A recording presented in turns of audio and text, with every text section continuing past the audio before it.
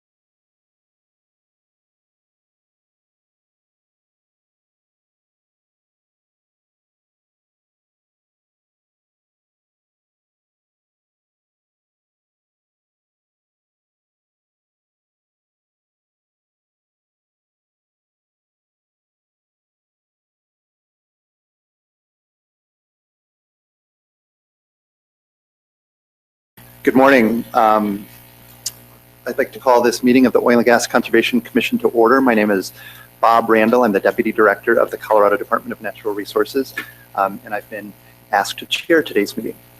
So I appreciate your understanding and assistance as I work through the procedure here. Ms. Murphy, could you please call the roll? Commissioner Allward? Here. Commissioner Benton? Here. Commissioner Craig? Here. Commissioner Compton's not present. Commissioner Hawkins? Here. Commissioner Holton? Here. Commissioner Randall? Here. Commissioner Spielman's not present. Commissioner Wolk? Here. We have quorum. Thank you. And Ms. Murphy, did you want to address the approval of the December proceedings? I would like to do that. I discovered yesterday early that the minutes didn't make it into your portfolio from December, and instead of giving everybody homework after last night's late meeting, we can push those and approve those in March. So there's probably don't need to approve it. Okay, so no need or no proceedings to be approved today. That will be addressed in the February meeting, I understand. Okay, great. Next is a report from the Executive Director's Office. I will do that quickly. So I'm going to report on just 3 programmatic things and 1 procedural thing. Number 1, I just wanted folks to know that down in South Denver today and this week is the Colorado Water Congress, and in conjunction with that is a meeting of the Colorado Water Conservation Board. That's where Mike King is today. Both the Water Congress and the CWCB board meeting are going to be focused on how to begin implementing Colorado's first ever water plan, which was presented to the governor last November. So I encourage folks to follow that process. Next is a lands issue, and that is the announcement made in the governor's State of the State speech a couple of weeks ago, and that was the announcement of the 16 by 16 priority trails. This is in conjunction with the governor's Colorado the Beautiful initiative. And so with DNR in conjunction with the Great Outdoors Colorado did a statewide tour to investigate and identify 16 priority trails or trail segments. This will kick off a public input process for statewide trail planning. So if that's your thing, I encourage you to get involved in that as well. And then finally, just late last week, the Bureau of Land Management announced proposed rules addressing venting, flaring, and leak detection and prevention on federal minerals or on federal lands. And that's something that we've looked at preliminarily, sort of at the fact sheet kind of basis. We will be looking at that more closely at DNR, working closely with the OGCC's technical staff to see how those are going to work. Those rules do include a variance process similar to the BLM's hydraulic fracturing rules. We're not sure exactly what that's going to look like or how it's going to apply either, although we did learn that the BLM and some of the folks from Washington, D.C. that are involved in this are going to be out in Denver for a public meeting coming up this spring, or later this winter, maybe early spring. And we hope to learn more through that process. So those are the 3 programmatic issues I wanted to highlight. Next is administrative, and I don't know that Mike did this yesterday, but I just wanted to mention the transition process of the Department of Natural Resources. As you all probably know, Executive Director King announced several weeks ago that he was retiring. He starts a new job as the Director of Planning at Denver Water here a week from Monday. He's actually taking vacation, one of the first in my experience that he's taken. Between this job and that one, the governor's chief of staff has formed a search committee to identify candidates to be proposed to the governor. The governor is back from his travels in early February and will make an appointment for that replacement after he returns. So that's really all that we know at this stage. But I did just want to be sure folks were aware of that transition. Great. Any questions on any of those matters? All right. Moving through the agenda, next is a report from the director. Mr. Laporte. Thank you, Mr. Chairman. Good morning, everybody. Glad to see many of you again. My report will also be very brief. I have had my head down. We did adopt some new rules yesterday, so that's newsworthy, I think. The top story in our staff report, the delayed cement bond log, we're going to have a presentation from the operator who was involved in that, so there's no need for me to report on that. I confess to not having been through the statistics as I usually like to do to highlight some of those things. So I'll just commend the staff report to commissioners and the audience. There's a wealth of information there. And with that, I will answer any questions that anyone has. Questions for Director Laporte? Commissioner Allward. Thank you, Mr. Chair. No questions. I just wanted to commend the staff on the incredible number of inspections that were indicated in the report that have been increasing every year. And it looks like now the inspection rate, every well on average gets inspected every 2 years or less. So that's really an incredible effort, and I want to commend the staff on that. I will say thank you on behalf of the staff, Commissioner Allward, and kudos to Margaret Ash, who's sitting in the back, blending in against the wall. There she is. Margaret is the field inspection manager, for those of you who don't know, and really has done a terrific job. And we have some thanks to give to the General Assembly, who has seen fit to increase our inspection staff from 17 to 28, 31 in the field inspection group. So that helps, and all of those people pull a pretty heavy load. I think we're actually down to about every 1.6 years on average, for the inspections of every well. So thank you. Any other questions or comments for the director? All right. Now is the time for commissioner comments. Commissioners.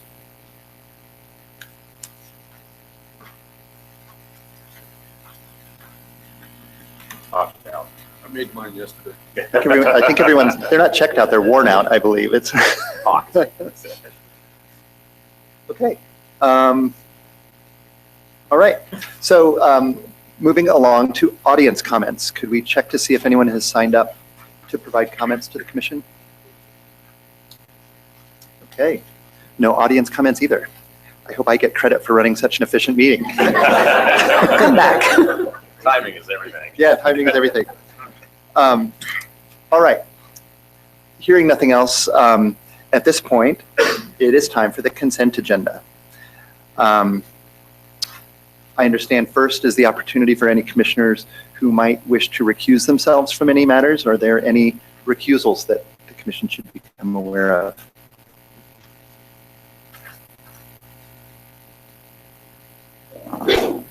Commissioner Benton? Hearing none. Sorry, I thought that's what you were to do. All right, hearing none, are there any motions up for the consent agenda? Yes, I would move that we approve consent agenda items since there appears to be no conflicts of interest. Consent agenda items A through X, and set aside the enforcement matters group for the next pass. So move it. Approval for A through X. All right, and there is a second from Commissioner Allward. Ms. Murphy, do you do this by a roll call vote or a voice vote? Okay. So the motion is for approval of consent agenda items Group A through Group X. All those commissioners in favor? Aye. Aye. Any opposed?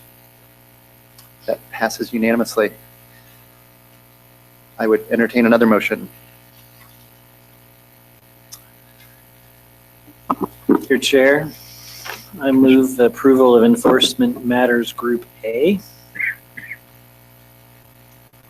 Thank you. There's a motion and a second. Any discussion? All those in favor? Aye. Any opposed? Hearing none, that passes unanimously.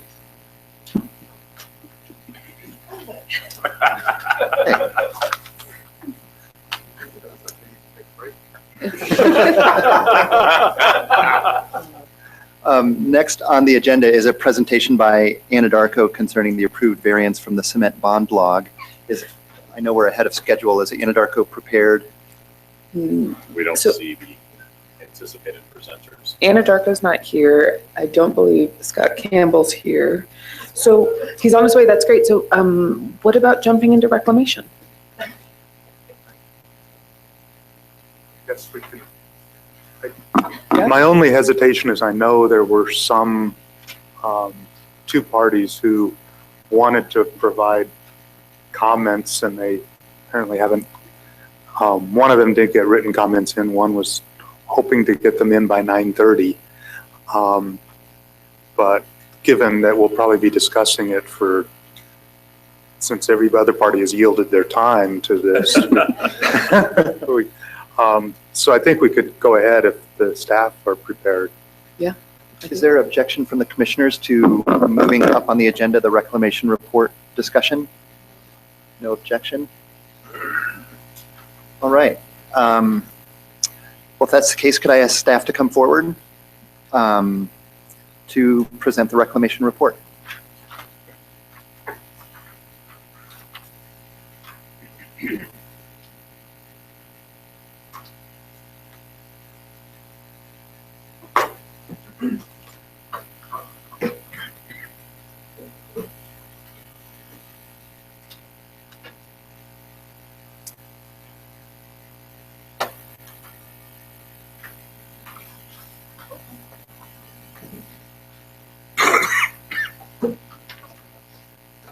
As usual, if you could identify yourselves before you speak, just for the folks listening at home.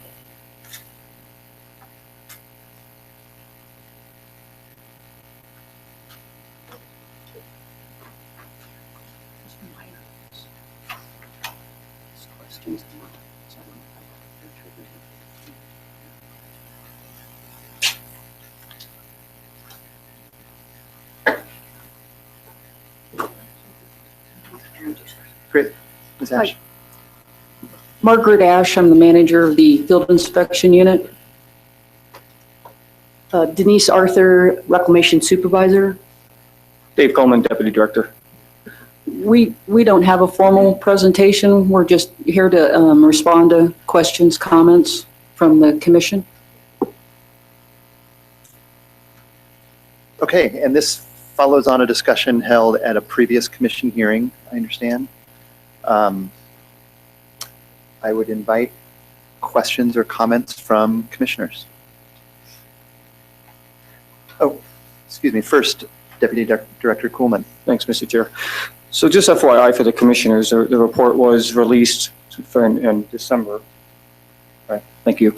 In December, and we actually have a meeting this week, internal staff, to really take a lot of the opportunities documented in that report, specifically on pages 20 to 28, and really start to get into more detail of what are our options for identifying those opportunities and taking them to the next step. Whether or not we want to do standard operating procedures, internal process documentation, additional operator guidance documents, maybe recommendations for something above that, commission orders, rulemaking, whatever it is to address those opportunities. What we're going to try to do is figure out what it's going to take to address those concerns and those opportunities in there. So we're going to start the conversation, the detailed conversations, I believe Thursday. We have a 2-hour meeting scheduled. So we're going to be locked in the conference room for 2 hours, and we're going to continue to have 2-hour meetings until we address and have some ideas and some potential solutions for those. I wanted to give you that little bit of flavor before we address any questions. Thank you. Thank you.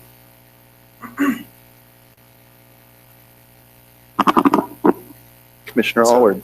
Thank you, Mr. Chair. So I let the staff know I did have some questions that I wanted to ask about it, but I really thought that it might be better to, since I didn't, as I pointed out before, this sort of a report wasn't something that I requested, and I didn't really see the benefit from it. I would prefer to first let the commissioners, who requested this, comment if this is something that they saw as meeting what their expectations, or if they had any comments first.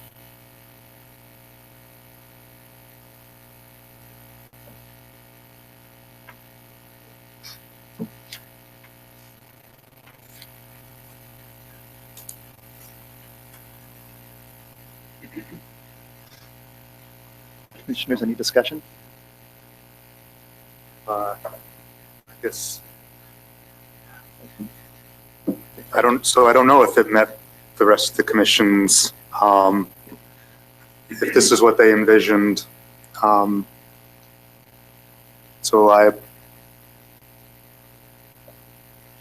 Since it's not what since I guess it is kind of what I envisioned, and I didn't see it as achieving the goals that I envisioned for reclamation. I'll start with, we had some discussions in the past with this, and one of the things, with going through the records, you had trouble working out, how to identify where reclamation needs to take place. And so you ended up settling on wells because that was how things were tied in, if I recall the conversation. But that's really not, we have locations that need reclamation because there could be 12 wells on a location, and that does not represent 12 unique sites that need reclamation. So I wonder how you foresee making that transition to locations so that we can maybe better focus efforts that need to moving forward. Do you see that as a real struggle, or is it something pretty straightforward with the database? I don't, Margaret Ash, I don't see it as a real struggle. Starting in April 1st, 2009, we had the 2A permit, so we have a location permit, and our revised field inspection form can accept that location ID or a facility ID as easily as an API number. So we can do inspections based on locations. There's some database tweaking that I don't completely understand that we're always looking at, because the database does go back to basically is built on API numbers or well bores. And older wells, it was for the most part 1-to-1.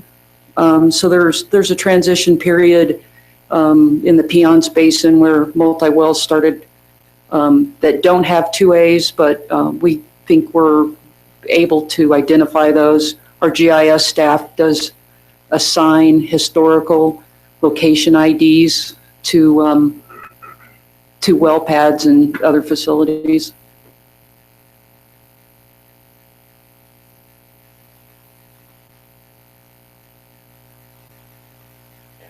You bet. Commissioner Benton? And I apologize, I had to bring it up to remind myself what my comments were about it the last go around. I think where it sort of met my expectations was on the, and I'll refer, I believe it's to page 20. There's a discussion about opportunities to improve the reclamation rules, and I'm pretty comfortable with that. I like where the staff is headed on sort of desire to continue to focus on well inspections. Not sure, how you balance that between newer reclamation projects versus trying to go find some of these old wells and older projects. So I'll leave that to your expertise, but I just say I appreciate identifying the gaps to close and moving forward to tightening up the rules a bit on reclamation.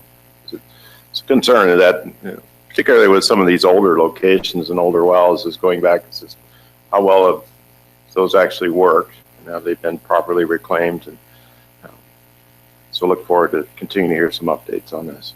Thank you.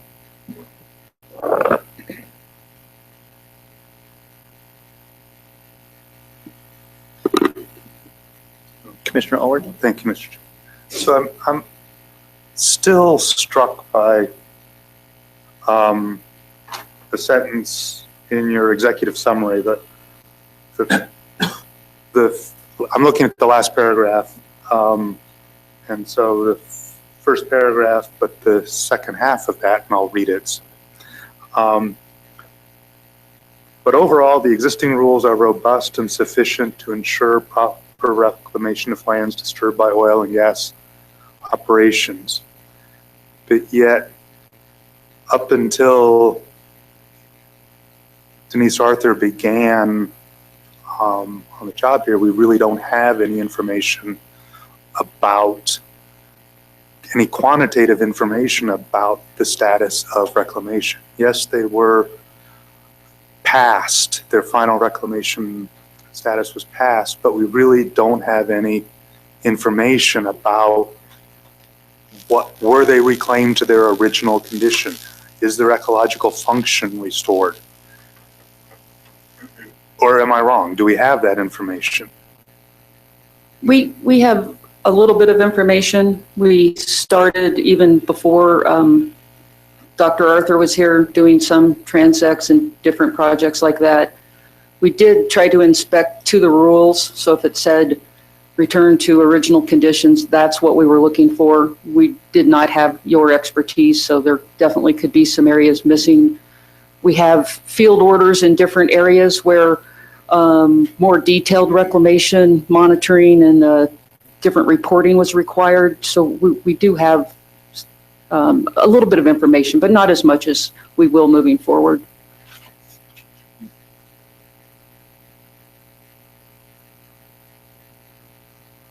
And Mr. Chair, I have a few questions, but anytime somebody else wants to jump in, please recognize them. Okay. them. Well, thank you. So, given that since 2007, we've been discussing the need to modernize the reclamation rules. And during the 2008 rulemaking, we as a commission and staff agreed that the steps we had taken were incomplete. I'm concerned that all this time we've been unable to readdress the rules for whatever reasons. I'm concerned that staff took a significant amount of time over the last year to provide guidance documents that seem focused on the waiver process and not improving reclamation. Can you help me understand why that was a priority? Well, the oil and gas industry was a little frustrated with how fast we were, or not, how slow we were processing these. The staff was also frustrated that we didn't think we were getting the right information to make the balanced decision that needed to be made. So it seemed, guidance and outreach is kind of part of what we do. It seemed like that was, a lot of operators just thought, as is, surface owner's okay with it, we'll walk away. We fought that really hard. So we thought it was an important topic to provide guidance on.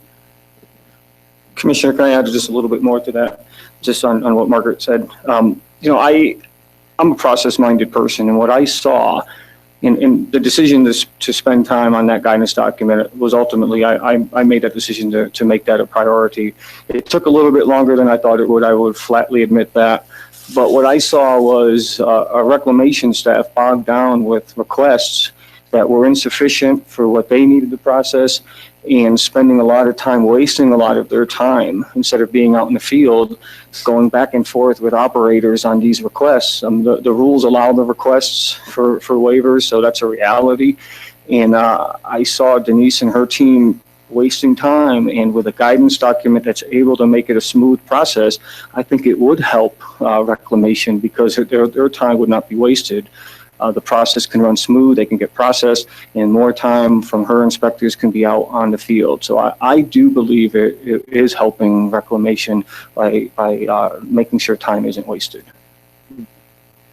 So thank you, but I'm still concerned that as far as I understand, the meetings were all just with the industry and not with, you didn't seek out any input from folks who might be able to tell you what are the situations in which protections for the environment, public safety, welfare are met, as opposed to just looking at the process part of it, so that here's what you do to get a waiver, as opposed to these are why you need to do it, why you need to do reclamation.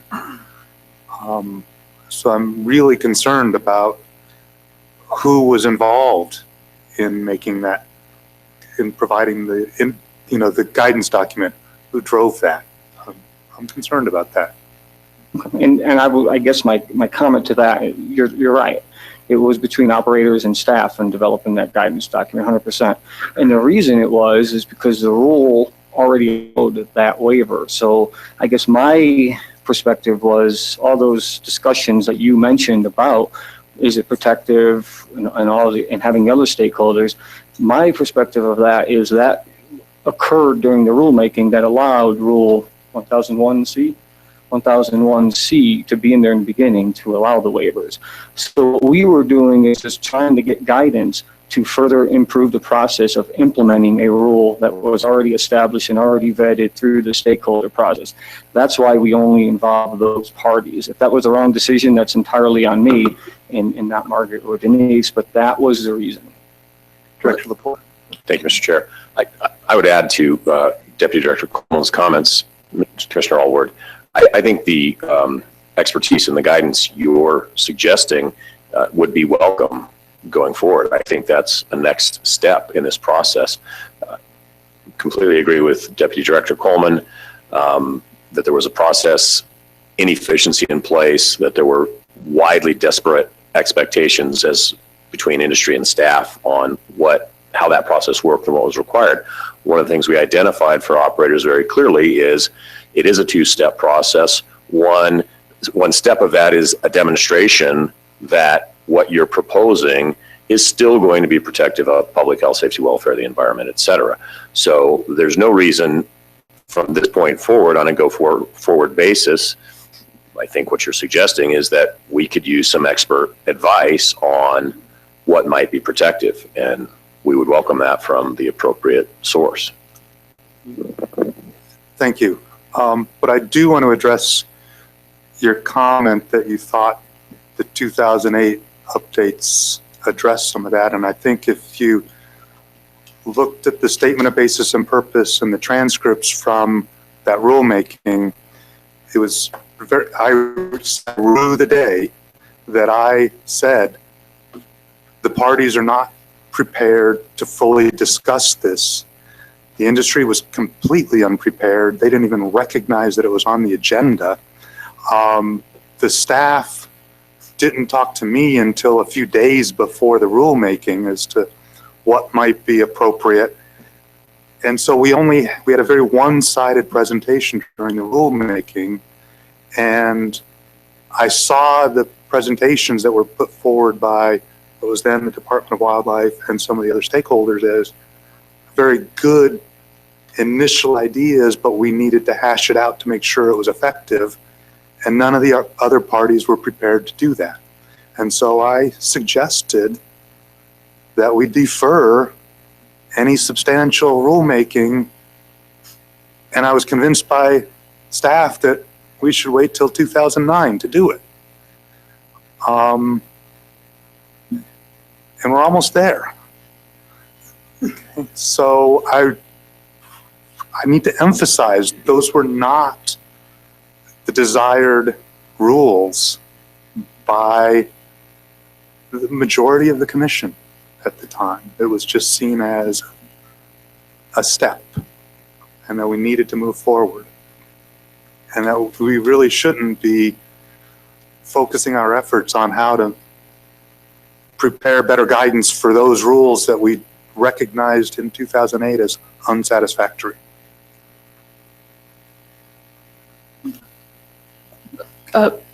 Rule 1001C was initially passed in 1996, and then it was revised and I think strengthened in 2008. So I don't know if we're making a blanket comment about all of the 2008 rules or if we were just saying this particular rule. It had been heard several times, revised in 2008. We added some pretty strict limits to it. in terms of stormwater and minimizing erosion. So I agree with that, Ms. Ash, that we did modify that Rule 1001 in that way. But to a large extent, we didn't have the in-depth discussions because we thought we were coming back to the entire 1000 series to look at the entire rules together, as well as other conforming rules, like putting together what information was needed on the Form 2A that would provide the documentation needed for reclamation.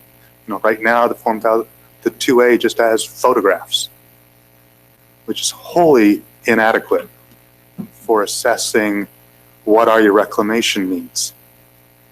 I mean, you can't even identify plant cover from an oblique angle photo that may or may not be representative. You certainly can't tell anything about soils from a photograph. Just like you can't tell how much gas a well is producing from a photo. You've got to measure it. And so, you know, we deferred that rulemaking in good faith. And I really think we need to take those steps to get some input from stakeholders and really commit to a rulemaking that right now would be vague as to what we were going to accomplish, because we need to gather some information as to just, and I appreciate what this report does is help guide, you know, direct us as to what information is needed.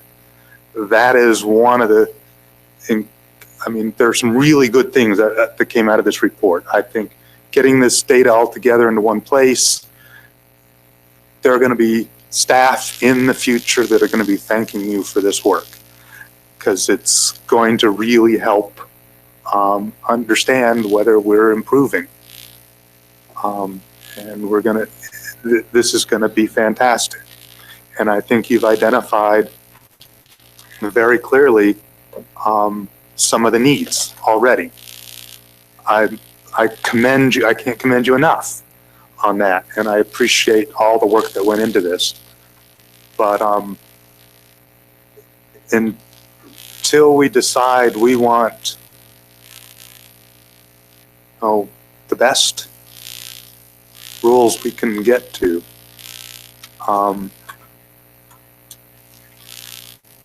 we're gonna, you know, and I think I've made my case.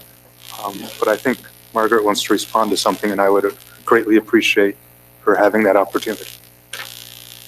Well, this may be complete hubris on my part, but I've seen the reclamation rules going back to 1994, the process when I was actually in industry.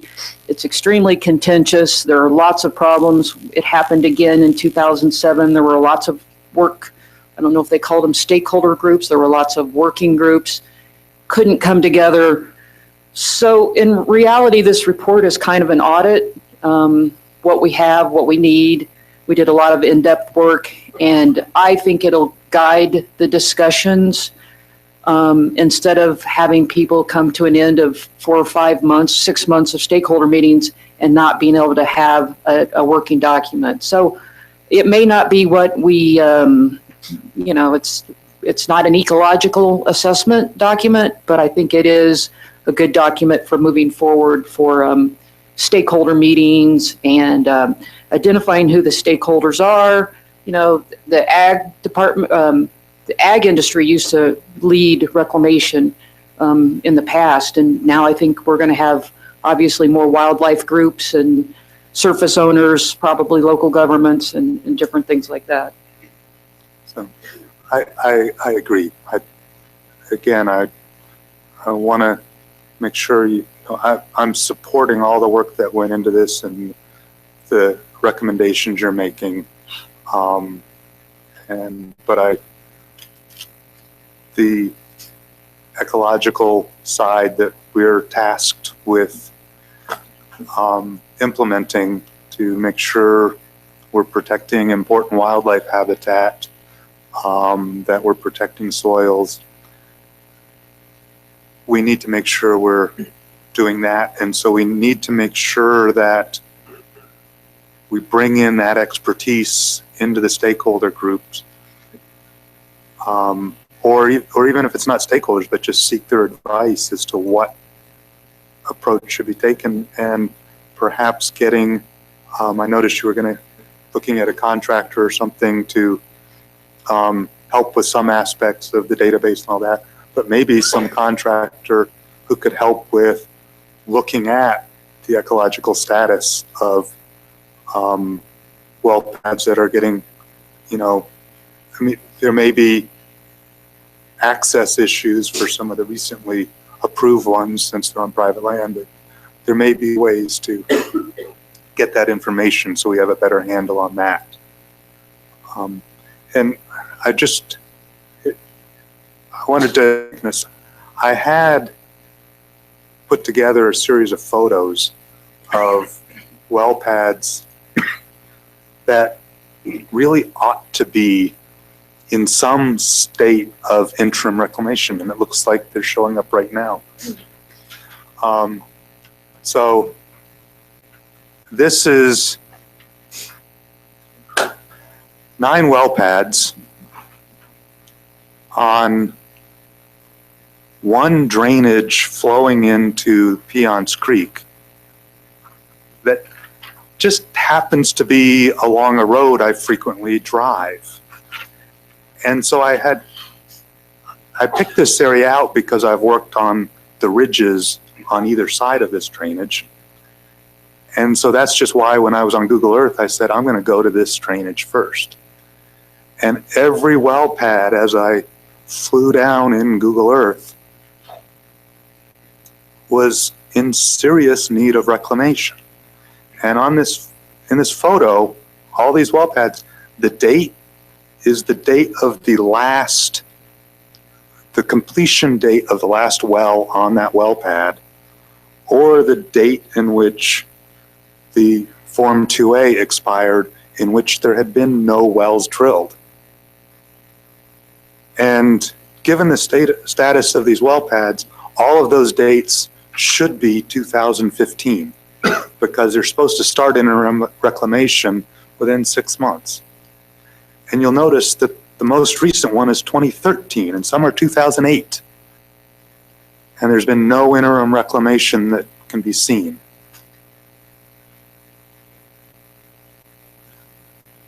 This is a serious problem.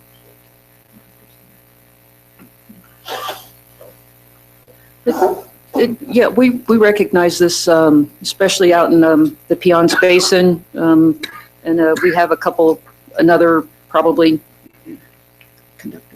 NTO to be revised to go out. There's actually, if you read our report, we see a significant gap in one of the rules that was modified where it says compacted, covered, and isn't clear that it actually has, interim reclamation has to be revegetation. So yeah, there's definitely some issues that need to be addressed. Commissioner, just the commission taking a hard look and making statements about how important it is, just to help industry focus on what are probably limited resources right now, I think is a positive step. Commissioner, there are at least 2 of those opportunities in that report that try to address situations like that. The NTO for the conductor setting that Ms. Ash mentioned, and I know at least one other that talks about interim reclamation. So we do recognize this issue, and these are very solid examples for the issues that we discovered and put in that report for sure.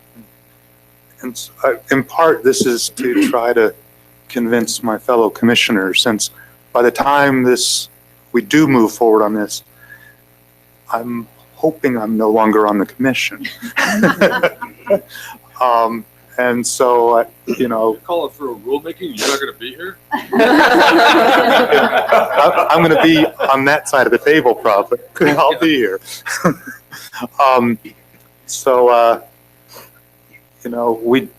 do need to move forward on this. And these are all in drainages. I'm sure the stormwater, BMPs are all in place. And just so you know also though, this is not,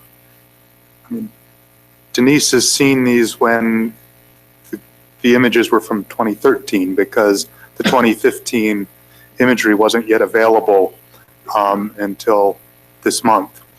And in the 2013, half the sites that I included in this, there were another 9 sites, were on BLM land that looked just as bad, if not worse. But in the intervening 2 years, every single one of those well pads on BLM land has had plants put on them. Okay, so something's happened with BLM and they have started requiring quantitative monitoring and annual reports. And then the staff know when they're not getting reports that something's wrong. And they're quantitative reports that are available publicly because once they're in the BLM office, they belong to all of us.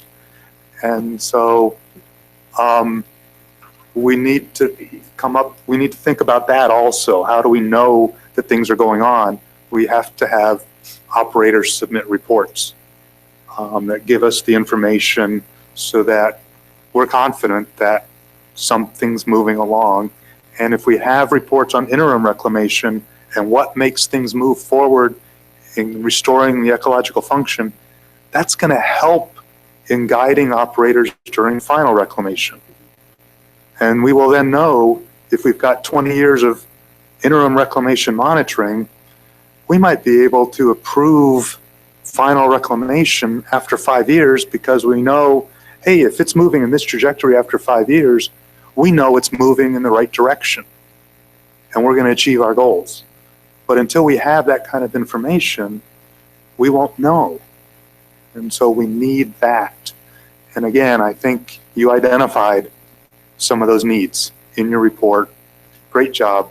It's not what I wanted, but I think you did a great job with what resources were there.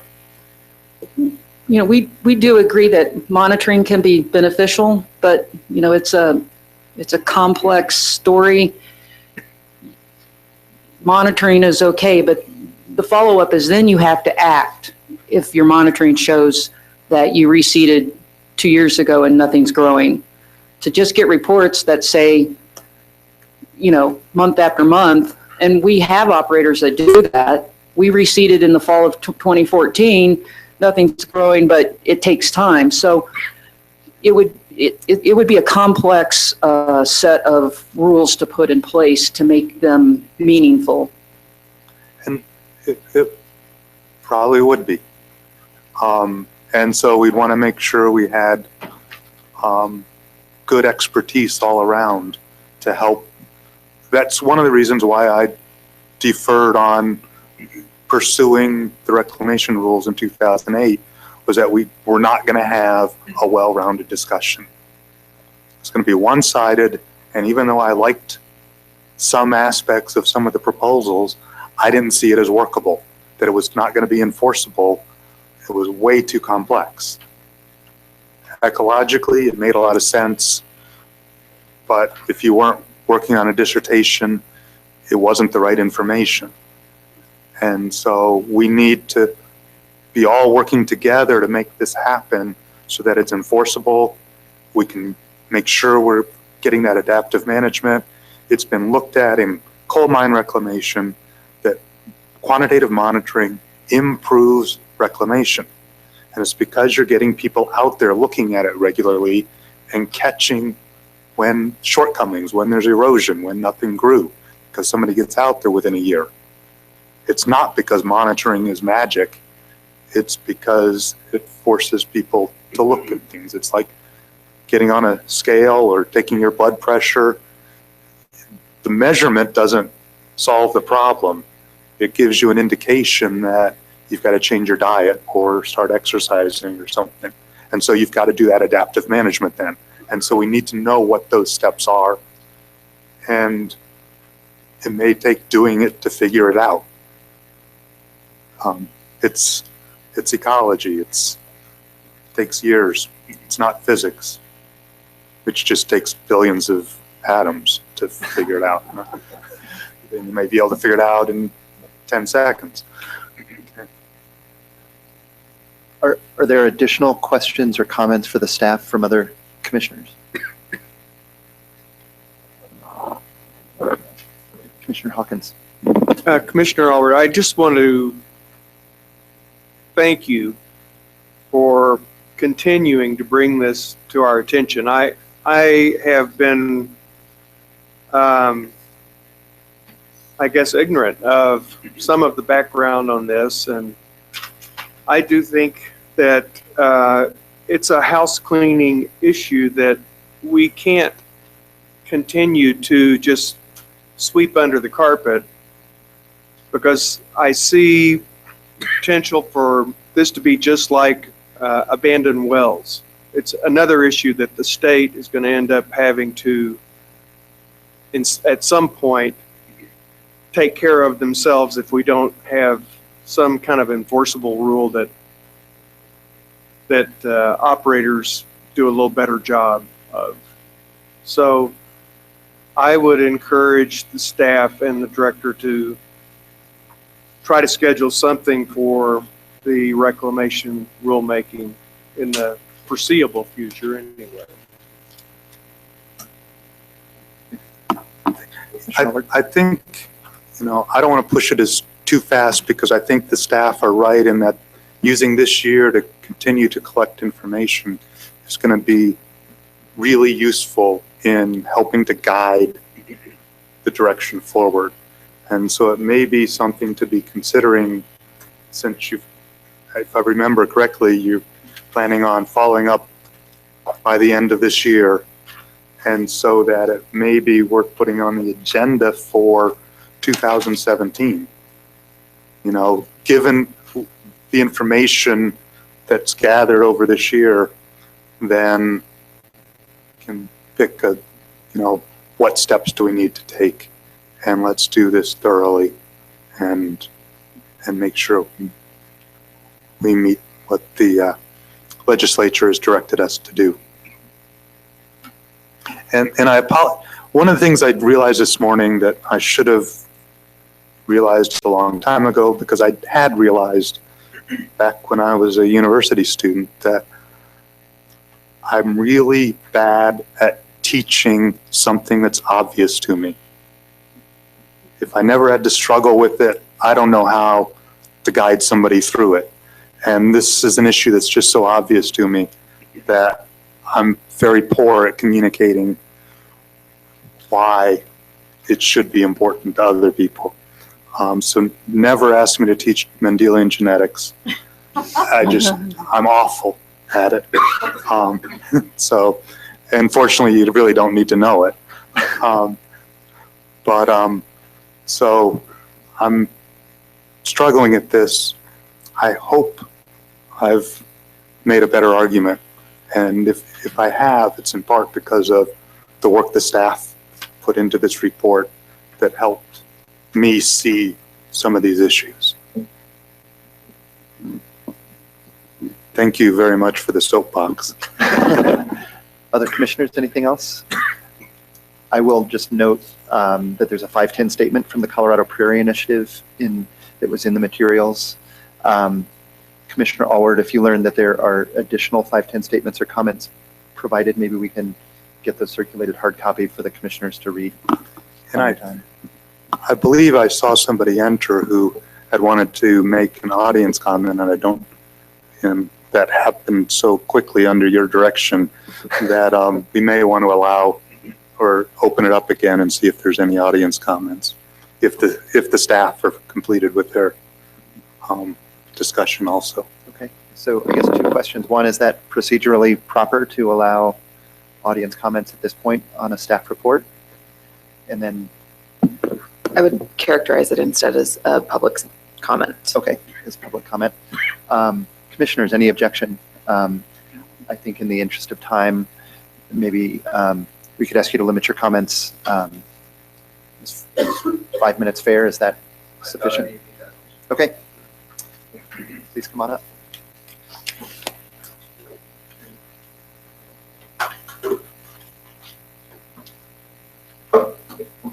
Good morning, Commission, and thank you very much for allowing me to go out of order. I drove down from Fort Collins, and I probably should have left sometime around Christmas to accommodate traffic. But my name is Trevor Pellerite, and I'm the president of the Colorado Prairie Initiative. We submitted a 510 statement for today's hearing, and we also submitted, it was around this time in 2015 when we submitted our petition for rulemaking that sort of initiated this entire process, at least in part. We spoke in May in front of you as well. And initially, I just want to echo Commissioner Allward's statements and thank the staff, no longer sitting there now, but clearly Dr. Arthur and Ms. Ash and their staff put a lot of effort and a lot of time and a lot of care into the report. And we are definitely very appreciative of them taking this issue seriously. However, obviously, it does not include an ecological assessment, and that is one thing that our group in particular, and I think ecologically concerned shareholders in general, are very concerned about and want to see happen. And it sounds like the Commission is definitely leaning in that direction. However, I would challenge Dr. Allward to keep in mind his very words from this morning when he said he rues ever suggesting that they defer action back in 2008 and moving it to 2009. And it sounds like perhaps today we have some concerns that we're going to be back in this position several years down the road, looking back at 2016, thinking, why didn't we just take it up then? Instead, we pushed it to 2017. So I would challenge the Commission and point out that if the direct language from the statutory basis, if I have a few seconds to read it here, Commission directed the COGCC staff to convene a stakeholder process during first quarter of 2009 to discuss and attempt to develop consensus on additional and more extensive regulatory amendments about interim and final reclamation. And I would challenge, if it was important enough then to take direct and concrete action, I guess if such action is not taken today, our group and environmental shareholders would like an answer as to why it's no longer important enough to act on right now. So that would be our challenge. And I would like to thank everybody for giving me a few moments to speak, and thank you for giving this issue the attention that it has gotten recently, and we're very appreciative. So thank you very much. Thank you, Mr. Pellerite.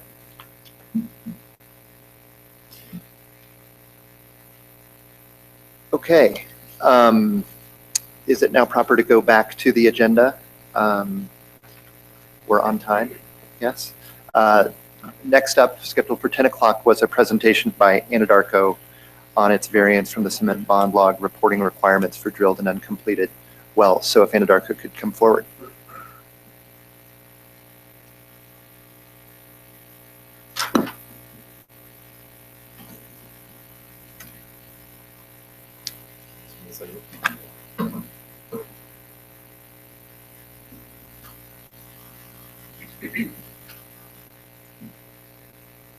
Good morning and welcome. If you could introduce yourselves, that would be great. Oh, good morning. Thank you. My name is Nick Scoville. I'm the General Manager for Regulatory Affairs for Anadarko Petroleum. With me today to talk about the CBL basin-wide variance is Mark Schaefer. Mark is a Senior Staff Completions Engineer in our completion group, also located here in Denver. I want to thank you for the opportunity to come here today to have this discussion with you. I think it represents a significant amount of a collaborative effort that we have conducted over the last several months. The focus of this effort has been to look at some of our cement bond log requirements as far as our permits are concerned, and look at variances to help us in the future as far as saving money and also protecting our environment.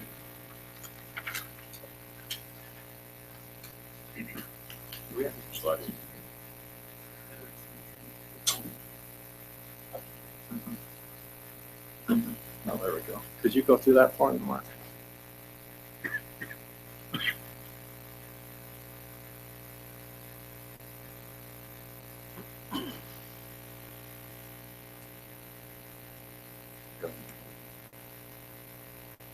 Right there. Yeah, go to the next page. I'd like to begin this presentation, as you've seen on here, the agenda, just talking a little bit about the background that has led to this significant working relationship that would have with the COGCC and some of the factors that are leading to this particular effort. Mark is going to talk about some of the more technical details associated with that and share with you some of the successes that we've had and the impact on our operations.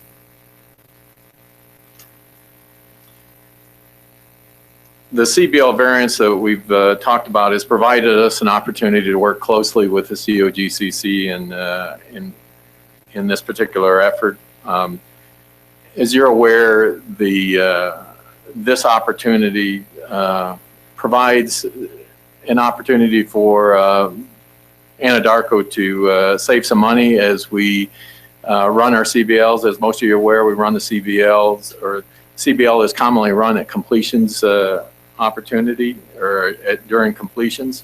And the reason for the cement bond log at that time is to ensure that proper cement placing between the well casing and the formation.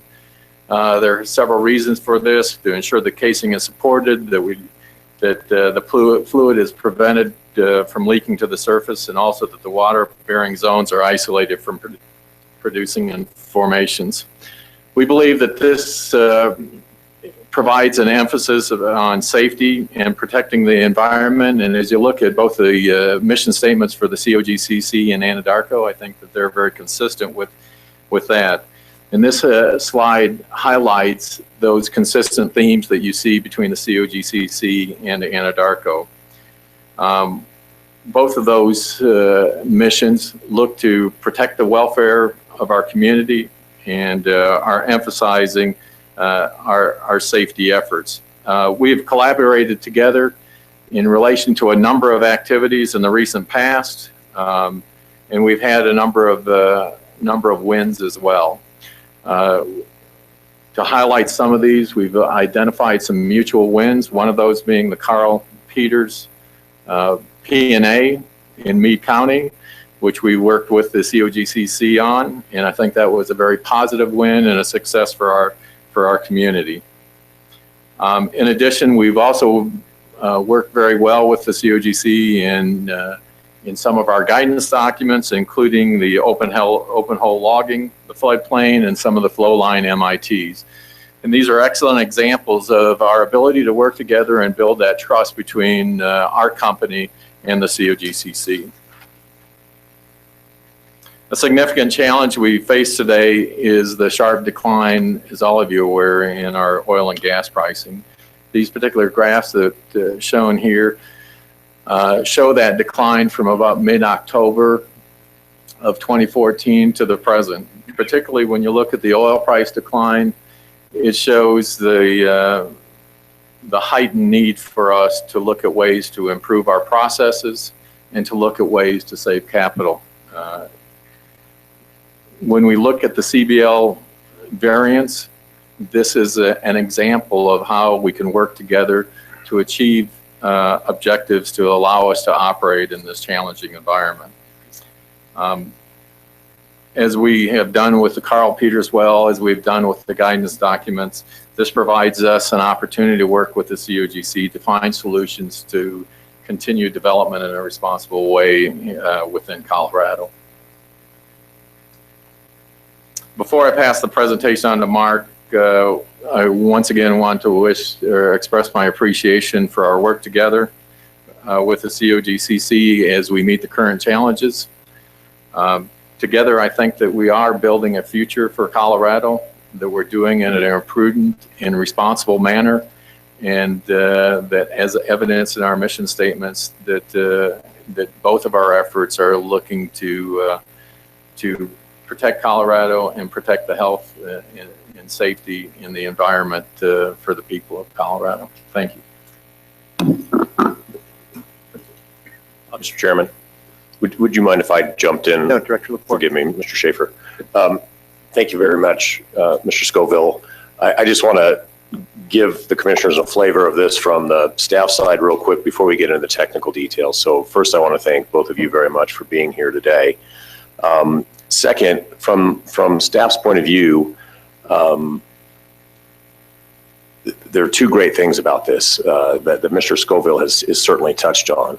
But one is Anadarko recognized an opportunity where they could still take measures that would be protective of public health, safety, and welfare, but that could end up saving them hundreds of millions of dollars on an annual basis, as you're going to hear. The next really good part of this was that it was Anadarko who brought it to our attention. They looked at our regulatory regime and realized that delaying the cement and bond log while they delayed completions wasn't consistent with the rules. So they brought this to us and said, here's the thing, we're delaying completions in this price environment. We're drilling wells, we're not completing them. The way we do that right now, in order to provide the cement and bond log right after we drill the well, we need this piece of equipment that we have to rent that's going to cost us a ton of money.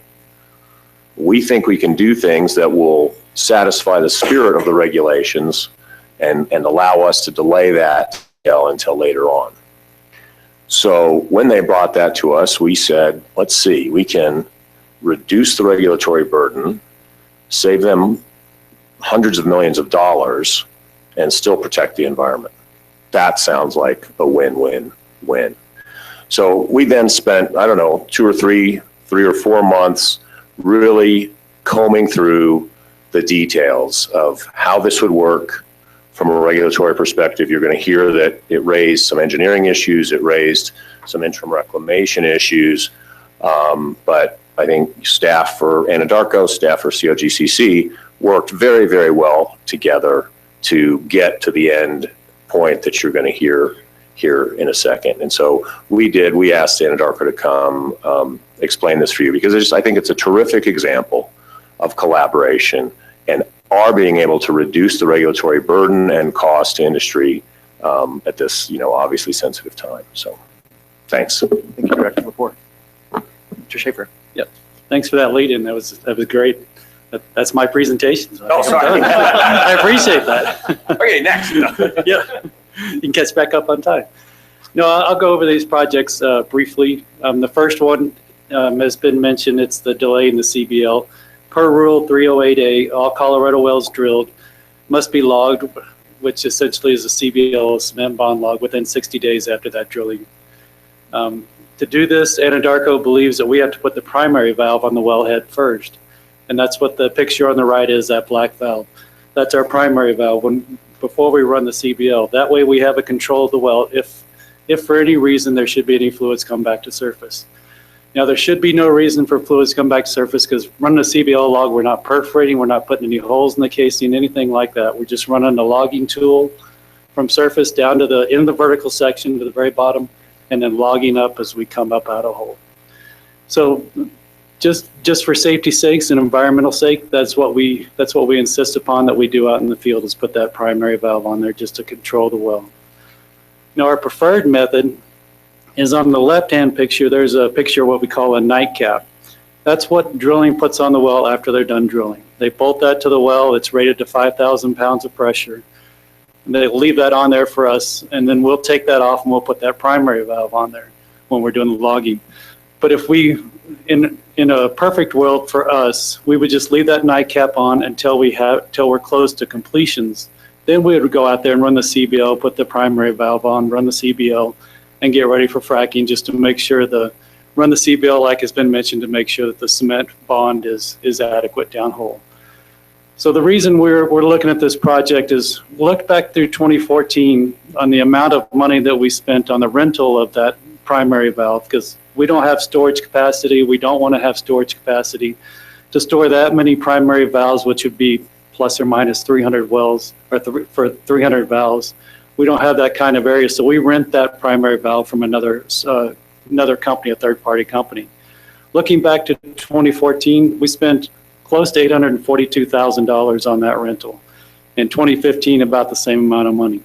So that's a lot of rental charges that we're spending on running the CBL and putting that primary valve on there before we go out there and frack. A long time before we go out there and frack. And I'll show it in the next slide that our time between drilling and completion has been a lot longer here lately.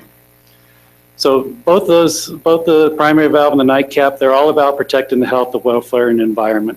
They're all about containing the fluid that's downhole so it doesn't come uphole.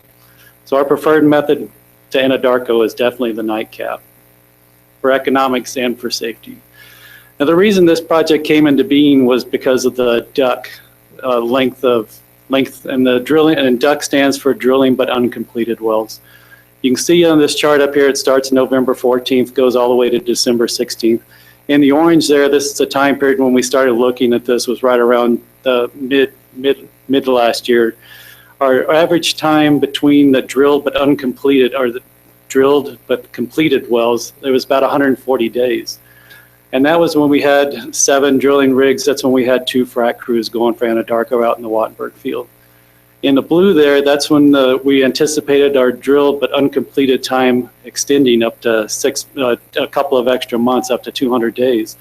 That's when we were drilling rigs still about 7, and we were thinking about 1 frac crew, maybe 2 frac crews. And it's just the drilling process had gotten so technically advanced that they were really cranking out their wells very quickly. Drilling times on the horizontal wells, the short laterals, anywhere up to 4 days. They were really turning out some wells out there. So they were outrunning the completion machine. They were putting more wells in the ground than we could frac at that time.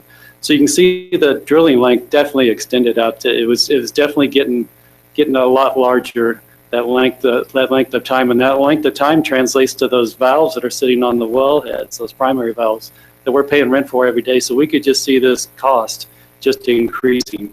So that's when we came to the COGCC and talked about a variance. Per Rule 502.b, Anadarko requested an exception to the requirement to run a CBL within 60 days of drilling, per that Rule 308A, due to our growing DUC inventory. So what we proposed and what we talked to the COGCC engineers about was running the CBL within 60 days of completing the well. Now it's not 60 days after drilling, but it's 60 days right prior to completing.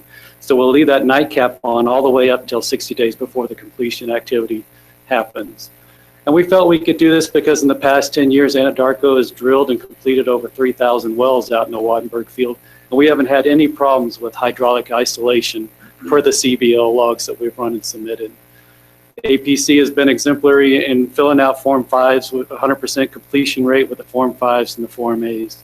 So as a result of some of the conversations we had, the COGCC agreed with the variance and the cost effectiveness of this plan and the technical feasibility of this plan.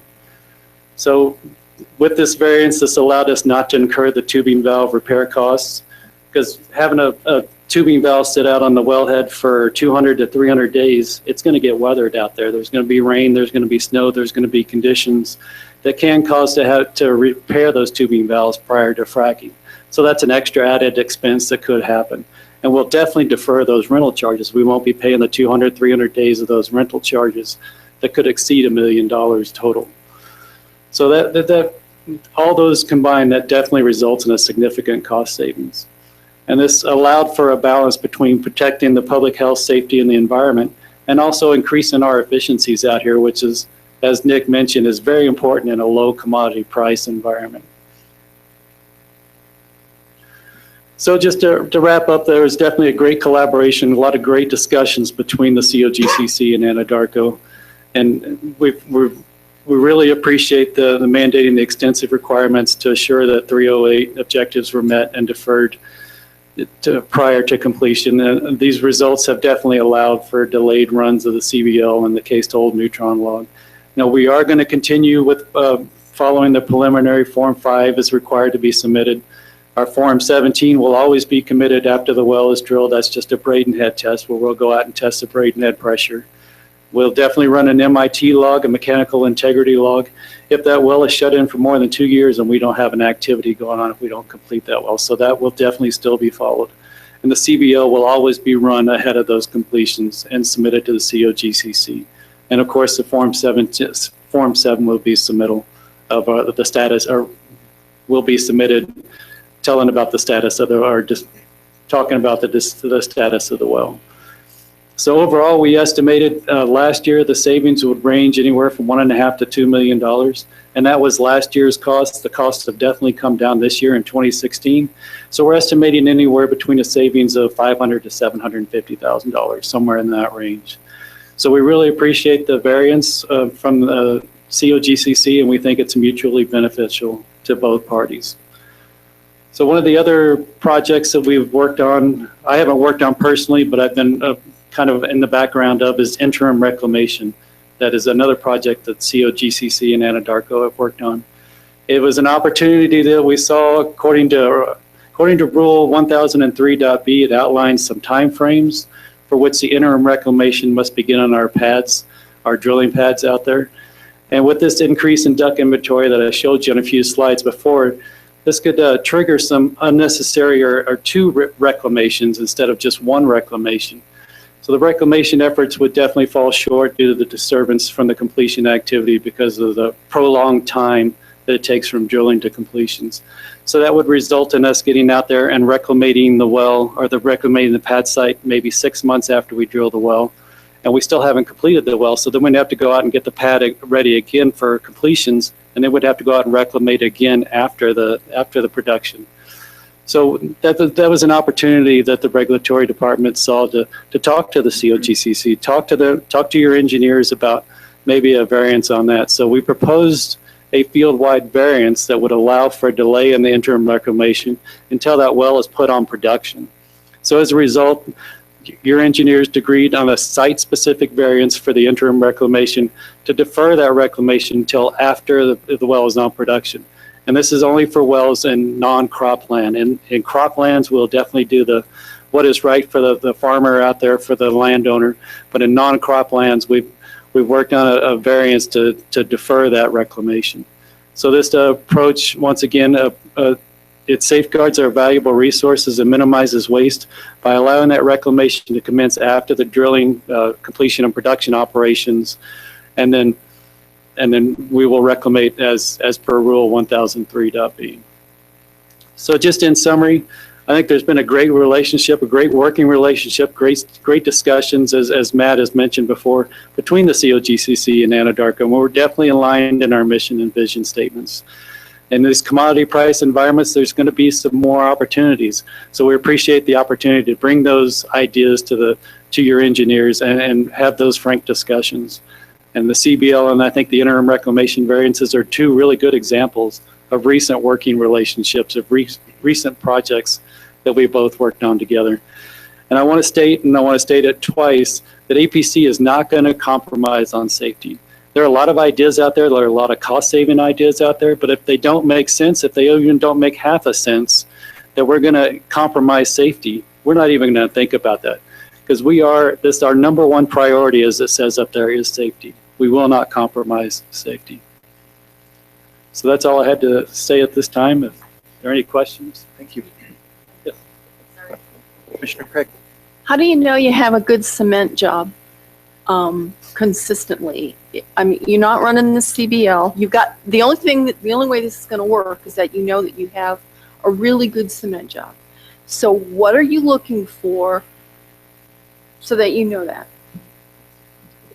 We have a great drilling department and a great drilling program and a great cementing program. And over the years, we've fine-tuned that to be cost-effective and to be effective. And I would have reservations if we had to go in and even redo one well or remediate one well because we didn't have the cement top where it needed to be. But we didn't have one well that we had to remediate last year or this year that I'm aware of, with the cement bond log being way too low and exposing our water aquifers to any kind of oil and gas. You never encounter lost circulation, things are that consistent. I mean, is there something that you would see, that you would look for and say, wait a minute, at this point, I can't do this. I've got to run a CBL to see if I have what system do you have? I mean, I find it hard to believe, and you have to understand that I guess I never did anything when I was drilling that was that routine, that I didn't always encounter some problem. Oh, we encounter problems. We encounter lost circulation. We work with our partnerships with our service companies to provide the best product to control those situations. As far as a flag that I would see to say we need to run a CBL right now, there's no waiting. I guess if we had excess pressure on the casing after that well is done, and that nightcap has a gauge, you can put a gauge on that and you can see what kind of pressure is on that wellhead, and it's used typically 0. If we see 1,000 pounds of pressure, then yeah, that's something that we need to go pay attention to right now instead of later.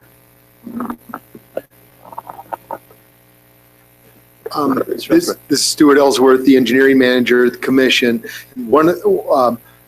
We appreciate that question because that is an extremely valid question. And so one of the ways we can evaluate is this preliminary Form 5. In other words, what a preliminary Form 5 is, that's the as-built Form 5. I call it the as-built. How did you build your well? We'll still go through that review comparing to the APD. And we won't have the CBL on that preliminary. That's why it's being called a preliminary. But we will have the cement tickets of how much cement they pumped. The cement tickets in many cases have a pressure, so you can monitor the pressure that was applied to put that cement in. And then we also added the requirement of a Bradenhead test, such that that gives us an idea if you didn't get full cement coverage and you had something flowing in the well, you would get a pressure, meaning something flowing, a gas or a liquid, particularly in this case, water. So that gives us an ability to see what's happening behind that production casing. So that's the logic stream we put in there to evaluate the well. So cement volume and the Bradenhead. So, Commissioner Benton. question, so your standard procedure on your production casing is to bring cement back to surface? Yes. So you can essentially do a volume balance, like see how many sacks you circulated back, see if you get too much back, then there's risk of potential channeling or something, so you're always doing that calculation as well? Exactly. Yeah. Yeah, we don't want to pump any more cement than we have to. We have excess built into every cement job that we do. So yeah, we'll be watching for returns, watching for any fluids come back. And that's another red flag is if we don't get those returns that we're normally used to seeing. Exactly. Yeah. Exactly. And these are horizontal wells, so I was saying, well, you could look at the caliper log, but you're not logging your horizontal section, so it's hard to be able to do the volumes. But you probably got a pretty good, and you're probably getting rifle bores by now, as many wells if you drilled out there. Right. So. Yeah, we're up to 1,200 wells now, 1,300 wells, horizontal wells. Yeah. Yeah, it's so I was saying if you're only say bringing up into surface, and you could run a temp log or something just to check the top, but your cement top's going to be at surface if you bring in cement all the way back. So, okay. Thank you. Sure. Director Lepore. I have one postscript if there are no further questions. So, again, when this variance came into us, one of the things we realized pretty quickly is that Anadarko is not the only one doing these delayed completions right now. So other companies have ducts. And fair to assume that they might be knocking on our door for a similar kind of variance. And in fact, they have. But interestingly, when we have shown them the model that we worked out with Anadarko with all the additional requirements, I think if you went back just one slide, you'd see on the right-hand column there all those additional requirements. Several of those operators have said, thanks, no thanks, we'll just go ahead and run our cement bond log now. So it's a robust program that we've put in place. It's a great model, and we will entertain those other requests, of course, on a case-by-case basis. Thank you. Commissioner Benton. I may have missed this. I think I heard you say you do put a pressure gauge on the nightcap. Is that on both the annular space and the production casing? Yeah, right. There's opportunity to put a pressure gauge on both of them. Okay. Which we do. Great. And that's how we check the Form 17. That's that Bradenhead pressure that's on the backside. All right. Thank you. Commissioner Craig. I want to ask a question that's unrelated to this, okay? I probably can't stop you. Well, it's tied to the rulemaking yesterday. In large urban mitigation areas, how's this going to work with 200 days between the drilling and completion? Have we given any thought to that?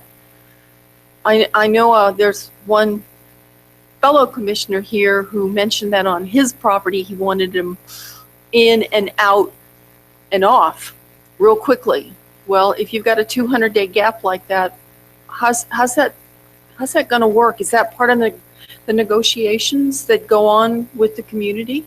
I'm just curious. I'm just asking a question. No, it's a very fair question. I wonder if that commissioner, or he or she here, might want to weigh in on that.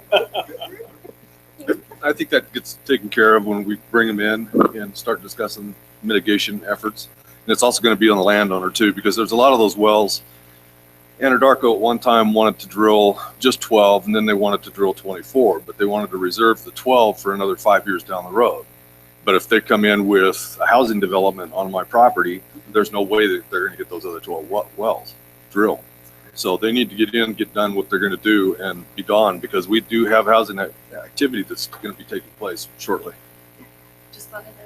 Yep, no, fair question. And I think it is a situation that the operator has to obviously be mindful of and work out with the surface owner and so forth. I mean, the flip side of that coin was when we were at one point talking about, dare I say it, duration limits, part of the idea was, well, maybe you drill and then we give everybody a break from that around the clock disturbance and then come back. So this sort of fits that way, but there's a lot, there's both sides of that thinking.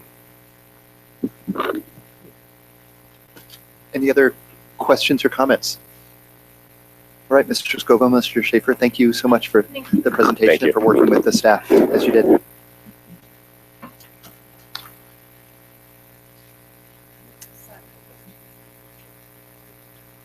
Okay, should we push on?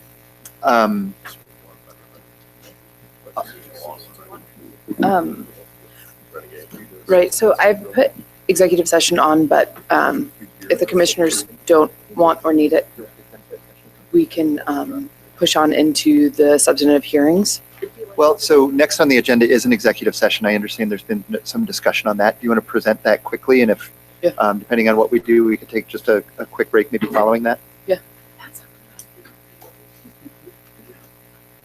That was a good presentation. Wasn't that a good piece of engineering? I like that. Commissioner Benton. Having read the materials, I'd appreciate an opportunity to question our AG. Okay. A request for an executive session. Did you want to address that, Ms. Murphy, at all, or? In terms of a motion to go into executive or timing? No. So any objection to going into executive session? Yes. Yeah, we're not in. Oh. What? I'm sorry, Director Lepore? Well, it's your commission, Mr. Chairman, but I can't imagine an objection to going into executive session from a party. Well, you can't imagine it because I've got one. I was asking commissioners, again, it was properly noticed to go into executive session. I'm seeing if there's any objection here to going into executive session. Okay. As long as we can have the break prior to executive session. Let's do that, and then we will come back in public session, make the motion to go into executive session, and work through that as well. So, thank you. 10-minute break. Come back at 10:35. That's all.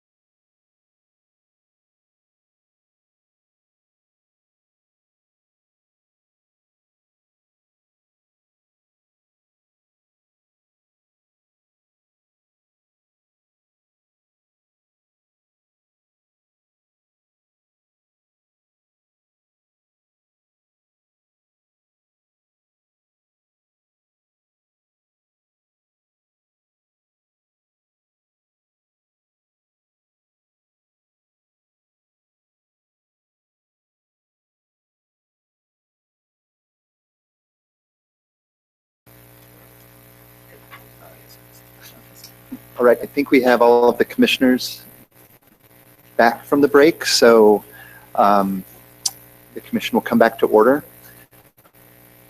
Could we maybe first address the issue of whether or not the commission would like to go into executive session?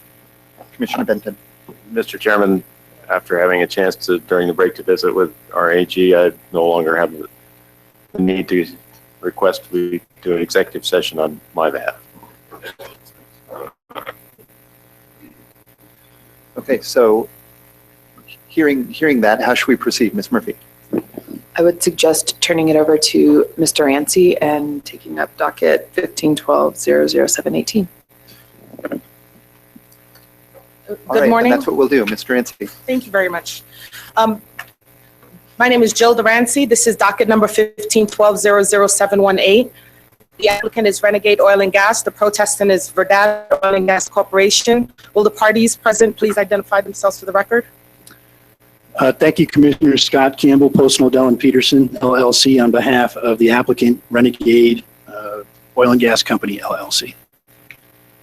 Good morning, Jamie Jost of Jost Energy Law on behalf of Verdad Oil and Gas Corporation. This matter comes before the commission for an order to declare, clarify, and/or revise order number 407-1277 to provide that Renegade, as a leased mineral owner / lessor who has been deemed non-consenting, is entitled to the royalty interest provided for in its oil and gas lease instead of the statutory cost recovery provisions of 3460-116 subsection 7 for the development of the development and operation of the Niobrara Formation, and to declare, clarify, and revise order number 407-1277 to provide that Renegade, as an overriding royalty interest owner, subject to an interest which has been deemed non-consenting and is subject to the statutory cost recovery provisions of 34D-116 subsection 7, is entitled to the payment of its overriding royalty interest free of the statutory cost recovery provisions of the statute.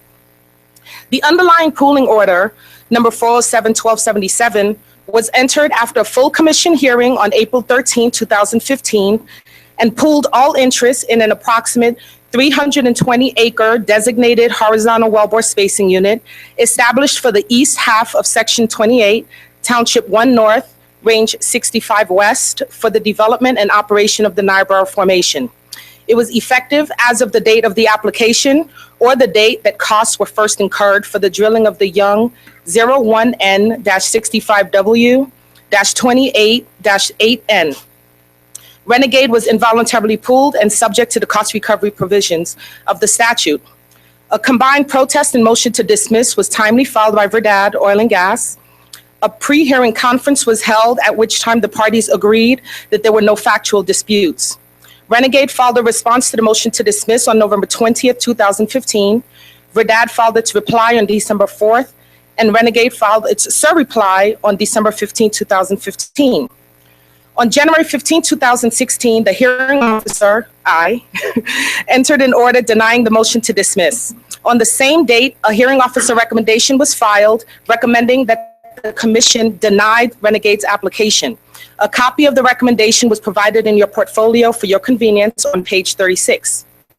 Each party is allocated 15 minutes for their legal arguments on the issue of whether a leased mineral interest owner, an overriding royalty interest owner, which was transferred after being deemed non-consenting pursuant to a commission order, is subject to the statutory cost recovery provisions of 3460-116 subsection 7. And as the applicant, Renegade will begin its presentation of its case in chief. Renegade?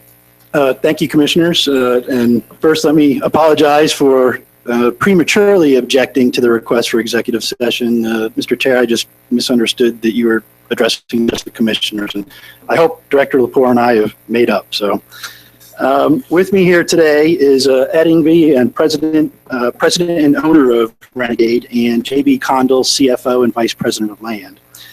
And we're here to talk to you today about two issues. How the Colorado Oil and Gas Conservation Act and your implementing rules function as to unleased mineral owners who are being force pooled. More specifically, the cost recovery side of the equation versus the non-cost bearing side of the equation and why we believe that works differently, given the language of the act and the language of the rules. And secondarily, whether and how the commission should exercise its discretion to grant Renegade's application. Now, we're going to take those issues in reverse, address the equitable side of it first. And we're focusing there because staff statement in the last sentence of its order suggesting that we wasted everybody's time in bringing this application. We believe that was respectfully inappropriate, unsupported, and that gives no credence to the fact that staff didn't really want to discuss some of the underlying facts which led to Renegade's decision to participate in the prior forced pooling protest as it did. We did focus on the legal reasoning, but I think under the circumstances, we feel compelled to talk a bit about why we ended up where we were and why we made the decisions we made back in April. So this all started with the wellbore spacing unit application filed by Verdad. And it is Renegade's contention, and we understand that Verdad disagrees with this, but it's why Renegade did what it did. It's Renegade's contention that there was an oral agreement between the parties where Renegade was going to receive a 150% non-consent penalty on its working interest, leases that it had leased. And then as a mineral owner, because that's really why Renegade is here today, it also owns minerals. Renegade was going to receive a 20% royalty on its mineral interests. The spacing application was going to be changed from a 320 to a 640, and Renegade was going to waive any objections it was going to make to the spacing application. Well, lo and behold, the waiver date came and went. There were parties disagreed whether or not there was an oral agreement, and unfortunately that ship had sailed. Of course, the commission does not have jurisdiction to decide that particular question, so we were left with, Renegade was left with looking for alternative solutions. So a couple days before Verdad filed its forced pooling application, in November 2014, Renegade sent an email to Verdad, and I have a copy of it here if anybody's interested, stating that they were going to lease their oil and gas mineral interests to themselves at a royalty rate which would recoup the value of the deal they thought they'd entered into, and that they were going to create an overriding royalty interest out of their working interest, again, to recoup the value of the deal they thought that they had agreed to. And, you know, there's been some comments made about whether or not Renegade's trying to pull a fast one, leasing to itself. Well, one, let me assure you that that happens more often than you would think within the industry. And in fact, I brought with me here today a Verdad to Verdad oil and gas lease dated November 1, 2014 that they didn't record until 8 months later. So the notion that leasing to ourselves was somehow wrong, I guess it's no less wrong if Verdad does it. So Verdad knew, of course, that Renegade was going to lease to itself. It didn't object to that. But more importantly, let's talk about the legal reasoning behind why Renegade made its decisions. Because ultimately, Renegade did not talk in the April 2015 hearing about leasing to itself, because based on its understanding of how the Act works, in conjunction with the rules, when you're talking about unleased minerals, it didn't believe that it was an issue. It wasn't until well after the forced pooling application had been granted and the well started producing, and Verdad said, well, we're only going to pay you the 1/8 under the statute, that I think the parties realized that, wait, we've got an issue here. There's a problem here with how we account for the fact that Renegade has a valid lease in our view that provides for royalty interests and overriding royalty interests.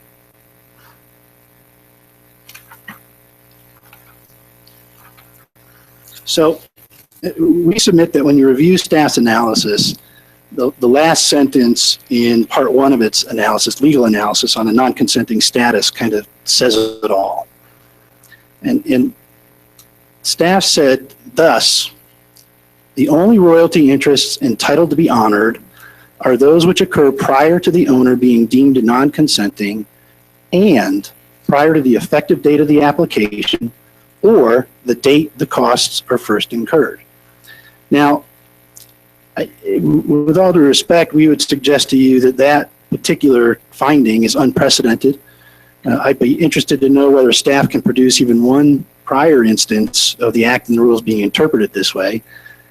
And in fact, I'd even be surprised if Ms. Jost was willing to admit that that sentence captures both how industry understands the act and rules work and how they've actually been applied and enforced over the years. And I think this point stands out starkly when you consider the scenario where a force pooling party has drilled a well on unspaced lands. So I want you to assume that a force pooling party or an operator is going to drill a well on Blackacre. There's no requirement under the Commission Rules or Act that the mineral owners on Whiteacre be provided with notice of that APD. And in fact, because the Act imposes costs retroactively to the date costs were first incurred, and because many of those costs are costs that could be preparatory to drilling, such as obtaining a right-of-way, and in fact, Verdad's billed us for title opinions that were prepared 5 months before the well was even drilled. There's no overt suggestion on the land or anything that would suggest to an adjacent mineral owner that anything's going to happen. But nonetheless, what you have is a decision from staff that says on that date, the royalty rate is locked in.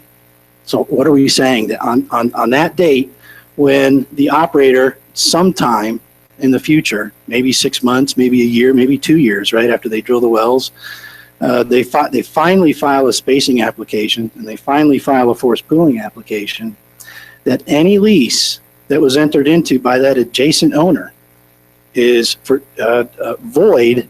The royalty rate does not need to be recognized for purposes of force pooling. And we very firmly don't believe that the Act, the rules, or this commission has ever contemplated that leases entered into before a well is physically drilled or before an application's ever even filed in front of the commission was something that the drilling party was free to ignore when calculating the payout. And of course, I don't believe there's any disagreement. I didn't see it in Ms. Jost's brief or in staff's recommendation that the way the Act reads, it says when you are calculating payout, it comes from the non-operating party's share of the production less the non-cost bearing interests. Of course, royalty interests and overriding royalty interests. Those are paid. So when we look at the grand scheme here, it's difficult for us to understand why it is the 35-day period in Rule 530 ends up being dispositive of when you can lease to other parties or enter into a lease different than the lease that was proposed by the applicant. And we think that the language of the Act bears that out. When you look at the language of the Act, it talks about costs and non-cost bearing interests. It talks about deeming mineral owners as non-consenting. It nowhere uses the phrase or implies that they should ever be deemed unleased. Certainly Rule 530 only speaks in terms of deeming somebody non-consenting. It never says anything about them being unleased. So we don't think that the Act itself contemplates or the rules an outcome where the mineral owner is precluded from leasing prior to the hearing, to be honest. There's no good reason. Now, we're not objecting or contesting that Renegade as a mineral owner is non-consenting. So in other words, if it had entered into a lease with Black Hills after the 35 days, Black Hills' working interest would be force pooled. But we are contending that the Act does not reach back in time and unwind that lease and impose a market royalty rate that's only 1/8 pursuant to the terms of the statute. So it's with that background that Renegade appeared before you with me last year and made its pitch for why it is we thought force pooling should be denied. And it's why at that time Renegade wasn't raising the issue of the fact that it had subsequently leased its interests and created these overriding royalty interests. So we think on balance, Renegade has conducted itself in good faith, and that in fact the act and the rules do not contemplate a retroactive unwinding of leases entered into before the hearing date. And it certainly was not intended, in our view, to set the market at some undisclosed time when costs are first incurred without the knowledge of other mineral owners. So I will reserve the balance of my time for rebuttal. Thank you, Mr. Chair. Thank you, Mr. Campbell.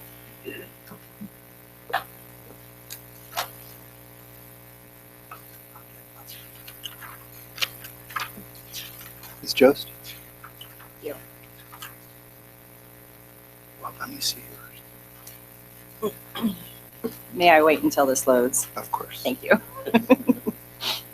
You can wait. I may be, it's still running.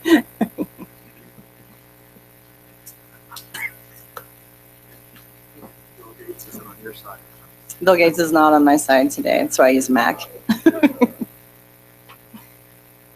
Like a paper copy. Well, I was gonna say, we all have paper copies if we want to go ahead, that's fine. If that's okay, though, please, this commission. Going to be loading. Yeah, okay. We will, I'll let Mr. Enrique figure that out and move ahead. All right, thank you very much. Again, Jamie Jost of Jost Energy Law, representing Verdad Oil and Gas Corporation in this matter. We appreciate your time today, and I do have Mr. Philip Davis here from Verdad if we do have any factual questions with respect to anything that may come up. It's my understanding this is a legal argument only, and we likely will not be presenting witnesses, but we do have witnesses here in case we have questions. First, I would like to direct you to the first slide, and it is orange and blue for purposes of the Broncos, so I thought I would brighten up our day a little bit with that today. Go Broncos. But first off, I'd like to just walk you through Verdad's position on this. Our position is that the Order 407-1277 that's being challenged is valid and effective against Renegade at this point in time.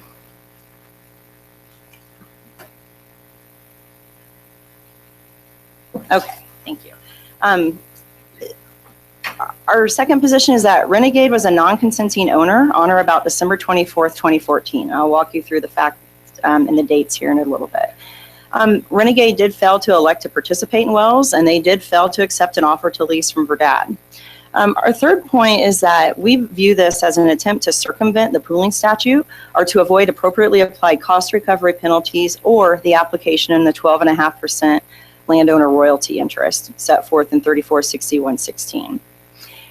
We do believe and have evidence that they did fail to disclose the Renegade lease or overriding royalty agreement at the April 13th hearing, which makes it very hard to take those into account if they are not disclosed at that point in time in the original pooling application, and that they also failed to appeal the Order 407-1277 within the limitations prescribed in the Administrative Procedure Act, and they're attempting to resurrect issues that should have been brought in the original pooling hearing. Very quick walkthrough of the facts. On November 17th, Verdad did file its pooling application to pool all interests in the Young well. On October 31st, 2014, I do believe it's very important to note that there was a 320-acre designated wellbore spacing unit established for this. So the scenario that Mr. Campbell was putting forth to you on an unspaced interest should not apply here. This is a spaced interest, very different situation. On November 19th, Verdad provided Renegade with the Rule 503B and 530C required documents. That's your election letter, AFE, and offer to lease. Renegade did not elect to participate or lease its interest to Verdad within 30 days for that receipt. I will clarify it was 30 days at that point in time because the new rule for 35 days had not taken effect. That was in effect as of January 1, 2015. On January 12th, Renegade protested the pooling application. On February 23rd, Renegade leased its interest to itself for a 25% royalty interest. From Verdad's perspective, it's very important to note that Verdad believed that these mineral interests were leased. Renegade released that lease. Renegade then turned around and leased those minerals to itself at the 25% interest. This was recorded on April 9th, 4 days prior to the pooling hearing. This was not disclosed at the pooling hearing. Also on February 23rd, Renegade assigned itself an overriding royalty interest. This was recorded on April 10th, 3 days prior to the pooling hearing, again, not disclosed. Whether or not there's an email regarding the intent to do that does not mean that that was actually carried through. And if there was no disclosure of those actual documents that recorded 3 or 4 days prior to the hearing, that is very prejudicial for Verdad to not have this argument in front of them at the pooling hearing, the original pooling hearing on April 13th, 2015, and now are up again approximately 9 to 10 months later. On October 8th, Renegade did file the current application, again noting that Renegade did not appeal the April 13th, 2015 final agency action. So what I'd like to do is just continue on with basically, our position. We very much support the hearing officer's recommendation denying the Renegade application. Verdad and this commission went through a very long contentious hearing on April 13th, 2015, and upon the conclusion of that hearing, the full commission determined that Renegade's interests were properly pooled as they were non-consenting interest owner and subject to the 12.5% royalty. The resulting effect of that is that Order 407-1277 remains valid and effective today. Secondly, Renegade was deemed a non-consenting party on or about December 24th, 30 days or approximate thereto, after November 19th, because the 530B and C documents were sent to Renegade. Renegade failed to respond, failed to lease, and failed to elect in the Young well. Therefore, pursuant to your own rule, Renegade became a non-consenting owner subject to a pooling application. This commission has historically and consistently applied 530B and C to define who and when an owner becomes non-consenting. This commission has not, to my knowledge, deemed an owner truly non-consenting as of the date of hearing as set forth by Mr. Campbell, unless the 35th day occurred on the date of the hearing. Third, we view Renegade's application as an end-run attempt around the pooling statute, and frankly could be used as a mockery of the commission's power to pool a non-consenting or unleased mineral interest. As the hearing officer states, Renegade leased its interest to itself at a 25% royalty, long after it was deemed a non-consenting party under Rule 530, and also assigned itself an overriding royalty interest, again, long after it would be deemed a non-consenting party under Rule 530. These documents were recorded on April 9th and April 10th. These were not disclosed at the hearing, and they should not be allowed to bring this up now in form of an application to modify, clarify, declare all the lovely words utilized in the application to somehow get Renegade out from the 12.5% landowner interest in this. Additionally,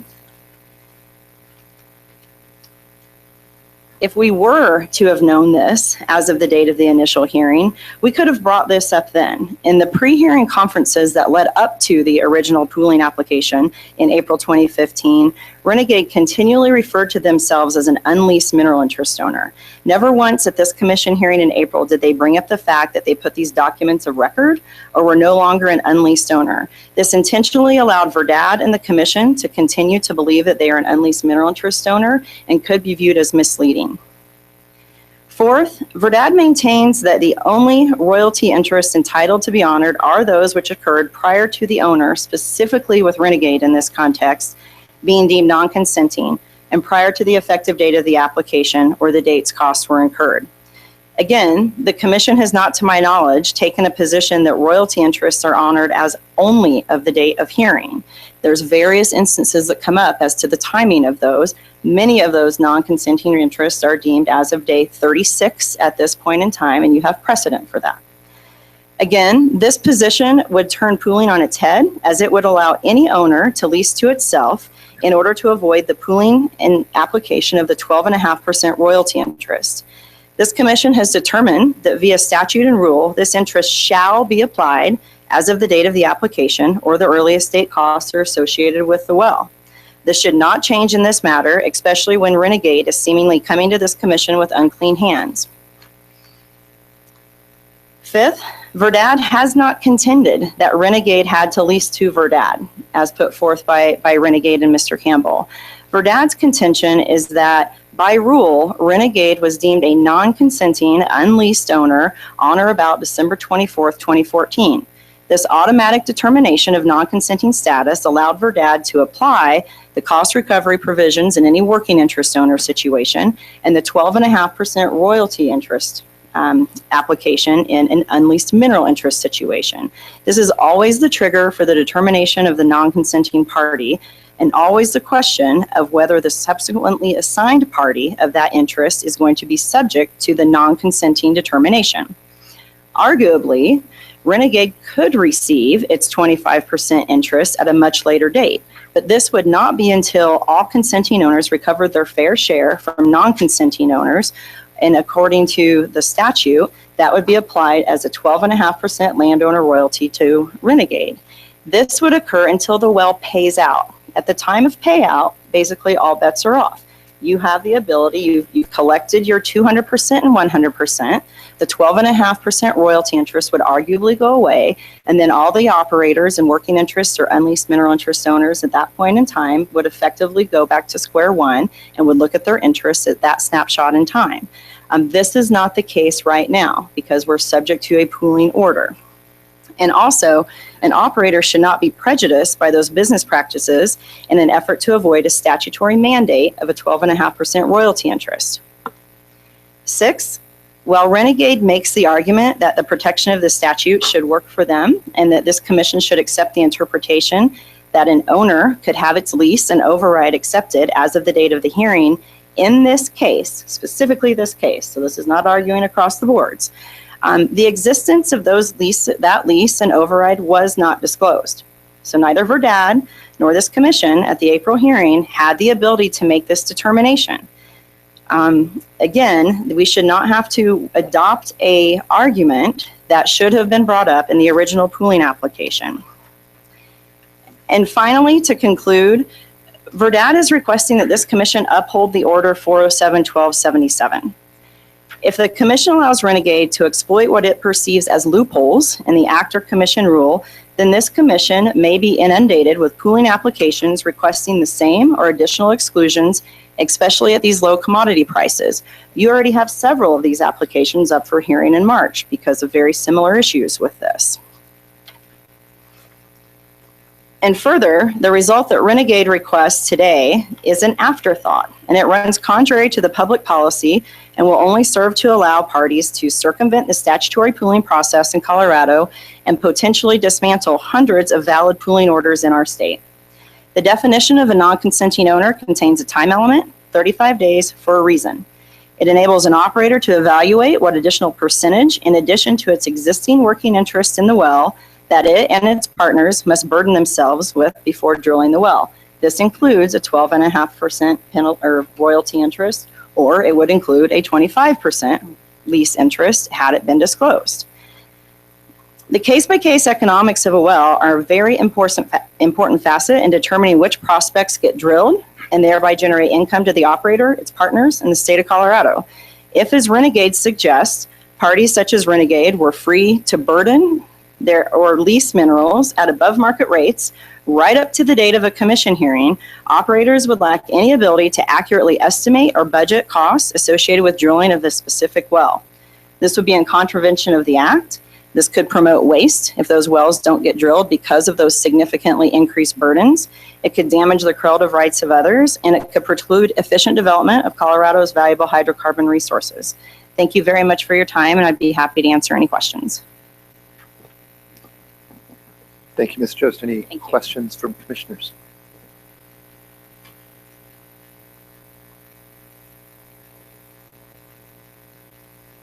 Mr. Ante, how do we proceed? Yes. How much time do I have? 4 minutes. I'm sorry? 4 minutes. Thank you. Thank you, commissioners. Thank you, Jamie. There was a lot of conclusions there. I'm not sure there was a lot of analysis. I heard a lot about why a mineral owner becomes non-consenting and nothing about why it is they should be deemed leased or unleased or denied the opportunity to enter into a better lease for forest pooling purposes. The act assumes that the royalty rate in the lease will be paid during the payout period. So it's not enough to say that, well, we're going to end up with that royalty rate as a mineral owner, right? That's what we're talking about here. At some time in the future, that's the default. That is the case of last resort. The fact of the matter is the Act provides that a non-consenting, unleased mineral owner gets an eighth. The Act has no language which says we retroactively apply that to the time when costs were first incurred. It only does that on the cost side of the equation. Just standard canons of statutory construction. If it does that on the cost side and it doesn't do it on the non-cost bearing side, then we don't do it on the non-cost bearing side.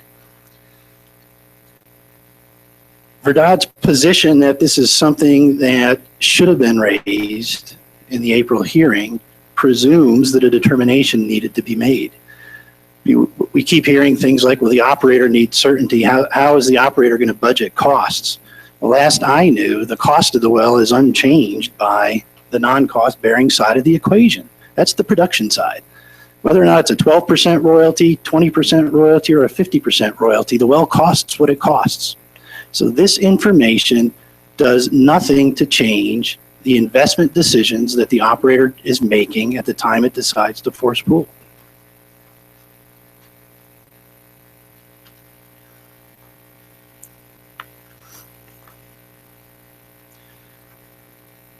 We think that the conclusory statements that this is just some sort of Judge Borkian parade of horribles that's going to result in significant abuses by mineral owners on a going forward basis and unending hearings before the commission is nothing more than just an unsupported parade of horribles.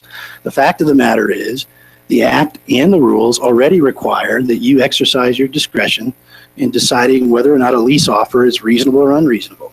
You already are tasked with exercising your discretion to determine whether or not a royalty rate as offered is good or bad. I don't know why it is that just because somebody enters into a lease sometime before the hearing date, that it automatically is going to mean that we're going to be in front of the commission arguing about whether or not that royalty rate was fair or unfair. And the real problem here is once you assume that there's somebody out there who's willing to give the mineral owner a higher royalty rate, that royalty rate will never be realized or acknowledged during the cost recovery time period under the forced pooling statute, because the way staff has posed the posed the answer to you, any lease that's entered into after costs preparatory to drilling the well does not need to be honored for forced pooling purposes. And that just simply can't be the result here. We do not believe that the Act contemplated that kind of an outcome.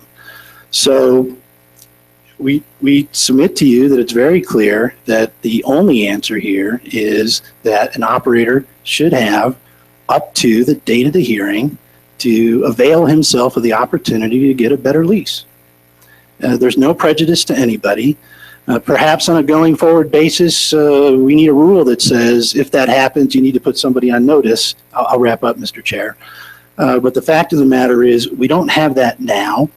And Renegade, in good faith, believed that it wasn't an issue. Last point, the order that was granted in April forced pools all non-consenting owners who are unleased. It doesn't say anything about leased owners, and as of that date, Renegade was a leased owner. So, thank you.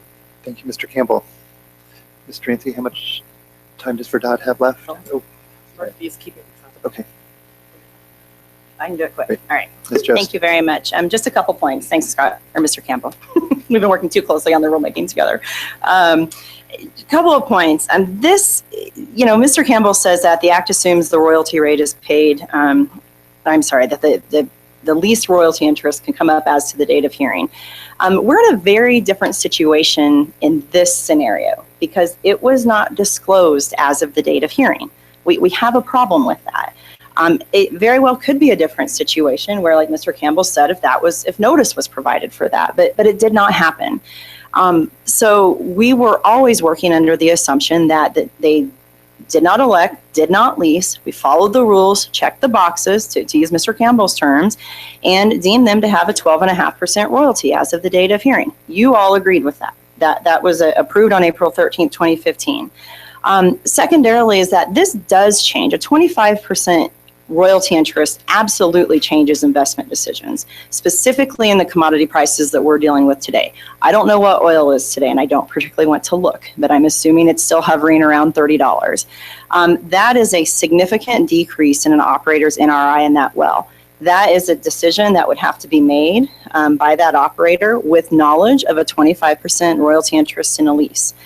The third point is that I want to make sure that this commission knows that this pooling was only for one well. The order specifically states that this pooling does not go to subsequent wells in this unit. It's a 320-acre unit. Obviously, it's a horizontal wellbore spacing unit. If we were in a drilling and spacing unit, or if someone would come in and modify that unit, that lease is in effect, and that would have to be taken into account for purposes of any future join and spacing units. This applies to one well. So any future wells are not going to be subject to this pooling order. So I think that's a very important piece to understand, that the 12.5% applies to this one young, I won't read you all the numbers, well, that goes along with that. And then we also just want to make the last point that the non-consenting status does transfer with that interest. I won't go into the full discussions of a subsequently created interest under a joint operating agreement, but it's a very similar concept. That non-consenting interest deemed by this commission at this point on April 13th, 2015, would transfer with that mineral interest as it goes down the line until that 12.5% is no longer necessary. That 12.5% becomes no longer necessary when that well pays out. And then again, all parties, becoming equal at that point in time, because you kind of go back and you treat the parties as you would, as if they had all been in the well from the start. So in closing, we would again request that this application be denied and recognize that the 12.5% does apply to Renegade's interest in this specific well and the specific wellbore spacing unit. Thank you very much. Great. Thank you, Ms. Jost. And at this time, the record is closed. The legal arguments have been made. It's up to the commissioners to deliberate. All right. Commissioners, discussion, questions?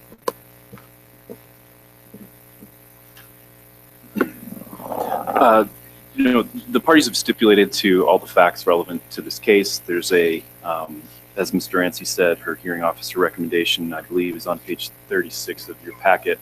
I believe it's appropriate for the commission to either accept or reject the findings and rationale of the recommendation contained in your packet as one possible way of moving forward. So it'd be my understanding then that we could move to accept the hearing officer's recommendation? Yes. So moved. Second. There's a motion and a second. Is there any discussion?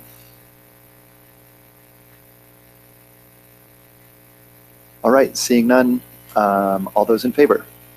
Aye. Opposed? It's a unanimous vote. Thank you very much for your time. Thank you, commissioners.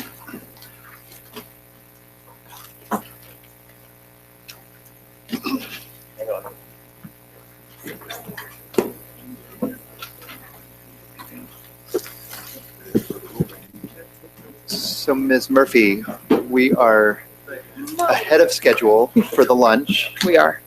The only thing we have after lunch is the benchmark energy matter. Correct. I am wondering if it makes sense to begin that in advance of lunch, or if normal practice and the preference of the commission would be to take a break early and come back. We have the person kind of representing Benchmark. I'm sorry, we're unable to hear. Hey, we're not on a break, guys.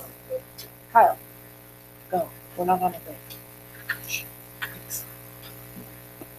I'm sorry, Ms. Murphy. I stood up and didn't recognize we were still Not my most in a hearing. decorous moment, but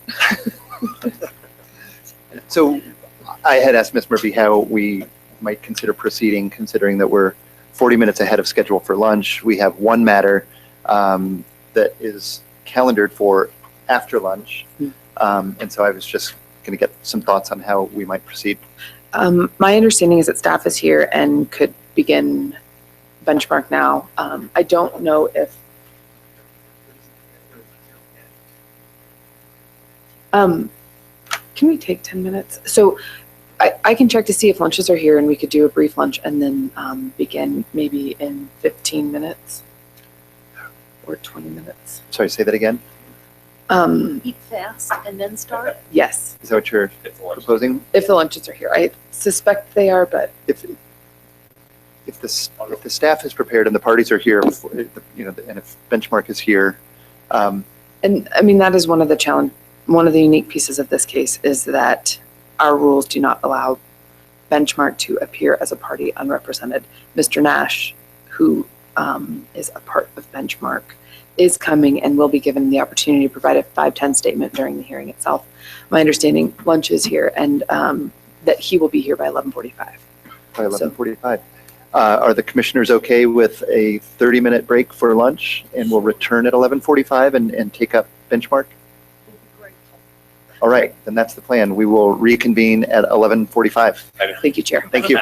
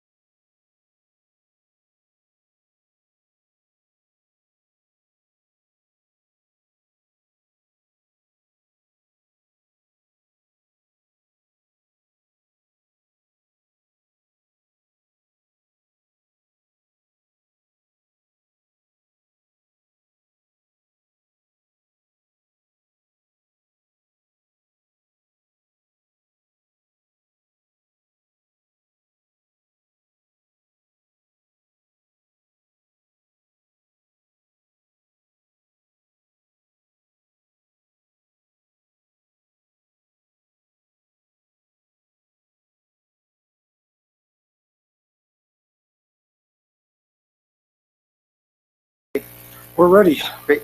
I'll call the commission hearing back to order. It is 11:50. I guess I just want to first say that I appreciate the parties' consideration of the time here and being willing to take this a little earlier than set forth in the agenda. So thank you for the ability to do that. It is time for docket number 1601-00074, Benchmark Energy LLC. Maybe I'll kick it to Mr. Rouse for how we're going to proceed. Thank you, Mr. Randall. Commission, my name is Jim Rouse. I'm the hearing officer assigned to this matter. This matter is before the commission today for a mandatory order finding violation hearing. I entered a case management order in this case on January 7, 2016. It set out deadlines for the parties to file pre-hearing statements, file proposed exhibits, and disclose proposed witnesses. Staff filed its pre-hearing statement, which has been provided to you. Benchmark elected not to file a pre-hearing statement, and it did not disclose any witnesses or exhibits. A final pre-hearing order was entered in this matter on July 20, 2016. Unfortunately, there are no stipulated facts in this case, so the parties will have to present their full cases to you. The disputed issues are as follows: whether Benchmark Energy LLC violated Section 3460-121, subparagraph 1 of the Colorado Revised Statutes for the failure to comply with the requirements of Order 1B-496 for the cleanup and remediation of spill number 438043. Second issue is whether Benchmark violated Commission Rule 906A for the failure to clean up, investigate, and document spills 438744, 438746, 439362, 44250, 442770, and 442803 at the Section 1 Township 8 North, Range 54 West Tank Battery Facility, the 5W well, the 20W well, and the 33 well as soon as practicable. The third issue is whether Benchmark violated Commission Rule 906B for the failure to file the required Form 19s for spills 438744, 438746, 439362, 442770, and 4403 at the facility, the 5W well, and the 20W well. Fourth issue is whether Benchmark violated Commission Rule 309, which requires operators' monthly report of operations, for the failure to submit Form 7, Operator's Monthly Report of Operations for the 20W well from January 2015 through January 2016. Fifth issue, an alleged violation, is whether Benchmark violated Commission Rule 326 involving mechanical integrity tests for Benchmark's failure to maintain mechanical integrity by returning the 20W well to injection without expeditious repairs and a successful mechanical integrity test.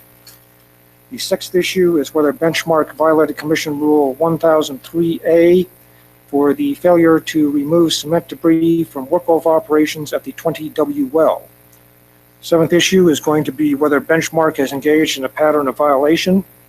The eighth issue is what, if any, penalties should be imposed by the Commission. Ninth issue is what, if any, actions should staff be authorized to take regarding Benchmark's operator number, Form 1, right to conduct oil and gas operations in Colorado, existing financial assurance, equipment, etc.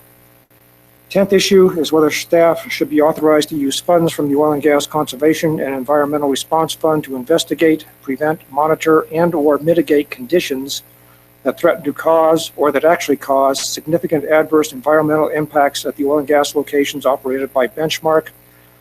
And finally, whether Benchmark should be required to repay any funds expended by the Commission from the Oil and Gas Conservation and Environmental Response Fund. That I've admitted for this hearing are set out in the final pre-hearing order entered in this case. These are the exhibits proposed by staff. As I stated before, Benchmark did not propose any exhibits or witnesses.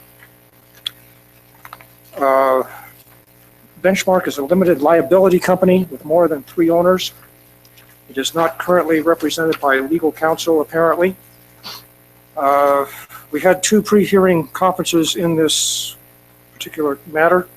At the second pre-hearing conference, I advised Benchmark, Mr. Jerry Nash appeared on behalf of Benchmark via telephone, and I entered an order regarding representation of Benchmark Energy LLC at this matter. Generally speaking, all parties to enforcement proceedings before the commission must be represented by an attorney. Commission Rule 517B provides that, except as provided in subsections A and C of the rule, representation at the hearings before the commission shall be by attorneys licensed to practice law in the state of Colorado. One exception to this general rule is that of closely held corporations, which may be represented by an individual. Commission Rule 517C, subparagraph 3, provides as follows. The Commission has discretion to allow representation by a corporate officer or director of a community organization, a closely held corporation, a citizens group duly authorized under Colorado law, or if a limited liability corporation, the member manager in the following circumstances, and the only applicable one is when an individual is appearing on behalf of a closely held corporation as provided in section 13-1-127 of the Colorado Revised Statutes.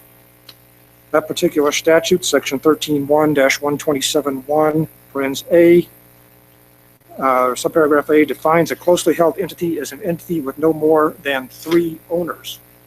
At the second pre-hearing conference, Mr. Jerry Nash of Benchmark advised that Benchmark has 6 owners. So the statute is not applicable to them, and Benchmark must be represented by an attorney at this hearing if it's going to participate in the hearing.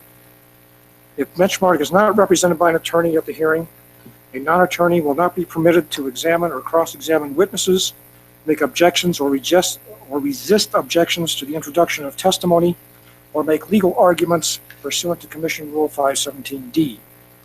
Any person may make an oral 510 statement at the hearing under oath and subject to cross-examination, or submit a written statement prior to the hearing pursuant to Commission Rule 510.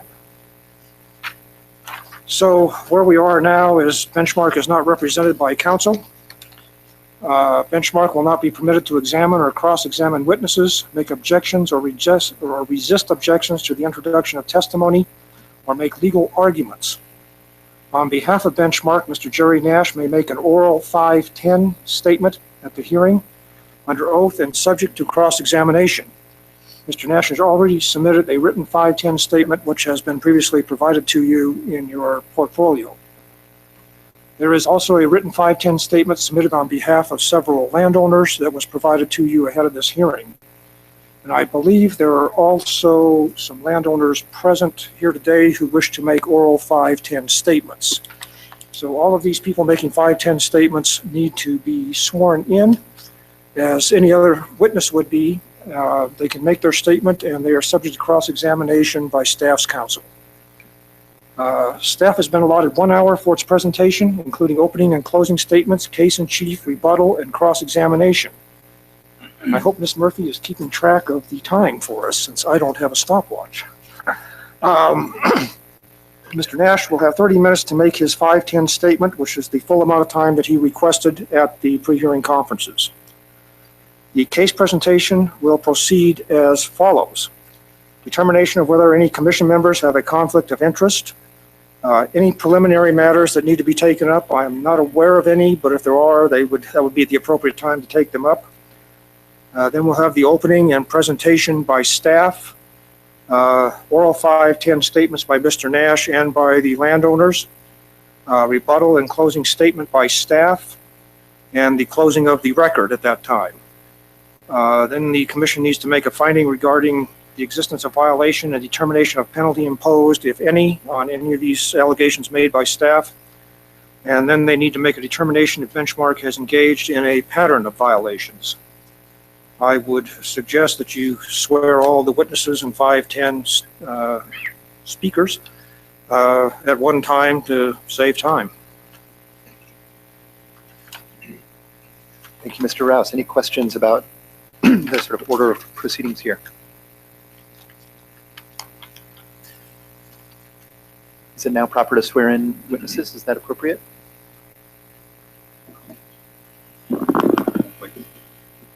You want to just verify there are no conflicts among commissioners? I apologize. Are there any conflicts, any commission members with a conflict of interest in this matter?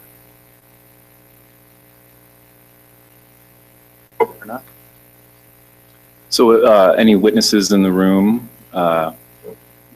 please stand and raise your right hand. Do you swear or affirm under the penalty of perjury that the testimony you'll provide in this hearing is truthful and accurate? I do. Thank you. Is there also a witness on the phone? He's a rebuttal witness. Okay. Okay. All right, are there any other preliminary matters before the opening and presentation from the staff? All right. Seeing none. Ms. Beckstead. Good afternoon, Commissioners. Britta Beckstead, Assistant Attorney General and Counsel for Staff. I'd also like to introduce my co-counsel, Jeremy Farron, COGCC Enforcement Officer. This enforcement proceeding is going to look slightly different than other proceedings that have come before you in two ways. First, for the reasons Hearing Officer Rouse explained, Mr. Nash, the managing member of Benchmark Energy LLC, will be limited to making a 510 statement after staff's presentation. Second, this is the Commission's first mandatory order finding violation hearing. It is mandatory, meaning that the Director cannot enter into an AOC to resolve the alleged violations, because staff is also seeking a pattern of violations determination. This is the first request for this relief since it was added by the General Assembly in June of 2014. Staff is requesting this relief here because, as you can see from these photographs, Benchmark's operations have repeatedly marred the Colorado landscape. They've also impacted the lives of multiple landowners who are speaking here today. This trend has shown no sign of slowing despite staff's and this Commission's efforts to bring the operator into compliance. The Commission has entered 4 enforcement orders finding Benchmark in violation of 32 Commission requirements over the past 2 years. Today, staff is alleging 17 additional violations over the last year, including violations regarding 8 releases that have impacted private property and remain unresolved. Over 20 staff inspections and 5 complaints have been filed in response to these recent violations alone. It is not in the public interest to allow this method of operating to continue. Consequently, today staff is asking you to find Benchmark in violation of the alleged violations, as well as the imposing a substantial penalty and a determination that Benchmark has engaged in a pattern of violations. Pursuant to the Act, if the Commission determines there is evidence of a pattern of violations, it may issue an order prohibiting the issuance of any new permits or suspending certificates of clearance, or both. In making this determination, the Commission may consider the operator's history of compliance, as well as any other factors relevant to objectively determining whether the operator has engaged in a pattern. This means if you find that Benchmark has engaged in the violations that staff is alleging today, those may be considered in combination with past violations in your determination. The prior enforcement orders I've referred to are orders 1V408, 1V421, 1V496, and 1V501, which are staff's exhibits 1 through 4 and at Bates numbered pages 44 through 66. And I'd like to take this moment to let you know that there's an index of the Bates numbered pages with the exhibits if you need to look at anything in the portfolios. These orders found Benchmark in violation of the same rules you'd be asked to find Benchmark in violation of today, including those regarding mechanical integrity and production reporting, spill cleanup and reporting, and debris removal. The one outlier is Order 1V421, which dealt with Benchmark's failure to perform final reclamation. Turning to the recent additional violations. One way you can think about these violations is in categories that are the spill violations and all the other issues that occurred at the 20W well. For the 8 spills, I'd like to point out 2 nuances before we get into the details. First, one of the violations that staff is seeking for the failure to clean up the spills is for a violation of Order 1V496, which required additional documentation and actions to demonstrate successful cleanup of the spill that was the subject of that order. Second, you will notice that while staff is seeking violations for the failure to clean up for 8 spills, staff is only seeking 6 violations for the failure to report. This is because the reporting violation for the spill that was the subject of Order 1V496 was dealt with in that order. And one of the other spills that is the subject of this hearing was reported, although it was 2 days late. As a result, staff is not seeking Rule 906B violations for those 2 spills. The second category of violations is all other violations that occurred at the 20W well, and those include the failure to maintain mechanical integrity, including the return of the well to injection without passing a compliant MIT, the failure to remove workover debris for over a year, the failure to submit production reports for the well for the entire year of 2015. All of these violations are outlined in detail on your handout entitled Claims Table. John Axelson, the East Environmental Supervisor, will testify the benchmark has failed to adequately clean up, investigate, and report the spills. He will walk you through each of the spills in chronological order at each of the sites. He will also testify to the cement that was left from the repair operations at the 20W well. Dirk Soetfin, East Region Engineer, will walk you through the timeline of what repairs and testing were done at the 20W well and what wasn't done. He will also testify that staff has not received a production report for the well since December of 2014. Please feel free to stop them at any time during their testimony if you have questions. Throughout staff's presentation today, the spills will be referred to as by these abbreviations instead of their official spill number IDs. This was also provided as a handout to you today. For those visual learners, to help you keep track of which spills occurred where, we've also provided this map as a handout. 3 spills occurred at the tank battery facility, including the spill that was the subject of the prior order. 2 spills occurred at the 5W well and 1 spill occurred at the 33 well. The remaining 2 spills occurred at the 20W well, as well as the issues regarding mechanical integrity, production reporting, and the cement debris. Oops. Oh, I guess that was the last one. The violations at issue all occurred in Logan County, with a portion of them occurring at sites owned by Russell Adels and Brad Anderson, who are here today. They and 6 other landowners have filed a 510 statement at Bates number page 412 in your portfolios. They are both also planning on making an oral statement today describing the impacts the violations have had on their lives. At the conclusion of staff's presentation, you will have an understanding of why these landowners and staff are so frustrated with Benchmark, why staff is taking the extraordinary step of requesting this penalty and defining a pattern of violations, and why staff believes that its requested relief is imperative to preventing further impacts to public welfare and the environment. Thank you.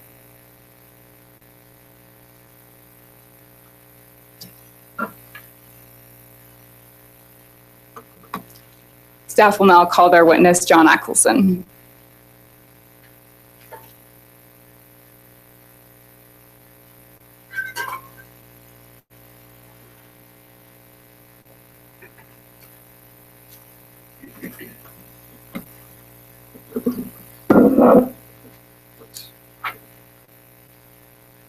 All right, good afternoon, Commissioners. As Ms. Beckstead said, I'm going to provide a summary of all of the spills, also the workover debris at the 20W well. Before I get into the presentation, I do want to point out, and I think it's fairly clear, that this enforcement isn't about an operator just having spills. Spills occur every day in Colorado. What we do expect is that the operators properly report them, properly clean them up, document the cleanup, and comply with NOAVs when they're issued, comply with corrective actions in commission orders. And that hasn't been done in these cases. So as Ms. Beckstead mentioned, this is in Logan County. This gives you a regional reference. Here's Sterling. All of the spill sites are located approximately 5 miles northwest of Sterling. Just a little bit of background. Benchmark took over these operations in 2011. There's 39 total wells. Of those wells, most of them are either shut in or temporarily abandoned. Through the time period that they've operated, they've had 2 to 3 wells on production and also 1 to 2 injection wells. These wells are also drilled in the 1950s, so these are very old facilities.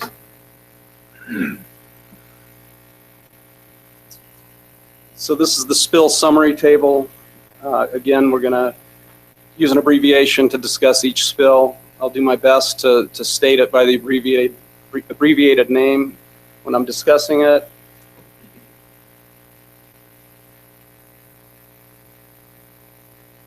And you've already seen this is Exhibit 6. Please refer to this when we're discussing these. A little bit more background. This is where the tank battery is, where we've had 3 spills. When we talk about the injection wells, these are the 2 wells that have been on injection. And this is another producing well that Benchmark has operated.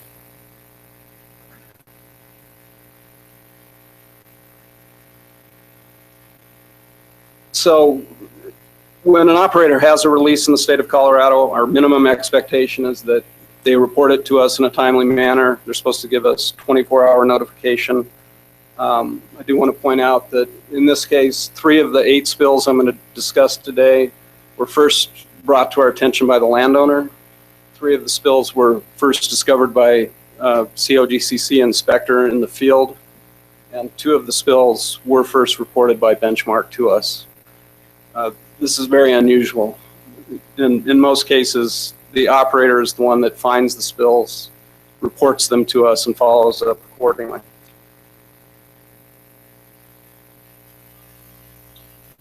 This slide demonstrates the spill reporting issues. And as Ms. Beckstead noted in her opening, 2 of these spills aren't subject to the reporting violations. They're shown in green here.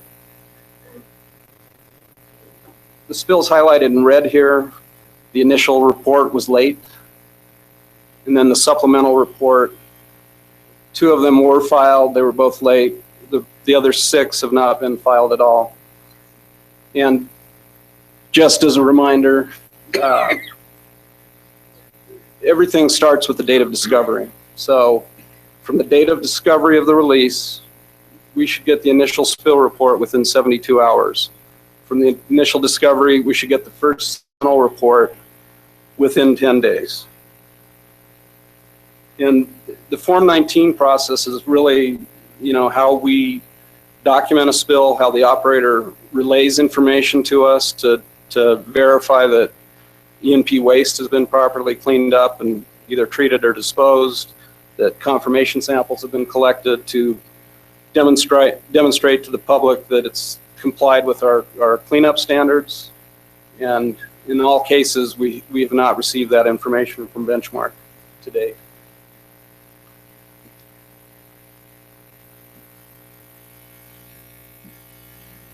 All right, so this is an aerial photograph, Exhibit 9, that shows the Northwest Grayland Pump Station tank battery where we had 3 spills.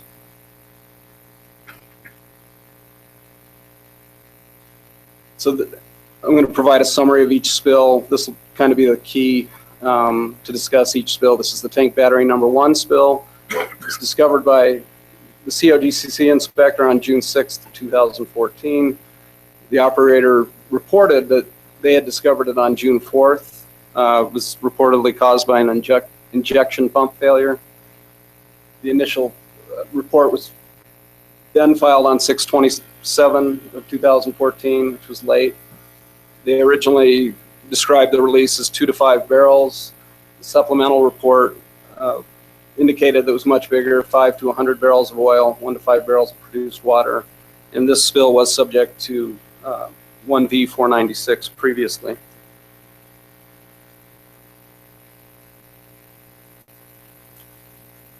So this is the tank battery.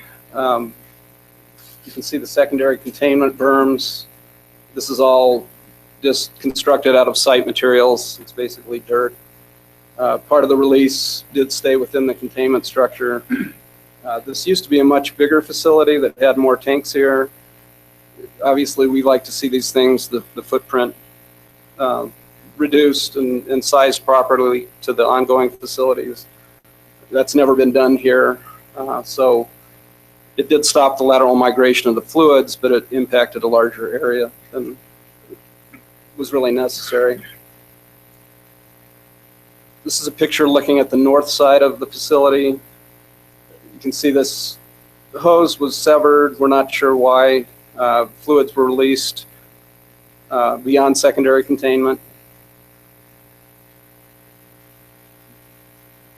Exhibit 10F shows the fluids migrating along the lease road and then eventually out into the adjacent agricultural field off the location.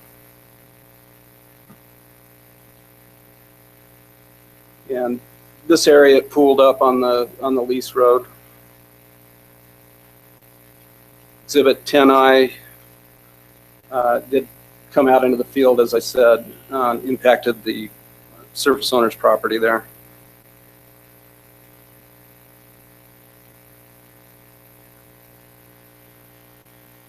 So this just kind of gives you a view of where the release occurred from the north side of the facility here, and then flowed around to the northeast corner at this location on Exhibit 10H.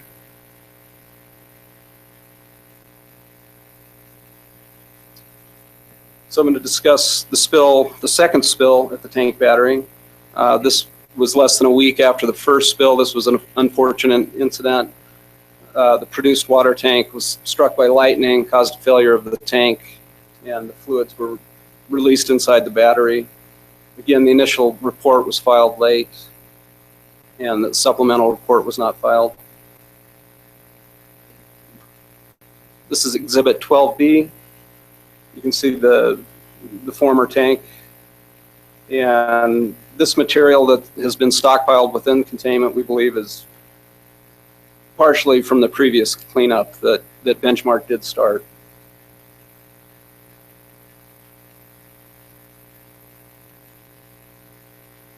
So again, after the spill, our inspector was on location. We're not sure why they were stockpiling oily waste inside the containment on top of the fluids, or if it was on top of the fluids, but in a normal spill cleanup like this, for a surface spill, we would expect the operator to recover all the pre-liquids first, and then scrape up the oily waste, collect confirmation samples, and then properly rebuild the facilities and reclaim the surface for the impacted off-site property.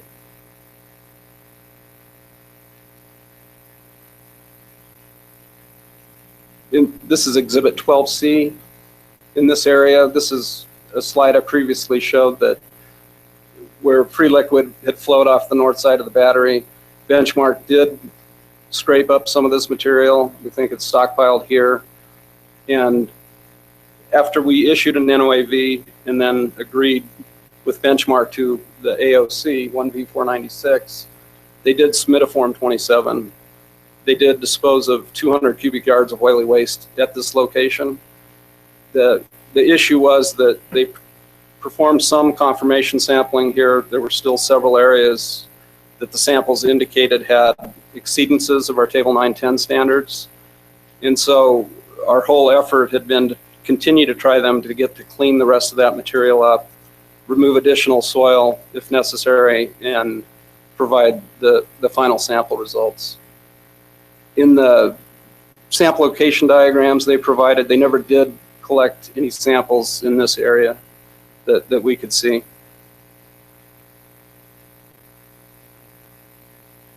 This is the area off location in the surface owner's field.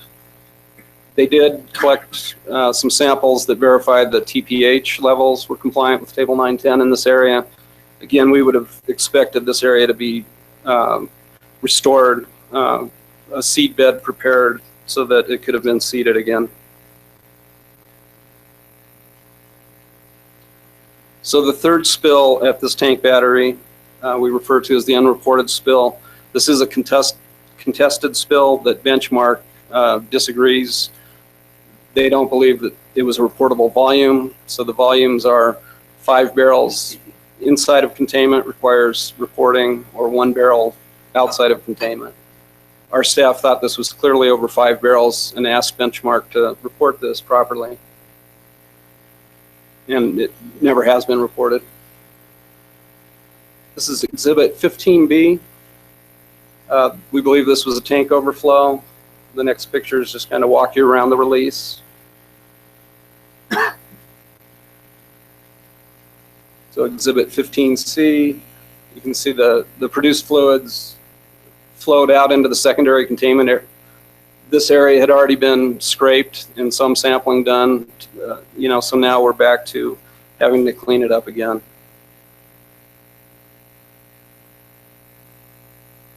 So even if a spill is not reportable, our rules clearly require the operator to clean up a spill. It doesn't matter if it's 1 gallon or 42 gallons. So we expect them to do the same thing. They don't have to report it to us if they don't think it's reportable, but they would still need to do the proper cleanup. So we did go back a little over a week later just to verify that this had been cleaned up. You can note it was snowing then. There might have been a little bit of stormwater generated, but there was no evidence to us that any activity had been taken to clean this spill up. Exhibit 17D shows oil floating on water in the northeast corner of the secondary containment. So we did ask Benchmark to provide a basis for their volume. Many times an operator will have tank gauging reports or production records where they can demonstrate that the spill was less than 5 barrels. And I'd like to just point out, we very seldom disagree with an operator. Usually if we believe it's a reportable spill, an operator, complies with the spill reporting requirements. So we took the dimensions of the tank battery, estimated the surface areas where the fluids have been released, and we believe we came up with a very conservative estimate that the spill was 110 barrels.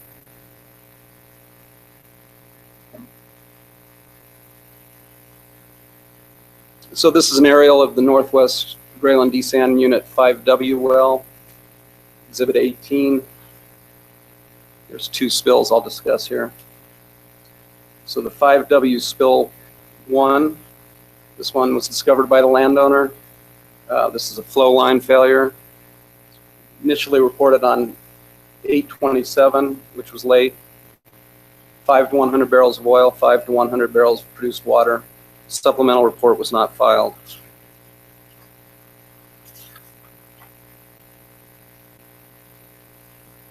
The flow line failed close to the wellhead. You can see the wellhead in the excavation. So in a flow line release, what we expect of the operators is that they would clean out all of the impacted material directly around the flow line. They daylight it so they could make a root cause determination. Was it corrosion? Were they doing work here and damage the equipment? And then we would require them to collect samples subsurface in each lateral direction to verify that all the E&P waste had been removed. And that includes below the flow line to verify vertical extent. And then all of the E&P waste would need to be properly treated or disposed. And in this case, again, we got no follow-up information that would indicate they complied with those requirements. This release also produced water flowed out into the field well beyond the wellhead. So I'm going to move on to the 5W spill 2. This one was also discovered by the landowner, another flow line spill in the same area, initially reported the same day. So the initial report was on time. The estimate was 5 to 100 barrels of produced water, no supplemental report filed. And we did a follow-up inspection. You can see the sinkhole, a little bit of subsidence left over from this spill.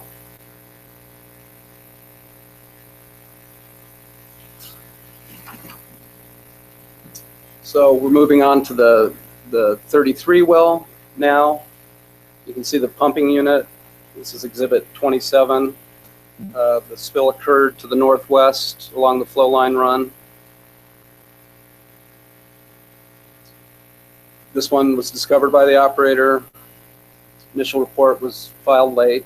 They estimated the supplemental was not filed. It was filed on the 22nd, which was late. And this was estimated to be 8 barrels of oil, 22 barrels of produced water.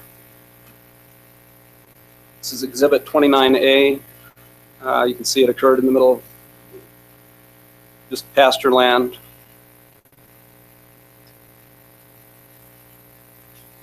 Exhibit 29C kind of shows an area where Benchmark did take a skid steer tractor out here and tried to scrape up some of the oily waste.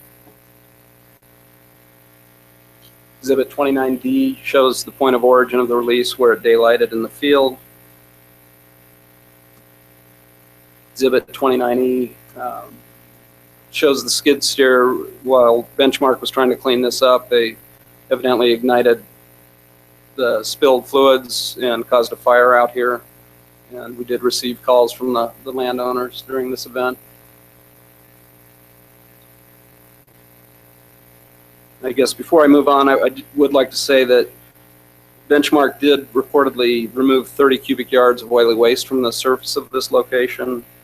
Our rules for proper treatment of oily waste require them to either treat on site, or if they're going to remove it from the site, they need to take it to a properly licensed commercial facility, or if they have a centralized waste management facility, which Benchmark does not.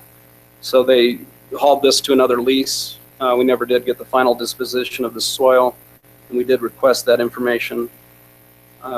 Also wanted to add that Benchmark did collect some samples at this location after the spill.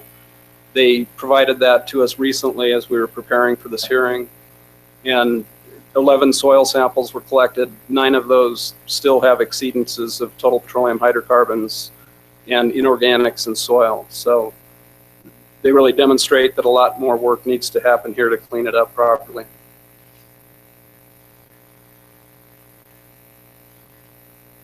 So we're going to move to the 20W well. There were 2 spills at this location. And before I get to the spills, I do need to cover surface owner complaints that we've had at this location. In 2014, Benchmark had a workover rig at this site. A lot of cement and debris was left. The surface owner was trying to plant a crop in the area. They were concerned about high pH soils, and so this isn't really a spill incident, but more of a housekeeping, junk and trash, and proper reclamation issue. So this is exhibit 45E. This is what the site looked like after the workover. Again, you can see the discolored soils. Landowner was worried about high pH soils here. So what we really wanted to see happen is that they simply scrape up this material, haul it off, properly dispose of it, and then reclaim the surface, get it ready for seeding.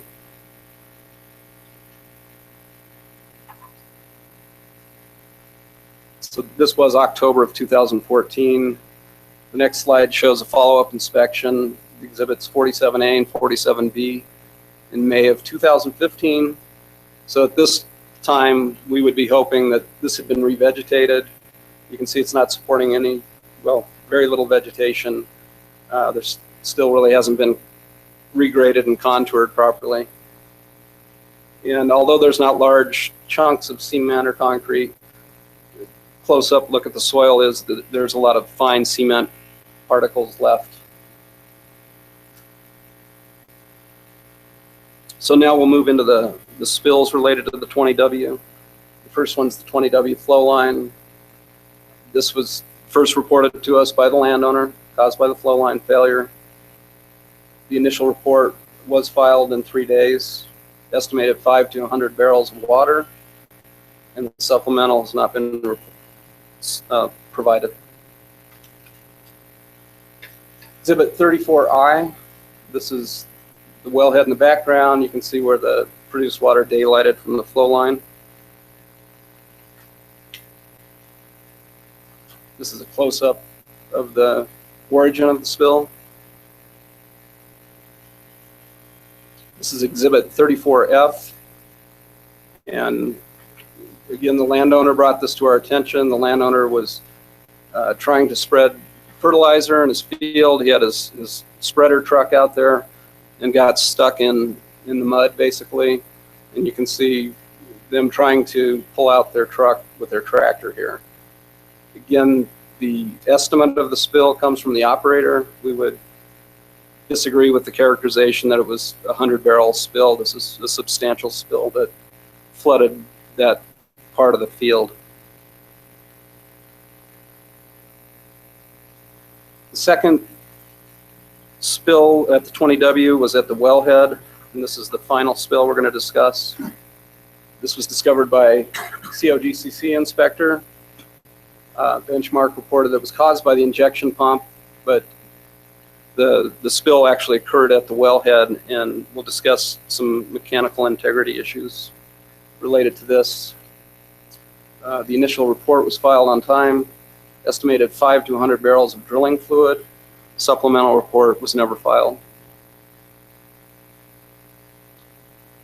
Exhibit 36A gives you a look at the site. You can see the fluids migrated quite away from the wellhead, again impacting surrounding property. And this is the final slide I have. Exhibit 36D, you can see where it erupted at the wellhead. In this particular instance, this is an injection well. It had failed a mechanical integrity test. We believe that we were very clear with the operator and given them a directive not to put this well back on injection until they'd successfully passed an MIT. Our inspector had also given instruction in the inspection report that flow line integrity would have to be verified prior to bringing this back online. This well was put back onto injection, and we believe this release was caused by a downhole well integrity issue that caused residual drilling fluids to come to the surface. And just to wrap up, I would add that since Benchmark has taken over these operations, staff has performed 272 inspections where we have 1 to 2 producing wells. This is not because we're trying to pick on Benchmark, but because we've had so many complaints in this area. We've had just about every time we do an inspection, there's a corrective action required. So it requires more follow-up inspections to determine if the corrective actions were ever completed. We do believe that ongoing operations in this area really create an unreasonable risk to the state of Colorado and the residents in that area. And that's all I have. Answer any questions you might have.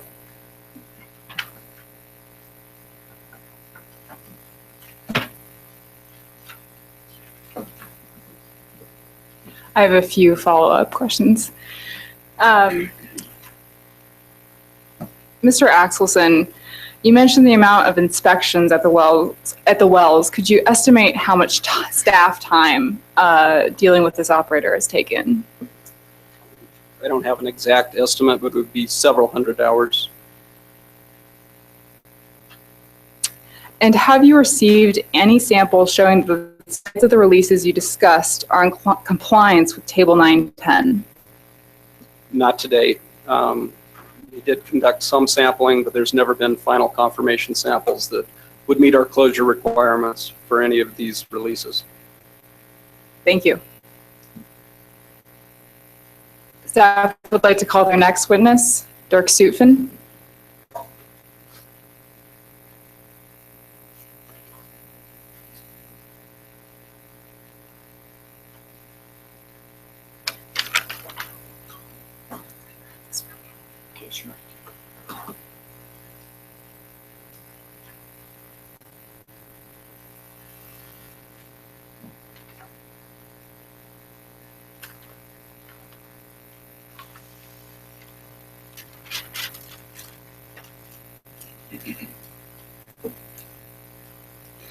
Mr. Sutvin, did you issue NOAV 2004-36808 regarding the mechanical integrity and production issues at the 20W well?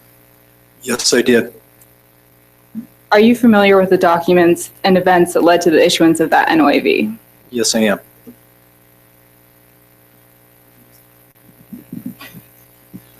It might be more efficient. Sorry about that. Hello? Is it on? Okay.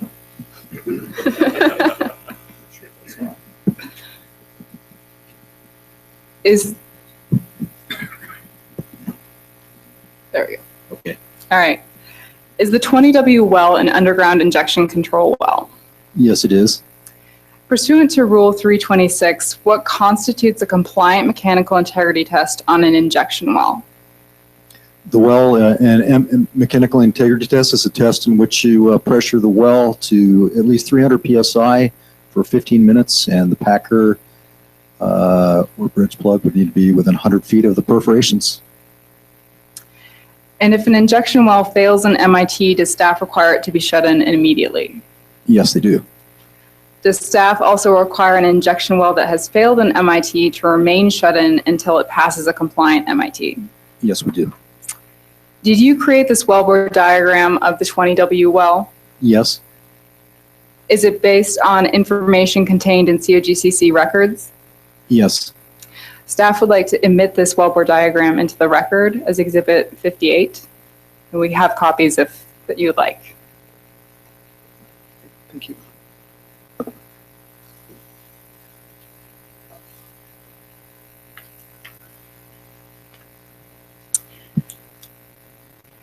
Is this a simplified version of that wellbore diagram exhibit that we just looked at? Yes. What are the highest open zone perforations for the 20W well?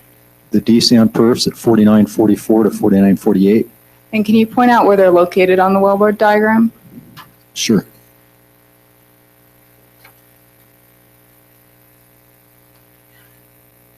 In that area. Did the 20W well fail in MIT in September 2014? Yes, it did. And where was the packer set at that MIT? We think it was set down here by these this blue packer here at 4848, 4809. And did Benchmark contact you after the failed MIT regarding repairs? Yes, they did. Did the 20W well then fail MITs after repairs were performed? Yes. And where were the packers set for those attempts? There was 2 attempts on October 14th, and the packer was a workover report set at this number of joints, 153 joints, which calculates to approximately 4870 feet, and 100. Then they came up 13 joints and did another attempt, but both failed. Did Benchmark then bring the packer up and try another MIT? Yes, they did. On the same day, they tripped the packer up to 3630. Was this a valid test with the packer set more than 1,000 feet above the DCN perforations? No, it would not be. Did any of the 3 tests demonstrate mechanical integrity pursuant to Rule 326? No, they didn't.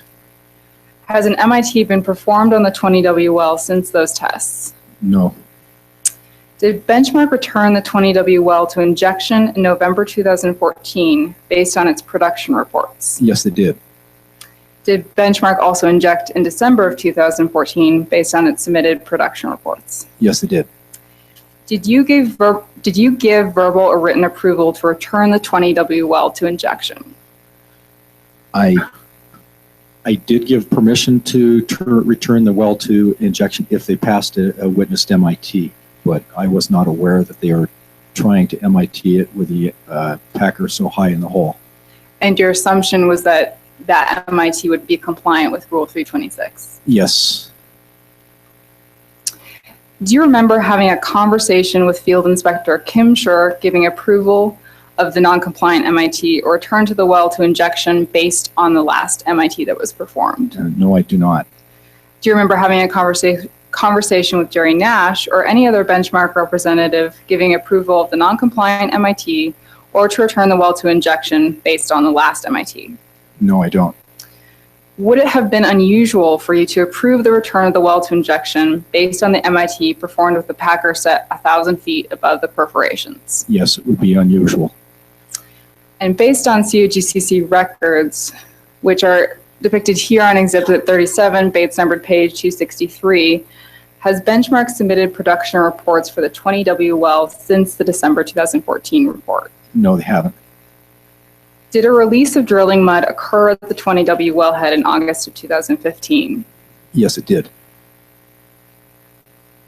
Does this photograph, which is Exhibit 36E and Bates numbered page 253, show this release? Yes, it does. Is it possible that this release was related to the wellbore integrity issues at the 20W well? Yes, it is. Thank you, Mr. Subin. Any questions?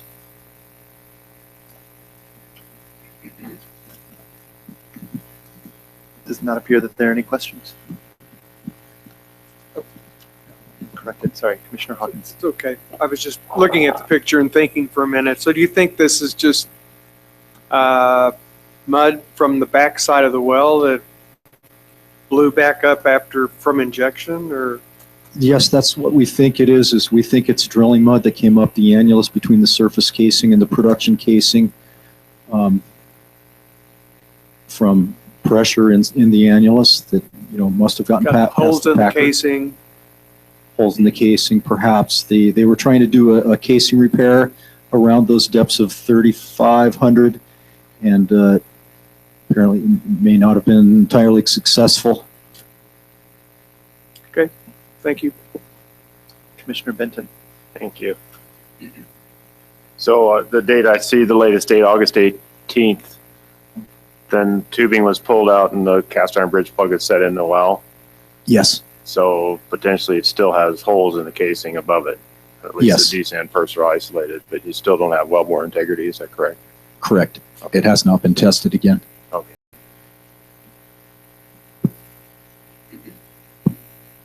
That is all staff's witnesses at this time. Okay. Ms. Murphy, could we have a time check for staff's? Staff has 20 minutes. Thank you. Great. Mr. Rouse, is it now appropriate for oral 510 statements? Yes, it is. And your discretion whether you want to hear from landowners or Mr. Nash first. Just to group maybe the landowners along with the staff, it's maybe appropriate to hear from them first.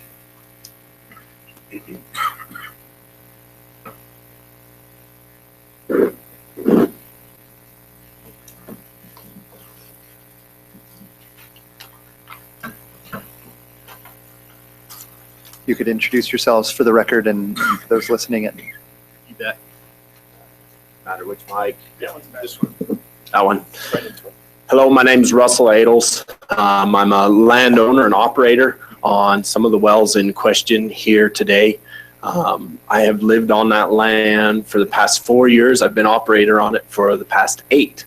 I guess I'd like to thank you guys for hearing us today. I guess I'm very frustrated with all the spills and the lack of any kind of cleanup in this situation. You guys talked about reclamation earlier when I was here, and it's pretty sad when you lose acres of production. That's my livelihood, and I've lost acres of production here because of these spills. Not only because of the material on top of the ground, but also because the spills reach out further than just the well site area. To kind of go through some of those, we've asked for things to be done, for things to be fixed. You guys have seen the pictures. All we've gotten is lip service, and at times we didn't even get lip service. One time we asked about maybe receiving some surface damage payment, and we were told, I don't have to do that. Well, that just doesn't seem quite fair or right. If I run into somebody out on the street, I got to pay to fix their car. it doesn't seem quite right that you can tear up somebody's backyard and not do something about it. I got a whole list of stuff that goes through here. I guess, when they brought in the workover rig to repair that well, the lease roads haven't been maintained at all. We've asked for lease roads to be repaired and maintained on the location that has the drilling mud release. There's places in that lease road that are well over a foot eroded away below the surface of the farm ground.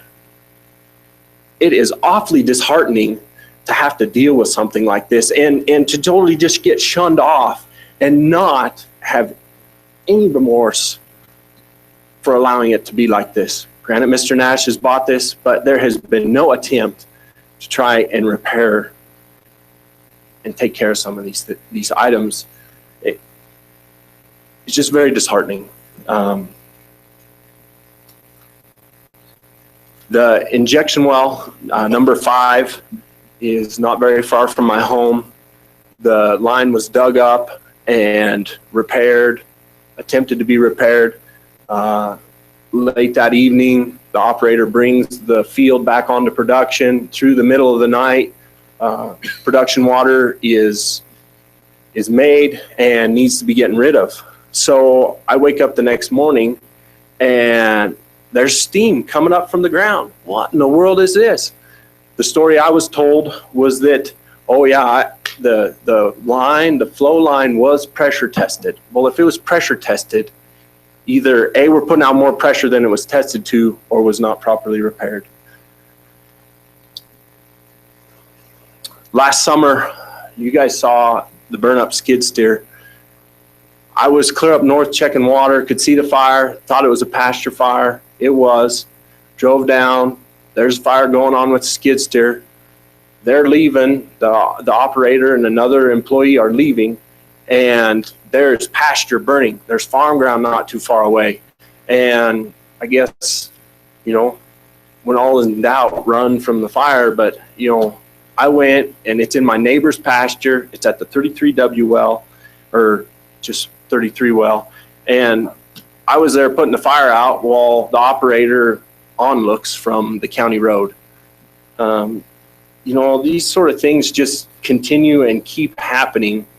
And I guess it's very frustrating.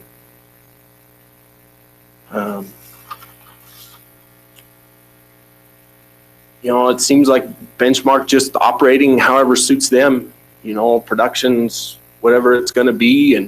And who cares about what happens? Because over the period of time, there's been no attempt to mediate some of these issues. So, thank you guys for hearing us. I do have some extra pictures of, this fall, where that drill and mud location is. There was an attempt to clean it up, apparently. I remember seeing a backhoe out there driving around, and I go up there a couple of days later, and all that drilling mud is scattered all over the doggone place. I've worked on a drilling rig, and when we bust a line loose, we got to put it in a 5-gallon bucket or a loader bucket. We have to take that drilling mud over to the pile where it's going out to a dirt farm. This is a far cry from a dirt farm.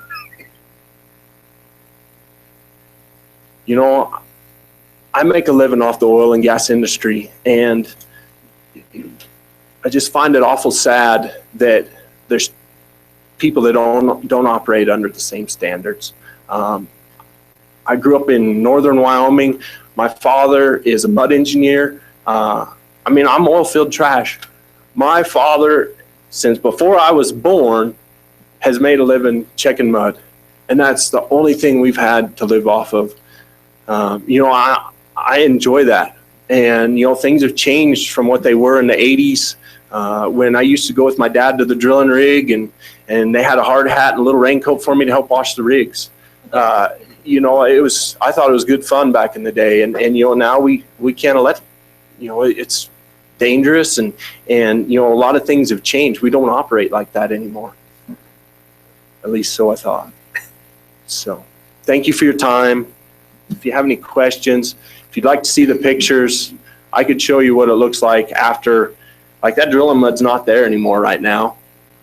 And I've got pictures of the soil similar to what John Axelson had of flakes of drilling mud that, and you can tell it's drilling mud because when it dries, it doesn't bond with the soil, it flakes up. You know, you got all those clay type particles that are in drilling mud. So if you'd like to see those, I'd be more than willing to share them, or if it's not pertinent at this time, we can go ahead. Thank you for your time. Do you have any questions? Thank you, Mr. Adles. Any questions, Mr. Adles? Just Commissioner Benton. a couple, just to clarify, when you said you're the landowner and the operator, does that mean you operate the farm? I operate the farm ground there. It is actually owned by a family member, and I lease all that property. I am the operator on record with both the FSA and NRCS, so it is mine to take care of. I have to pay a full rent on the entire acreage, so. I appreciate that. There are other of us that are all field trash, that operator means we operate oil and gas wells, so I just want to clarify that. Yeah. So, do you have any kind of a surface use agreement with the oil and gas operator there? We've made an attempt to get a current surface use agreement, and we've not been able to get that accomplished. There is no surface use agreement. It's just they operate under just the oil and just the mineral lease is what our attorneys have told us, that there is no surface agreement. So. Okay, so you and Benchmark don't have anything at all? We've made an attempt to try and get one, but have not accomplished that. Thank you. So, are there any other questions? Any additional questions? Okay. Thank you, Mr. Adles.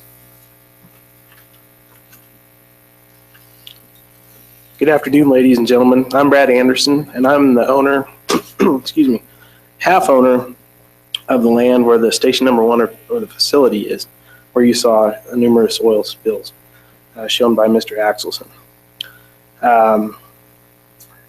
I've been dealing with some issues with Mr. Nash with fences on my grass on the property to try and keep cattle in and try to graze where he's initiating setting up new units. I don't have a problem with him setting up the new units, but we both need to be able to operate, and over the last year, we've had some issues with that.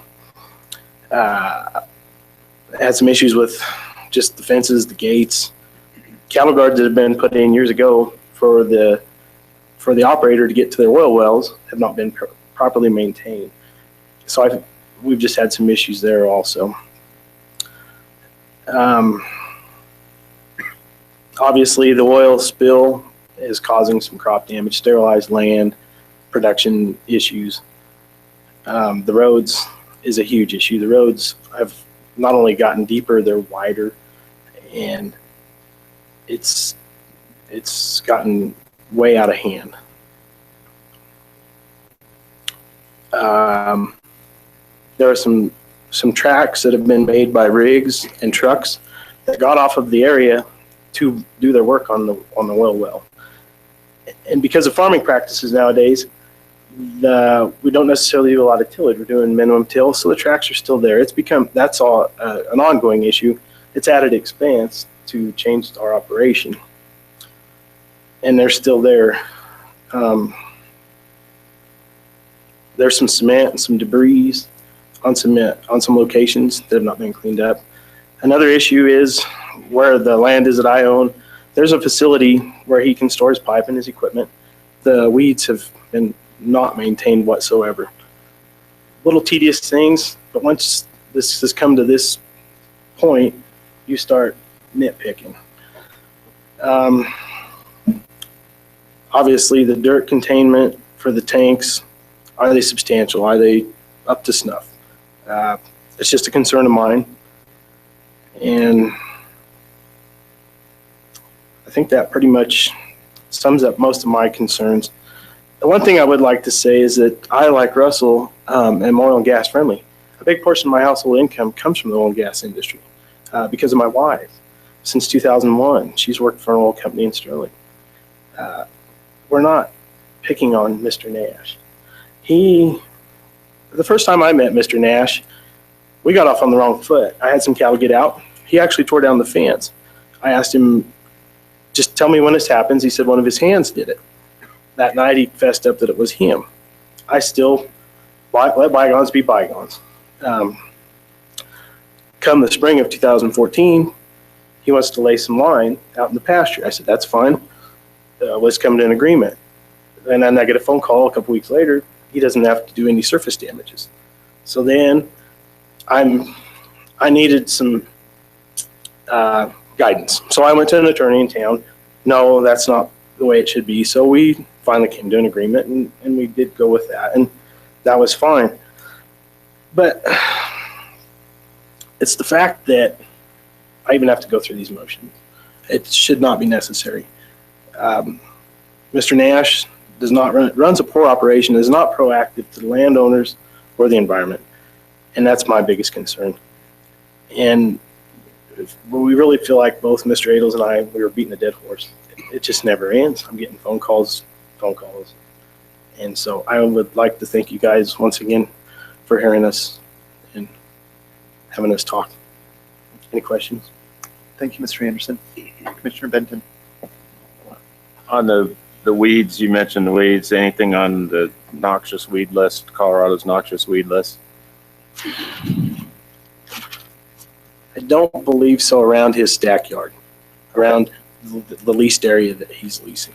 Okay, thank you. Commissioner Walk. Actually, for both of you, do you maintain private water wells on your property? And if so, are you testing them or have any concerns as it relates to your water? Yes, we do. I maintain a stock well, and I have not tested it.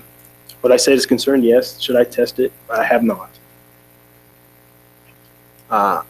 Russell Adels, and we do have a shallow well, and I guess I've always kind of, it has had an initial baseline done several years ago, but I've not had it tested recently.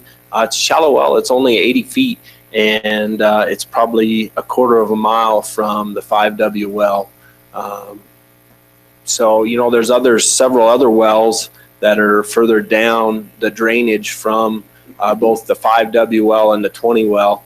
Those wells are a little deeper. They're about like 80 to 100 feet deep, but they're a little more substantial in distance. Is that water and that production fluid getting right to the aquifer first thing? I don't know, but you know, you've already found that, you know, these are substantially larger spills than, you know, and the other thing is heck, I found most of these spills. You know, it shouldn't quite be that way. So, you know, like the one out in the farm ground where you saw the manure spreading truck stuck. Well, I wouldn't have drove out there and got that truck stuck on purpose. That was a big pain in the butt. I was driving through the wheat stubble, and I'm looking over at that well. I'm like, what's all that glassy shine over there? Well, who knows how long that had been going on? You know, I don't drive out in that farm ground every day. So, does that answer your question, sorry? Thank you.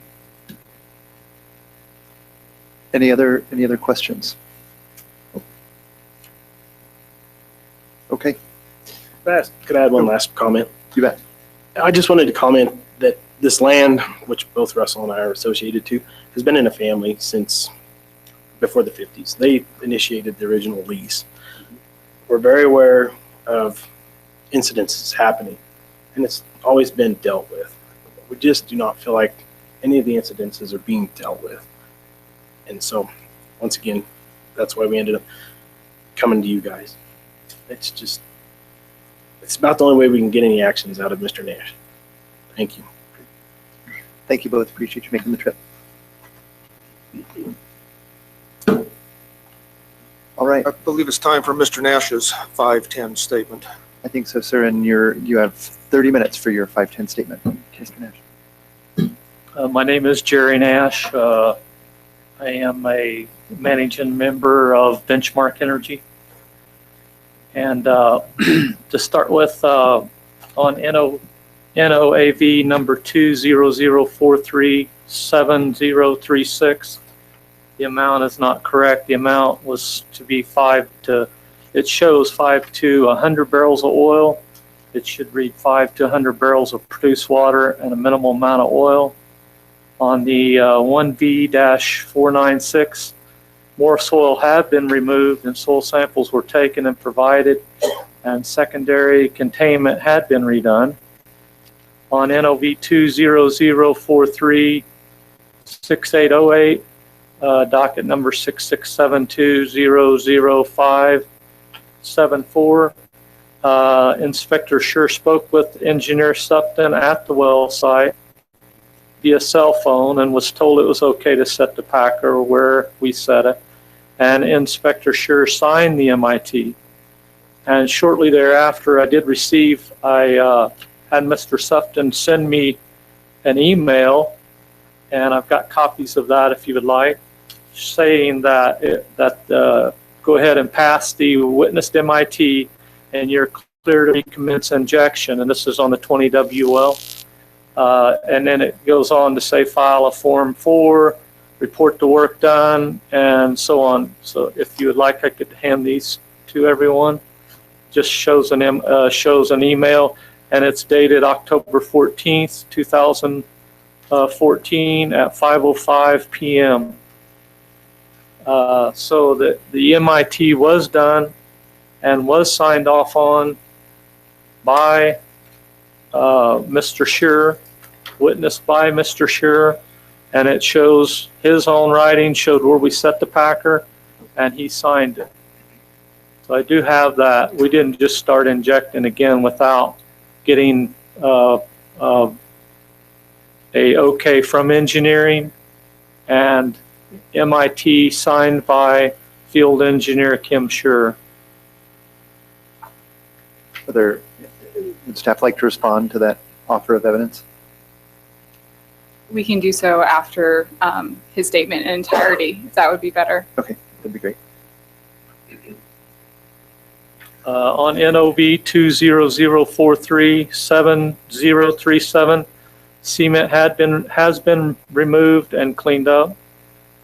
NOV 400939440, spill number 438746, there was no oil, it was only produced water. Spill number 442501, soil was tested and results were sent to COGCC and Britta Beckstead. Sorry about the spelling your name wrong. Spill number 442803 was a very small amount of less than what we felt like was less than 2 barrels of oil, and it was in the berm, and the rest was rainwater, and so there wasn't we didn't feel like there was enough to report. Benchmark Energy is a very small family-owned LLC. We purchased the Northwest Grayland Mount Hope fields in the fall of 2011, and we have done a huge amount of cleanup on in these fields since the purchase. Both fields had tanks, complete tank batteries, pits, pumping units, lead lines that needed to be cleaned up and hauled away. And Benchmark has spent hundreds of thousands of dollars doing that work and trying to comply with COGCC. We've been fined on many different things, including not being able to get grass to grow in the heat of the summer on one of the pits that we cleaned up, as well as other things that we had told COGCC that we would not, that's a misprint by the way, we would not be able to get done in the time in which they allowed. We contacted them, let them know that we weren't going to be able to get it done because of limited resources. Most of the things we are not in compliance with are things that cost money, and a lot of that is testing soil. Soils have been removed on most of those locations and cleaned up, but we haven't. Again, we've tested twice, like on the main tank battery where a lot of the leaks have been. And Benchmark is operating on less than a shoestring budget, and with the price of oil and things are only getting worse. We are and have been for some time a company in distress. We've been advised to file bankruptcy, but are doing our best to hold on and not do that. I'm afraid if we receive fines on these violations, that we'll have no other choice. And our plea is to not be fined and allowed to continue to try to get things done and comply with the COGCC when financially able. According to Mr. Adel, he's saying that acreage has been lost. There's not been any acreage lost there due to spills. There's none of the farm ground. The only place that it ever hit any farm ground was the picture you showed that they showed where it came out, and that was cleaned up. And Mr. Axelson testified that soil samples had been taken there and passed, but that we had not put soil back in. And I've never told anyone that I wouldn't pay damages. The road that Mr. Adel talked about had been fixed twice, and every time it rains, it washes out again. And we don't use that road near as much as the farmer uses that road.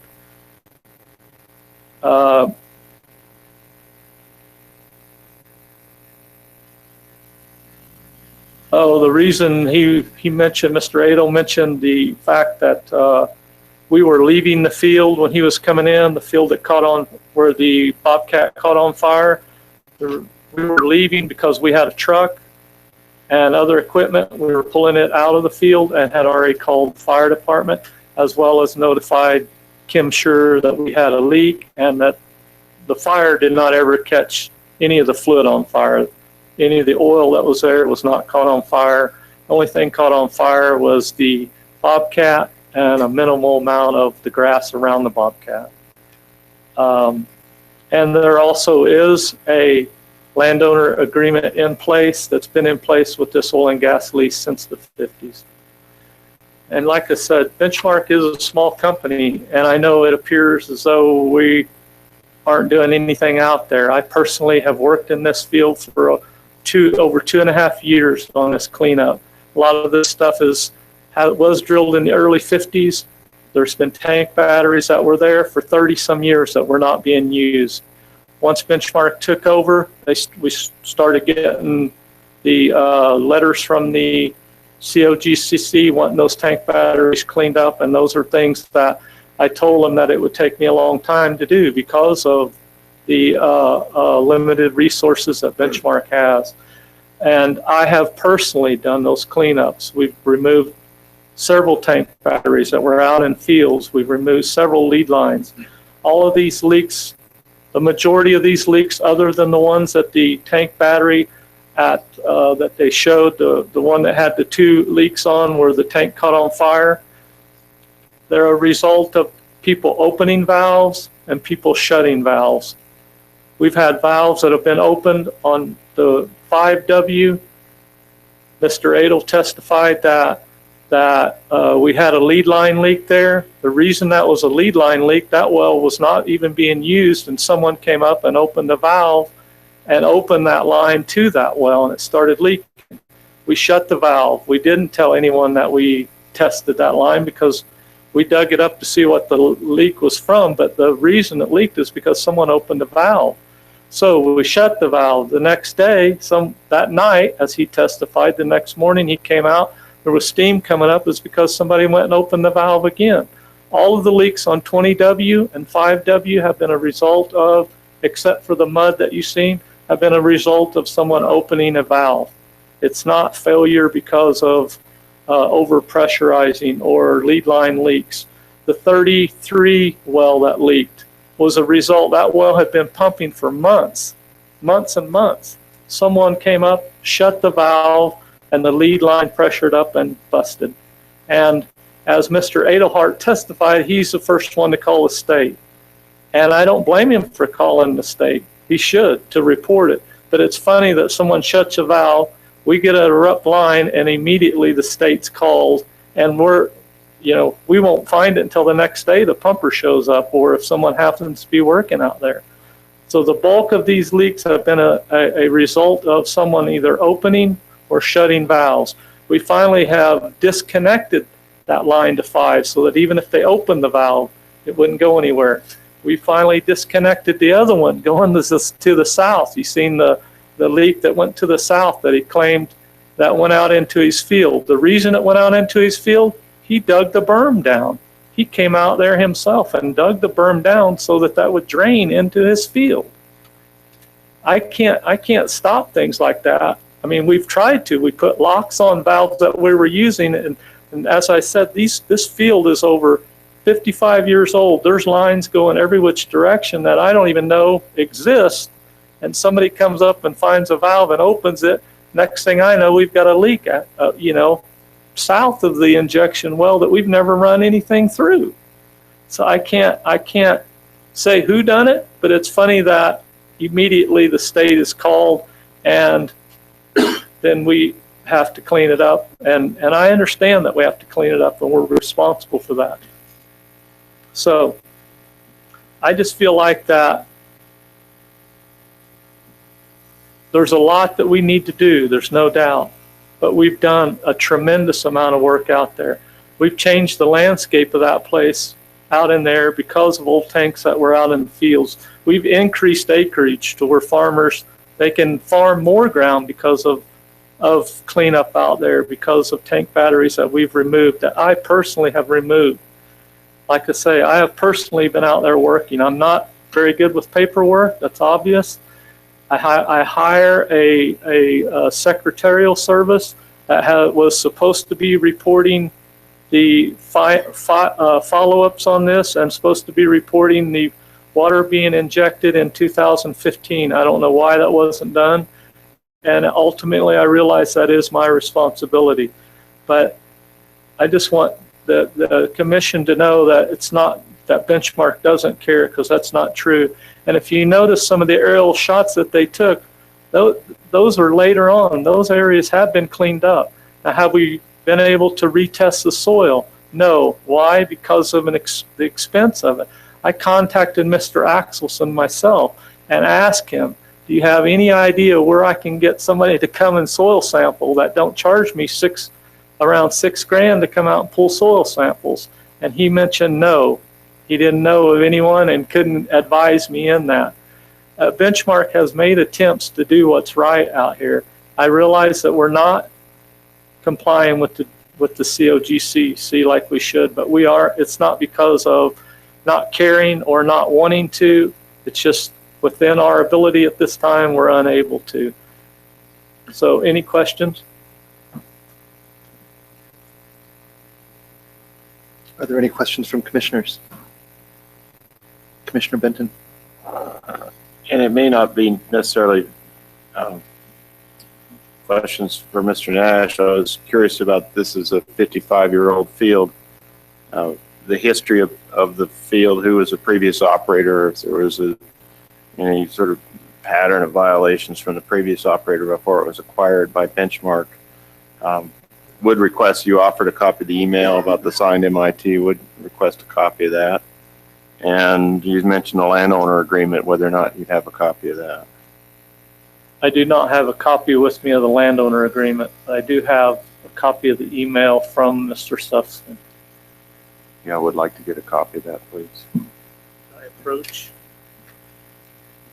Staff doesn't have an objection except for the fact that this is filed rather late, but we didn't receive this until today. But really all it says is if you pass your MIT, go ahead and inject. So that's why I want to see exactly what it says. So I want to make sure that you get a copy of it, or if you already have it. Yeah. All right. Thank you. And I do have a copy of the MIT that Mr. Kim Schur signed off on as well. Yeah, that would be good to get. And that was provided beforehand. The email, I just was made aware of it yesterday. We found it yesterday, and I did give Ms. Beckstead a copy of it. Yeah, there's a copy of the MIT, and make sure that gets around as well. I just have the one copy, I'm sorry. The MIT report is also Exhibit 42, if you'd like that, in your portfolios. Okay, so I can find that with the base number then. Yeah. All right. You mentioned you had cleaned up a bunch of old tanks. Can you give us an idea about how many old tanks you cleaned up and taken out of there? We have taken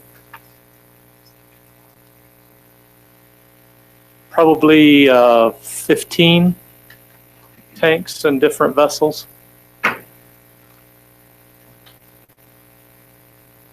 Thank you. I just want to note maybe staff will have an opportunity to cross-examine the witness as well. Just I didn't want you to think that we'd forgotten about that. I just wanted to make sure commissioners had an opportunity to get their questions answered first. Any additional questions from commissioners? I guess I had one, if I could ask Mr. Nash. I mean, it sounds to me like you're alleging vandalism on your property, of opening valves and digging berms and things. Are those matters that you timely reported to the police, and what was how did those get sorted out? I have reported that, but they never filed a report. But like on 33, when we had the fire, and we contacted the sheriff, and he come out, and I told him what was going on, and he basically said that he didn't file a report, but he said that we should just put locks on the valves, and that's what we've tried to do. Even the leak, if you'll notice, the one that ran outside the berm, the hose, that was the same thing. Someone opened the valve and laid the hose to where it would run outside the berm. The hose lays inside the berm normally. It's a place for trucks to unload, and someone laid that out and opened the valve and let it go. Thank you. Seeing no more questions from commissioners, staff, you've got 20 minutes, I think, and this comes out of that. So you have an opportunity to cross-examine if you'd like. Terrific. Mr. Nash, where did you buy the Grayland Sand Unit wells? I bought them through an auction online. And did you perform any due diligence investigations prior to that purchase? A minimal amount. And does Benchmark have any documentation demonstrating that the spill sites have been cleaned up to commission standards? I testified that they have not been cleaned up. We haven't been able to do the soil sampling again to verify that they do pass COGCC's rules and regulations. And do you have any documentation that the secondary containment at the tank battery facility has been rebuilt? Your picture shows that. There's a picture that you have shows that containment has been rebuilt and is much higher than your first picture. Okay, we'll address that with staff. All right, thank you.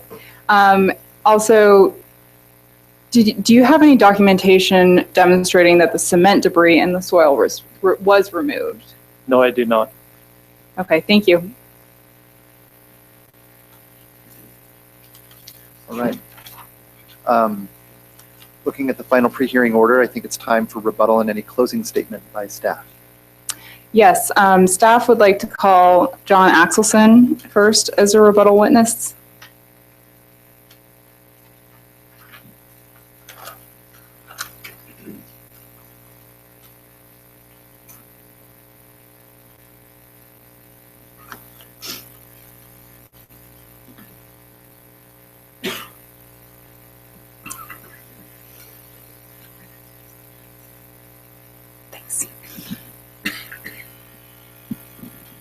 Mr. Axelson, Mr. Nash stated that the unreportable spill was not of a reportable quantity because a portion of the water in the berm was rainwater. Could you explain why that is unlikely using Exhibit 15C? Yes, at the time of the inspection, the COGCC staff on site said it was not raining. There hadn't been any rain or snow or precipitation events at that time. And then turning to the workover debris, was a Form 27 conditionally approved regarding the cement and the other spills of the 20W well on September 23rd, 2015? Yes. And is this the Form 27 that was conditionally approved? That is correct. Staff would like to admit this as Exhibit 59. Does this Form 27 state that the cement and soil contaminated on the site needs to be removed still as of September 2015? Yes. Did environmental staff request documentation confirming those actions have been completed? We did, yes. Have you received that documentation? No, we have not. Thank you, Mr. Axelson.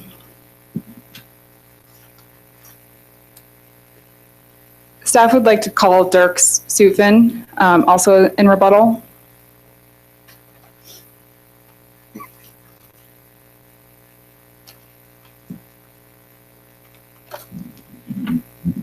Mr. Sutphin, have you had a chance to review the email that Benchmark provided today? Yes. At the time you sent this email, which was on October 14, 2014, did you know that the MIT for the Packer had been set at 3630 feet? No, I did not. Thank you. That's all we have. I guess we'll move on to closing.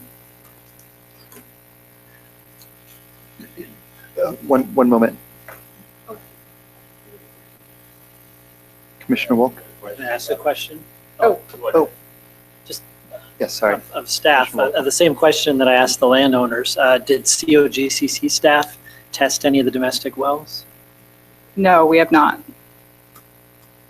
Rationale or reason? Oh, sorry, John Axelson, I should probably let you.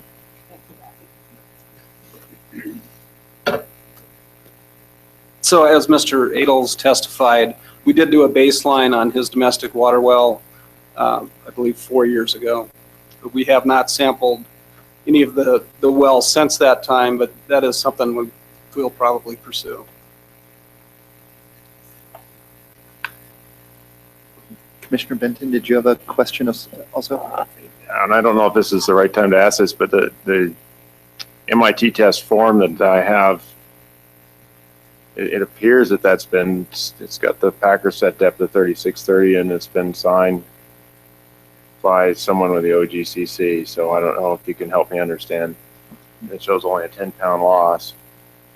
So I don't know if you have a copy of this. Is that the copy that was, does it match Exhibit 42? Because I have not seen Mr. Nash's exhibit, if it is different than that I'm happy to pass this over to you so you can look at it. Or excuse me, Exhibit 41. Not on 2.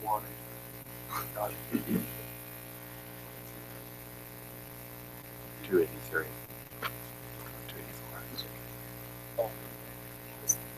So the first thing I noticed.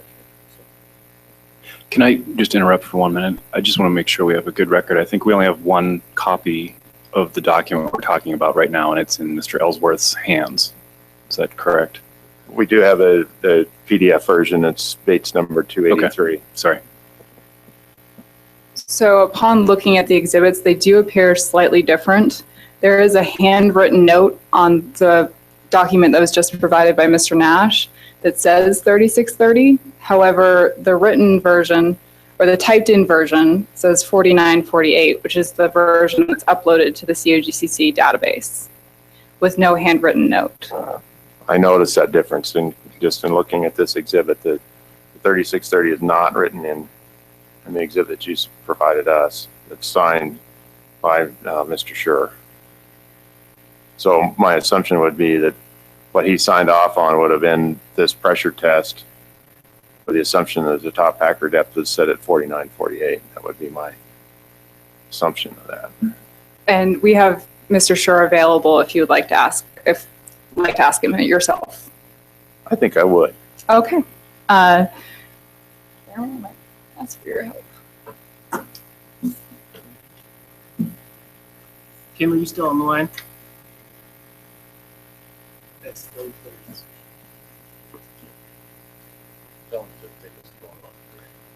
Jim, take the phone off. Before we take testimony, I just want to ensure that Mr. Schur is properly sworn. Mr. Schur, you're going to have to speak up quite a bit. You're on a speakerphone here. So this is Assistant AG Jake Matter. And if I can just swear you in here before you testify. Please raise your right hand and swear. Do you swear or affirm under penalty of perjury that the testimony you're about to give today is truthful and accurate? I do. Thank you. Good volume. Thank you, Mr. Scher. So what I'm looking at, this is John Benton, I'm looking at a State of Colorado mechanical MIT test dated October 14th, 2014, that shows that you signed off on a pressure test for a well that only lost 10 pounds, in which it says the top packer depth is 49.48. Then that would lead me to say, what was your understanding of that MIT test as far as what you were approving? I witnessed the test, and it was completed pending approval of the packer setting by engineering. That was why it was not submitted to the COGCC inspection or report. And at that time you signed it, what was your understanding where the packer was set? There was some confusion about the depth of the packer, and I noted, I believe on the inspection, I'm sorry I don't have that in front of me, but I noted my concern for the packer depth, and that the pressure testing had been performed and was satisfactory for pressure testing pending the approval of the packer setting. And if you'd like to see If that answers your question, it's real hard to hear folks on this end. we'll try and remedy that, Kim. This is Exhibit 40, which is that inspection report that Mr. Scher is referring to. Okay.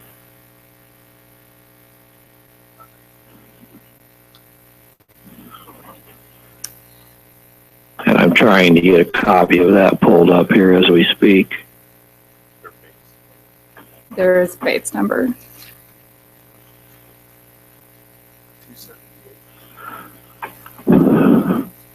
The last three digits of that inspection, 574. Yes, correct. Okay, I'm on the same. Okay.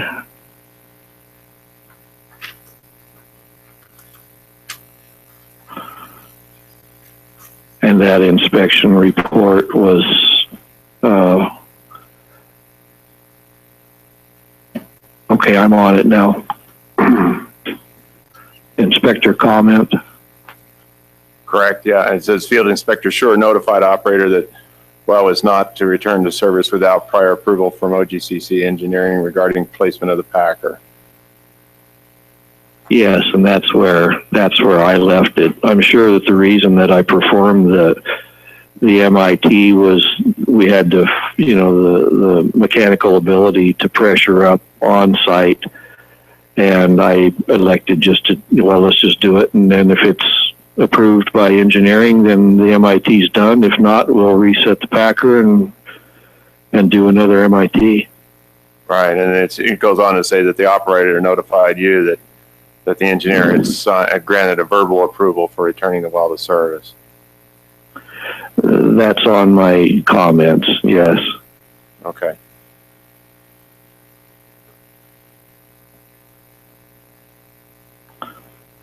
Clear as drilling mud, I think.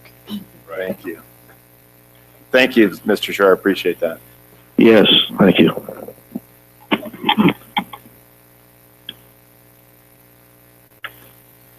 Are there any other commissioner questions for Mr. Scher? All right, thank you, Mr. Scher.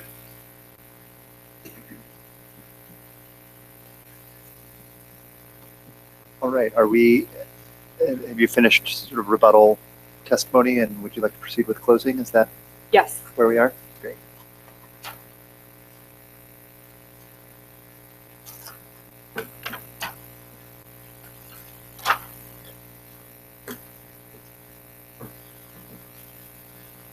Could I get a time check? Thank you. Oh. Speak quickly is what you're saying.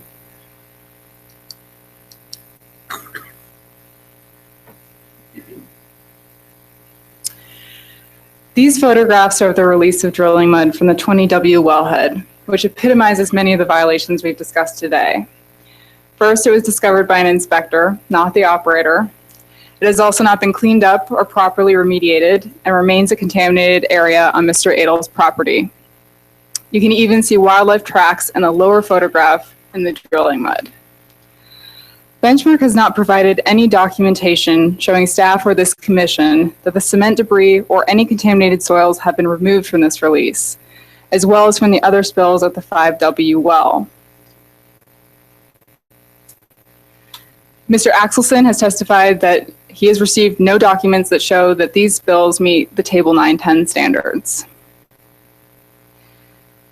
Mr. Suitfin testified that this spill could have been the result of Benchmark's failure to properly repair and MIT the well. Mr. Nash has insisted that he received approval for the non-compliant MIT or the return of the well to injection. This may have been a misunderstanding, but it is very unlikely that either Mr. Schur or Mr. Suitfin gave this approval for two reasons.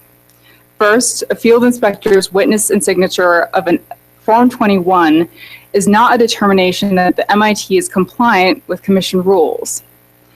Here, Mr. Schur made that distinction clear, as you saw on Exhibit 40, or 41, excuse me, at Bates numbered page, was it 273?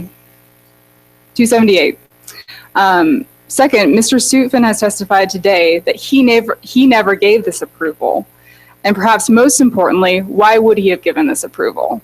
This MIT was performed with the packer set more than 1,000 feet above the highest producing zone perforations. This at least merited a note to the well file, of which there are none.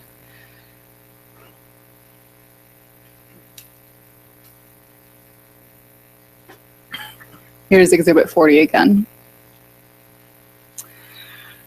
As part of a pattern of violations determination, the Commission may consider Benchmark's history of compliance with Commission requirements, including the violations we are discussing today. Benchmark has violated almost 50 Commission requirements over the last 2 years. The fact that this pattern exists indicates that the Commission's typical enforcement and penalty process has not been sufficient to inspire compliance. It also indicates a high likelihood that this pattern will continue unless you take action today. Comparing the types of violations in the prior orders with the recent violations also reveals several trends. In Order 1V408, the Commission found Benchmark in violation of Rules 326 and 309 at 5 wells, including one violation for the failure to maintain mechanical integrity. Again, today we have a violation of that rule. In Order 1V501, the Commission found Benchmark in violation of Rules 603F and 1003 regarding debris and the failure to perform reclamation at 6 wells. And again, Benchmark has failed to remove debris and reclaim the surface. Lastly, in Order 1V496, the Commission found Benchmark in violation of Rule 906A regarding a spill that the operator has still failed to clean up today. Regarding the characteristics of the spills and the response of the operator to those spills, there are also multiple trends. First, the cause. Half of the spills were the result of flowline integrity issues, which has recently become an inspection and enforcement priority for this agency. Second, who discovered the spills? Of the 8 spills, 6 of them were discovered by the landowner or inspectors. The impacted surface area was also vast for most of the spills. These quantities are based off of what was reported by Benchmark, which, as Mr. Axelson testified, could be underestimating the actual amount spilled. Perhaps most importantly, we are talking about 8 spills that have not been properly cleaned up and 6 that have not been properly reported over a little over a year. If we allow this pattern to continue another year, will we have another 8 spills? From the trend, it appears like that might be the case. Based on these trends, it is no surprise that staff and these landowners are very frustrated. You've heard from 2 landowners today who have been directly impacted by these violations. not only has Mr. Adels had to deal, and Mr. Anderson had to deal with the immediate impacts of these violations, but also the longer term impacts, for example, impacting their property values. Staff has responded to these landowners' complaints and performed over 20 inspections in response to the recent violations alone, and has spent even more hours following up with Benchmark, explaining commission requirements, requesting paperwork, and pleading for action. As Mr. Axelson testified, staff has performed a total of 272 inspections on Benchmark's 39 wells since it acquired them in 2011, which resulted in 770 required corrective actions. Staff has taken 32 to formal enforcement with little success. And I believe a majority of the audience are staff members today, which should indicate how invested everybody is in this case. This hearing is the result of staff running out of options to protect the environment and the landowners from further impacts. To stop this pattern, staff is requesting an order finding Benchmark in violation of Order 1V496, Rules 309, 326, 906A, 906B, and 1003A for a total of 17 violations, imposing a $1.27 million penalty, and determining that Benchmark has engaged in a pattern of violations. If the commission finds that Benchmark has engaged in a pattern, staff requests that this commission authorize the director to immediately suspend Benchmark's certificates of clearance and withhold the issuance of any new permits. And if Benchmark fails to pay the penalty or return to compliance within 30 days, staff is requesting that the commission authorize the rescission of Benchmark's Form 1 and revocation of Benchmark's right to conduct oil and gas operations. It is important to note that these actions can be reversed. If Benchmark comes into compliance, pays the penalty, and demonstrates to the director or the commission that it will not harm the public interest if they are. This basic threshold, compliance, taking responsibility for your violations, and not harming the public interest, is essential for any operator to operate safely in the state of Colorado. This relief is not requested lightly. Staff has devoted countless hours to bring Benchmark into compliance by lesser means. And as you can see from today's presentation, those lesser means haven't worked.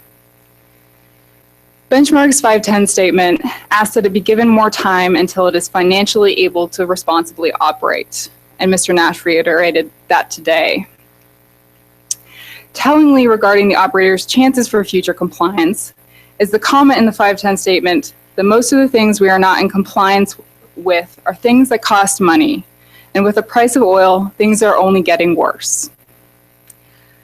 I can predict a likely and grim outcome if Benchmark is given more time to bring its operations into compliance. Staff will spend hours again trying to bring this operator into compliance with no avail. The landowners will face the distinct possibility that they might have more E&P waste spilled on their land and never cleaned up. And the result will be an even larger and more expensive mess. Benchmark has left staff in this commission no choice. Whether for lack of resources or desire, they've repeatedly violated some of the most important commission rules for preventing impacts to public welfare and the environment. This is what Benchmark's pattern looks like today. What will it look like if we allow it to continue? Thank you for your time. And before you close the record, staff is available for questions if you have any, now that you've heard everything.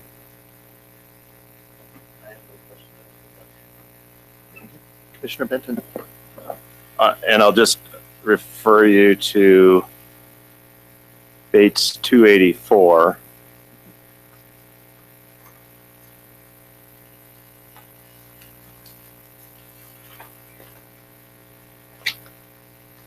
Just to confirm that, is Bates 284 is just a list of COs from the information system about inspection and incidents on this particular field, the Graylands D sand unit.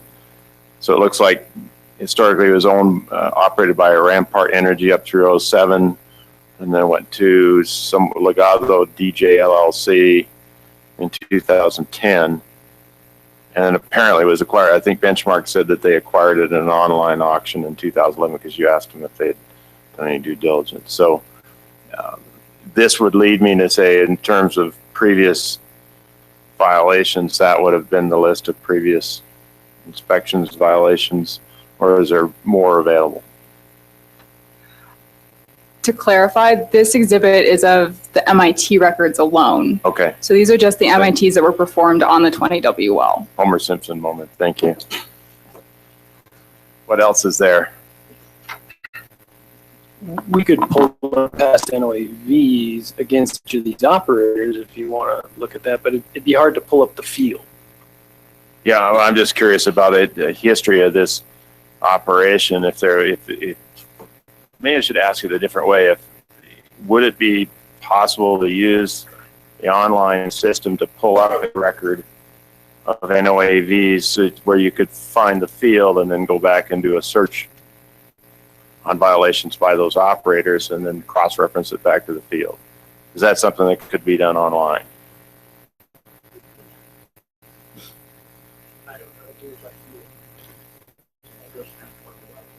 You couldn't do it. All you could do is you could look at this, and then you'd have to go back and do a search by the operator, and then you'd have to look and see where the wells are, or what fields were violations. So someone could help me out with that.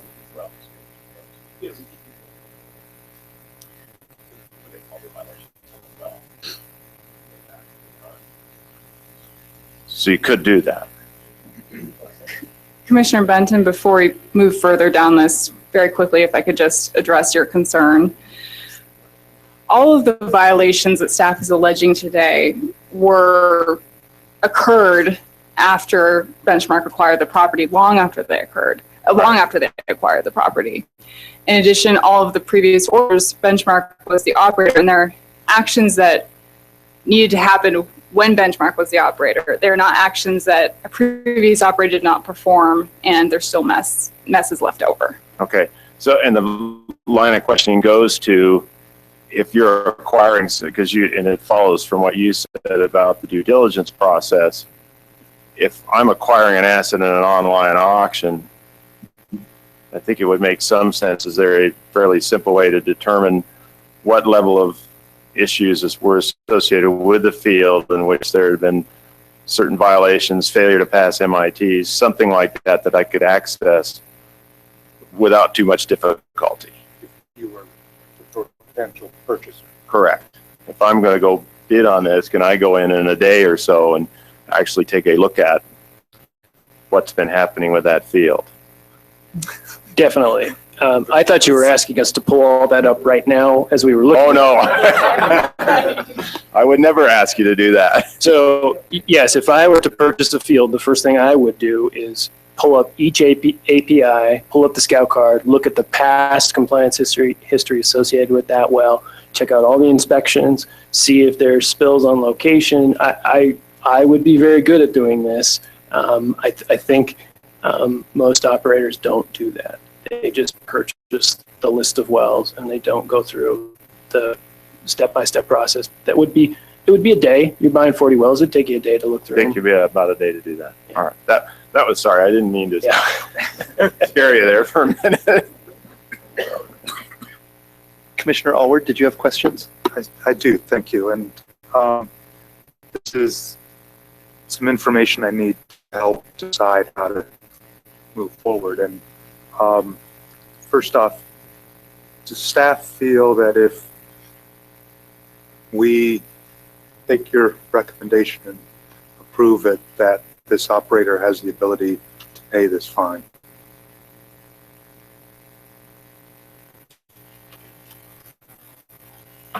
We do not. I mean, it's what the math.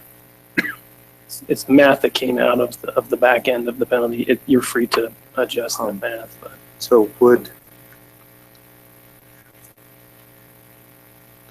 we'd probably at best be looking at some sort of payment plan. Is that would be the best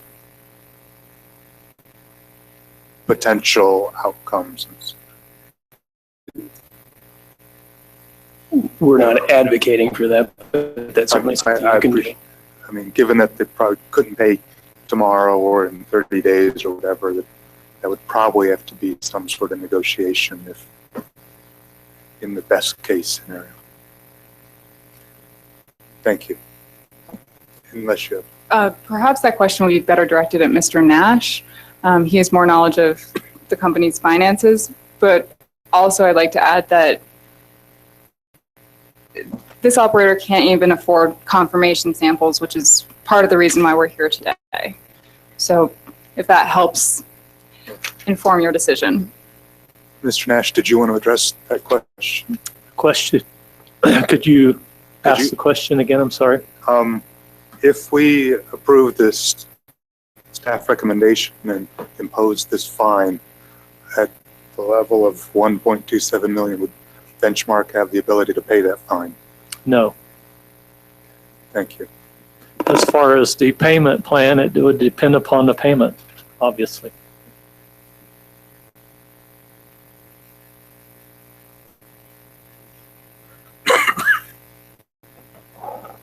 Could you bring up the recommendation, the staff recommendation again, please?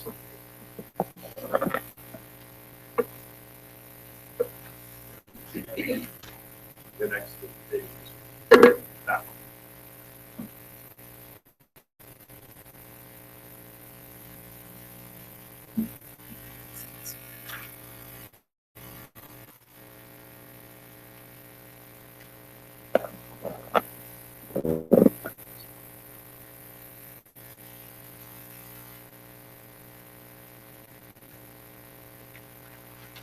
Could I ask a question of the staff? So in the staff pre-hearing statement at page 9 under relief requested, there are some additional measures that are being requested beyond this, and I just wanted to sort of get your thoughts on some of those.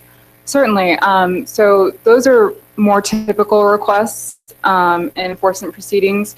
As Mr. Rouse sort of outlined at the beginning, they're dealing with pulling the operator's financial assurance, using ERF funds to remediate the sites if necessary, language that this commission has approved before.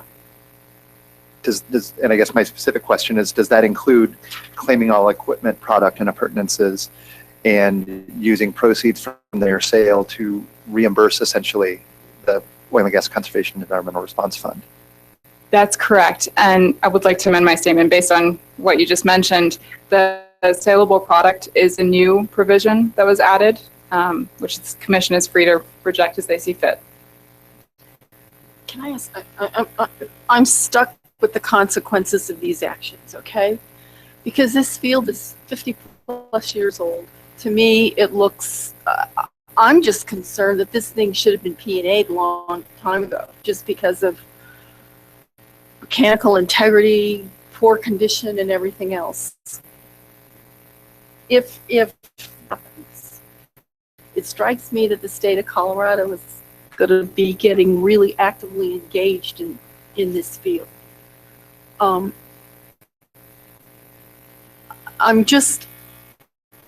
struggling with that. I'll tell you flat out that I'm struggling with the fact that in 2011, a field was transferred and the state didn't, and again, the thing that worries me are when you have olds that you really have a question about their reliability and we transfer the operator to another and we're setting up a bad situation. I'm concerned about that, and boy, now it's going to be even worse because we've got $32 oil. It went up $2. It's just a comment. I'm struggling. I really am struggling with the consequences. Could I say something to that? Do I have the right to? Sure. I first off, you said $32 oil. Colorado price is $22, by the way. That's and right. Also, that's been my, all along with the COGCC, I've told them that I realize that I am not getting things done in the fashion that they want them done, but I have done a tremendous amount of work out there that otherwise the state would have had to do. And by that, I mean cleaning up tanks and tank batteries and pits and things like that. I realize that we're still struggling out there and having issues, but as I said, and if you look at the pictures, most of those are all the same location. There's one location that's had 3 different spills, and the other one location that's had 2 spills. And we've got 39 wells out there. And out of the 39 wells, there's 2 wells that's had an issue, 20W and 5W, as Mr. Adele said, are by his house, not too far from his house. The ones that valves open and valves close. So there's 39 wells there that there has not been issues with as far as leaks and things like that. Fortunately, we're dealing with this right now. And we're looking at the whole picture, and we've got to go forward from the sale. And this, we have a really good staff. If at the time you purchase this, and in case anybody else is listening here, if at the time of purchase or you're considering purchase, you would have come in here and said, we got a mess on our hands. Can I work with you guys to make this better? That would have been a whole different animal, but that's not what we're dealing with right now. We're dealing with the fact that we got a bad situation on our hands. I just don't want to make it worse. That is part of the issue. And like I said, I have been on the phone several times with the staff and told them that we have a huge issue here as far as cleanup, and to work with me, and that I would continue to clean up, and I have done so. Commissioner Wolk? Just for staff, of the 16 claims or 17 claims, it looks like there's only one that's class 3. Is that correct? Am I reading that correctly? That is correct. So had you theoretically tested domestic wells and found contamination, it's likely that many of these would have increased to class 3, and therefore the fine would be considerably higher, correct? Yep. That's correct. And I'd also like to point out that staff has also assessed them at moderate impact, but has chose to assess a penalty that would be for a minor violation. So if it was what the actual impact reflected, this penalty would be twice as much. So we have already reduced it for what you're seeing today. Thank you. Could I say one other thing? One moment. Any additional questions from commissioners? Quickly, sir. I was just going to say also, if you've seen the Exhibit 41 on page 278 where Mr. Scher said that, that's the time that I got the email from Mr. Dirksen right after that, saying, pass your witnessed MIT and recommence injection. So it wasn't that we did not just start re-injecting without it being okayed by Mr. Sufkin. Thank you. So Ms. Beckstead, this has all been sort of in the context of your closing. I wanted to see if you had anything else you'd like to say in closing, and then I think it's probably appropriate to close the record. Do I have more time?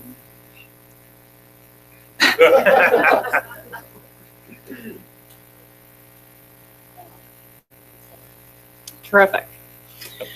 I would just like to respond to Commissioner Craig's concerns. Today you have a classic question that'll come before you again. It's come before you before. It's an operator that can't afford to properly operate. And it's difficult. It's difficult to put an operator out of business. And the people of Colorado need you to do that. And the staff of the Colorado Oil and Gas Conservation Commission needs you to do that. You discussed making the situation worse if the state takes over the wells. And our argument is that it's going to get worse if Benchmark keeps the wells. And I would attest that what we've shown today is that that's very likely. Thank you. That's all I have. Thank you. All right. Without objection, I will close the record. All right. The record is closed. Thank you very much. Now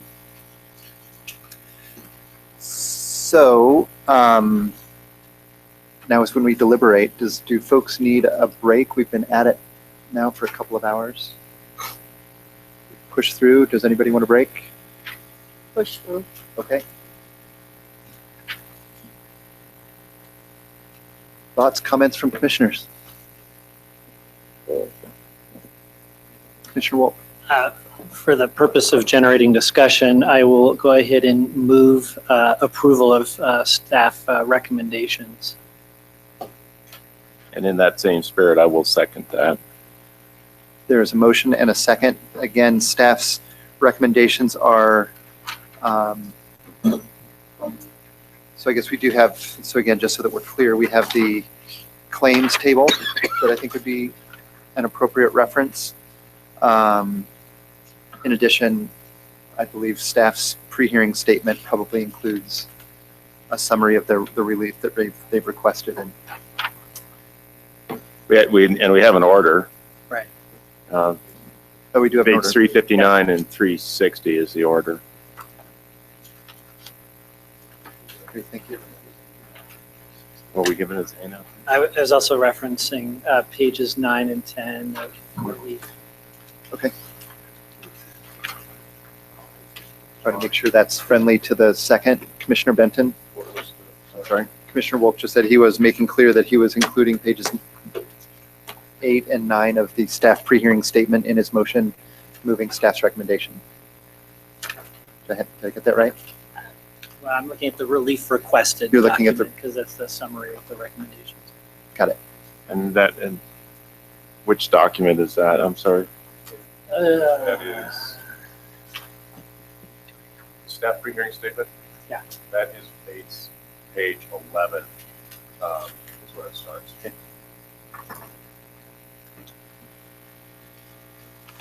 And the order of finding violation starts on 353. Correct.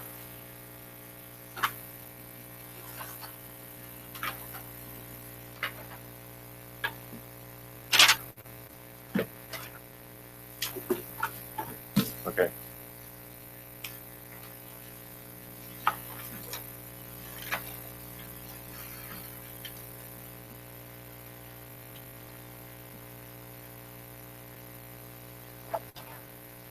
And for discussion, thinking about what Commissioner Craig said, notionally we could fine them $10, and I'm not sure if it would change anything, which is unfortunate. But it's a difficult place to be.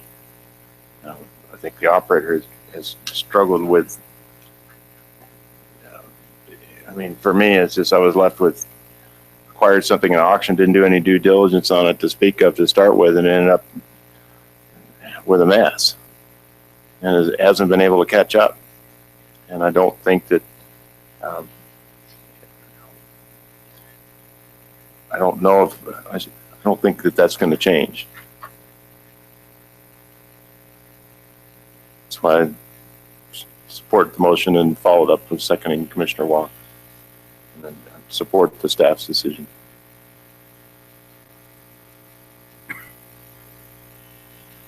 Commissioner Allward. Thank you, Mr. Chair. Excuse me.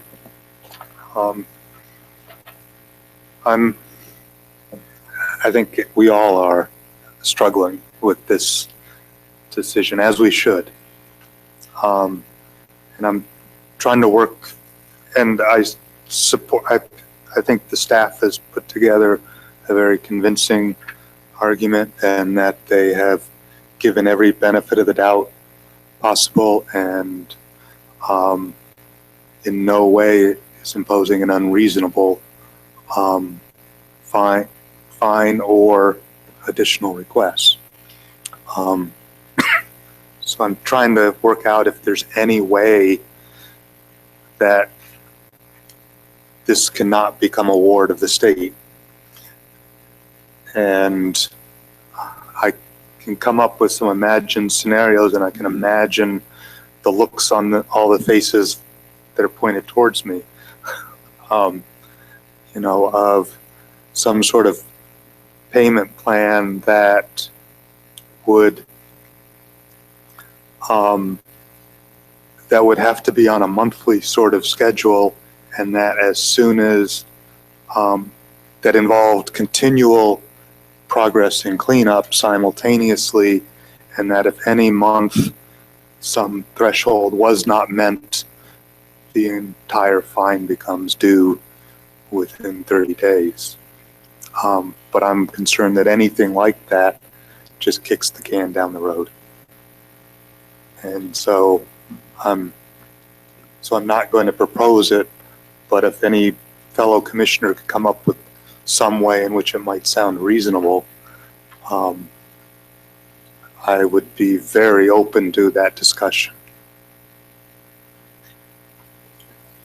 Well, being sensitive to that, the only place I can see, again, referencing the summary on the relief requested document is under number 2. If there's some sort of language around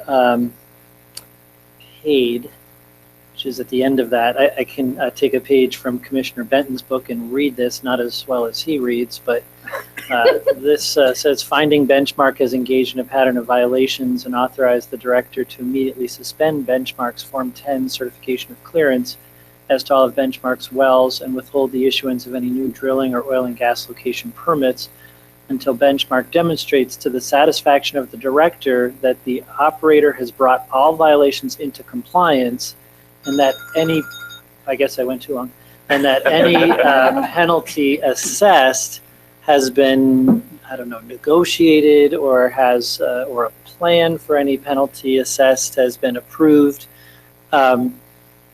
It at least, you know, it first of all sets forth clearly, you know, how the penalty has been assessed and calculated, but the priority for all of us, I think, is to ensure that things are fixed. And if by some miracle things can be fixed to the satisfaction of the director and all the violations are brought into compliance, that we try to give you some opportunity to, if you want it, to, you know, come up with a payment plan or something, because the way this reads, it's this $1.2 million needs to be paid in addition to all of that. So if other commissioners feel the need to sort of offer that up or temper that in some way, that might be the place to do it. Commissioner Benton? Thank you. I mean, for me, and it's the parts, and I'm referring to back to the order on, I believe, number page 360, which you, items A through D, which to me I think are after 3, when you say they're engaged in a pattern of violations, you terminate their ability to operate, foreclose on their financial assurance, use the funds. Essentially, that to me, even though it's not the best path in the world, it does establish a path to change how the field is managed. Essentially go through a process of reclaiming, plugging and abandoning the field, doing whatever's necessary that the state feels necessary to do. My question, I guess, would be, is it as part of that, could you say we're going to go ahead and impose that fine, and then at some point in time, we'll never get that. I mean, what'll end up being is we'll be in a line with a whole bunch of other creditors. So is it, you know, to me, is it whether the fine's $1 million, $10 million, $500,000, $50,000, it's not going to matter. What's key to me is making a change in how the field is operated, terminating the operator and not allowing them to continue to operate. So I'll entertain any level of fine that people are willing to impose here. I don't think, as the state will never collect it anyway.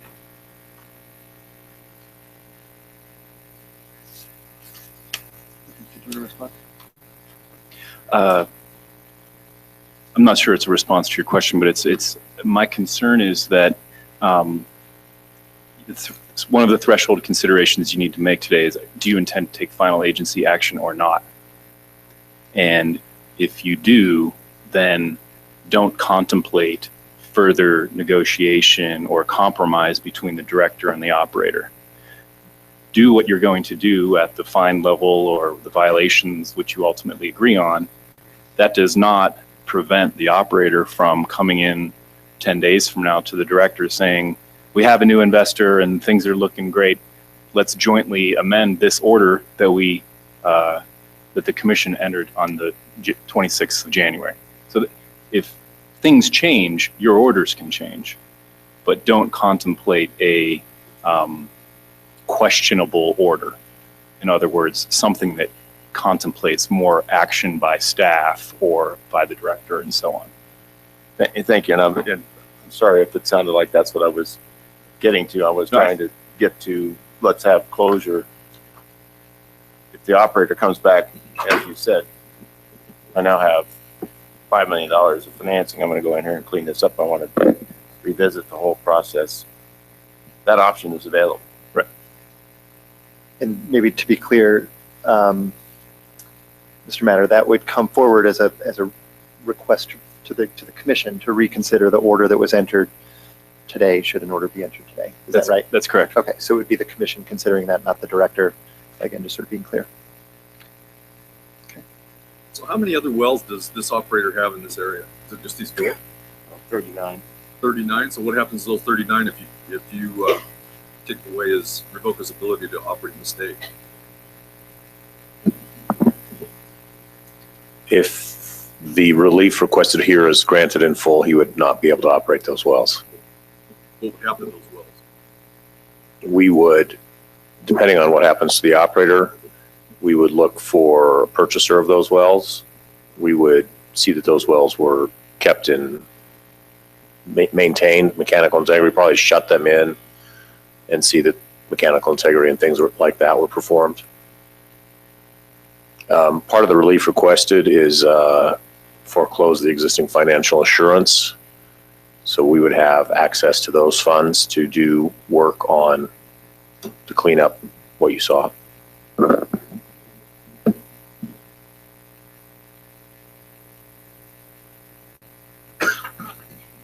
Do we know what current production is from all 39 wells combined? We did not, I don't believe, receive testimony on that. Yeah, I should have asked, sorry. That's right.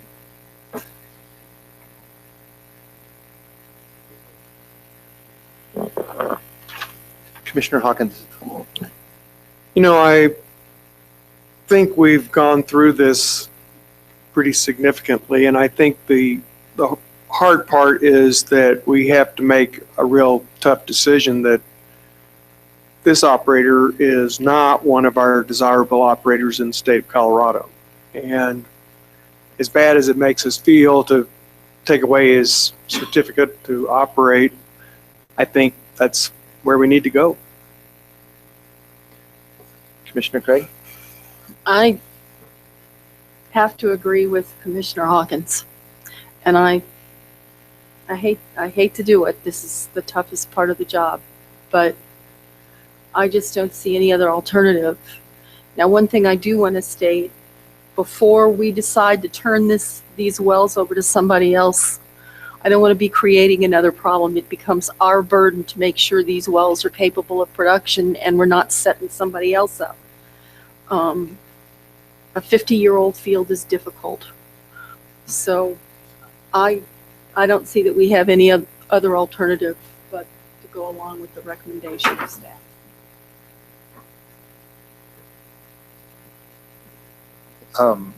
I might offer just a couple of thoughts, having heard from nearly everybody. You know, I will just say, I don't know if it's my training as a lawyer or my role as a policy maker and policy implementer, but I find sort of security and precedent. And here we are really, the commission is really being asked to do something that is unprecedented.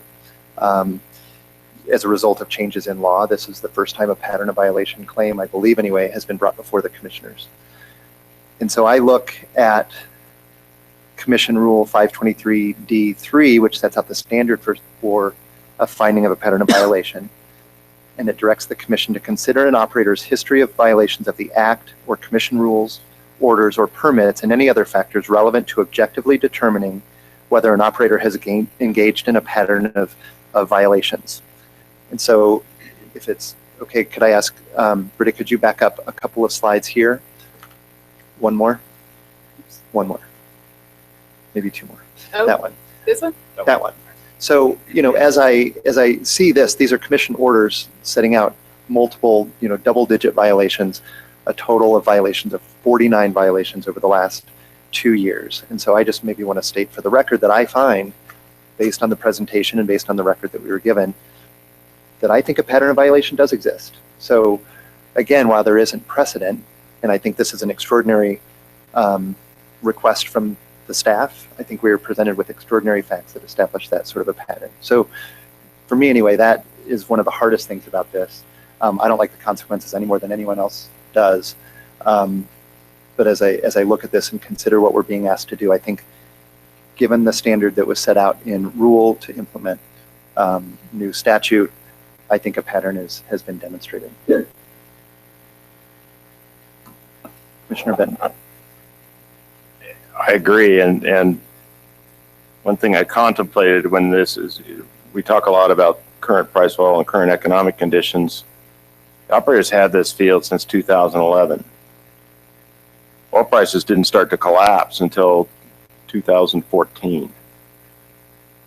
So, and I'm not, I didn't looking at, but consistently, if there were issues with this field, take advantage to clean those up when you had 3 years of great oil prices and set yourself up, because all of us that have been in this industry know that we go up and down.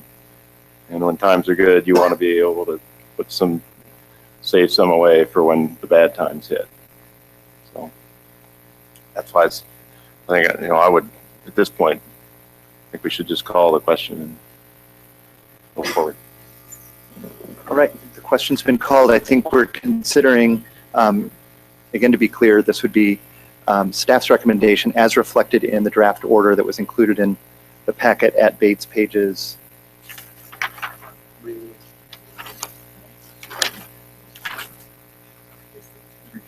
page 353 through 360.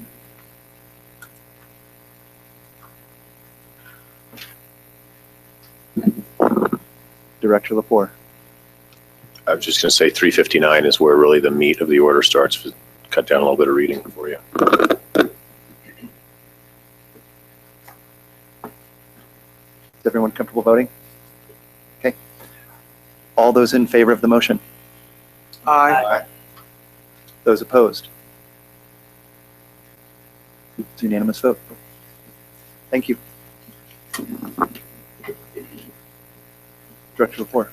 Thank you, Mr. Chairman. I just want to thank the commissioners for your thoughtful and deliberate consideration of this matter.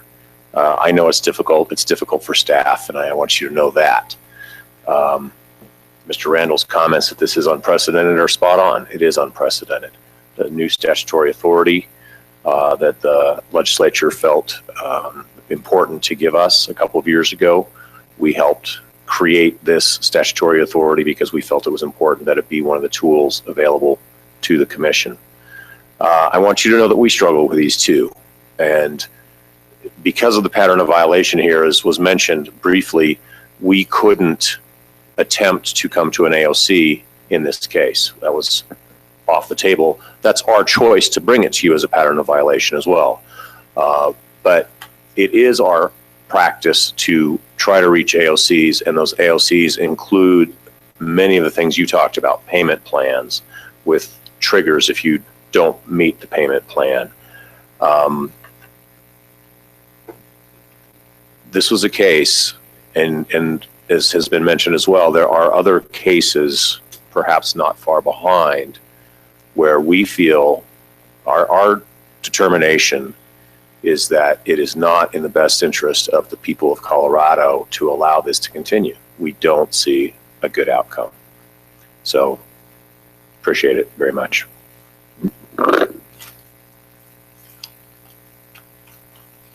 Right. I will look to Ms. Murphy to indicate whether there is any more business to come before the commission in today's hearing. Only you to adjourn us. All right. Without objection, the meeting is adjourned.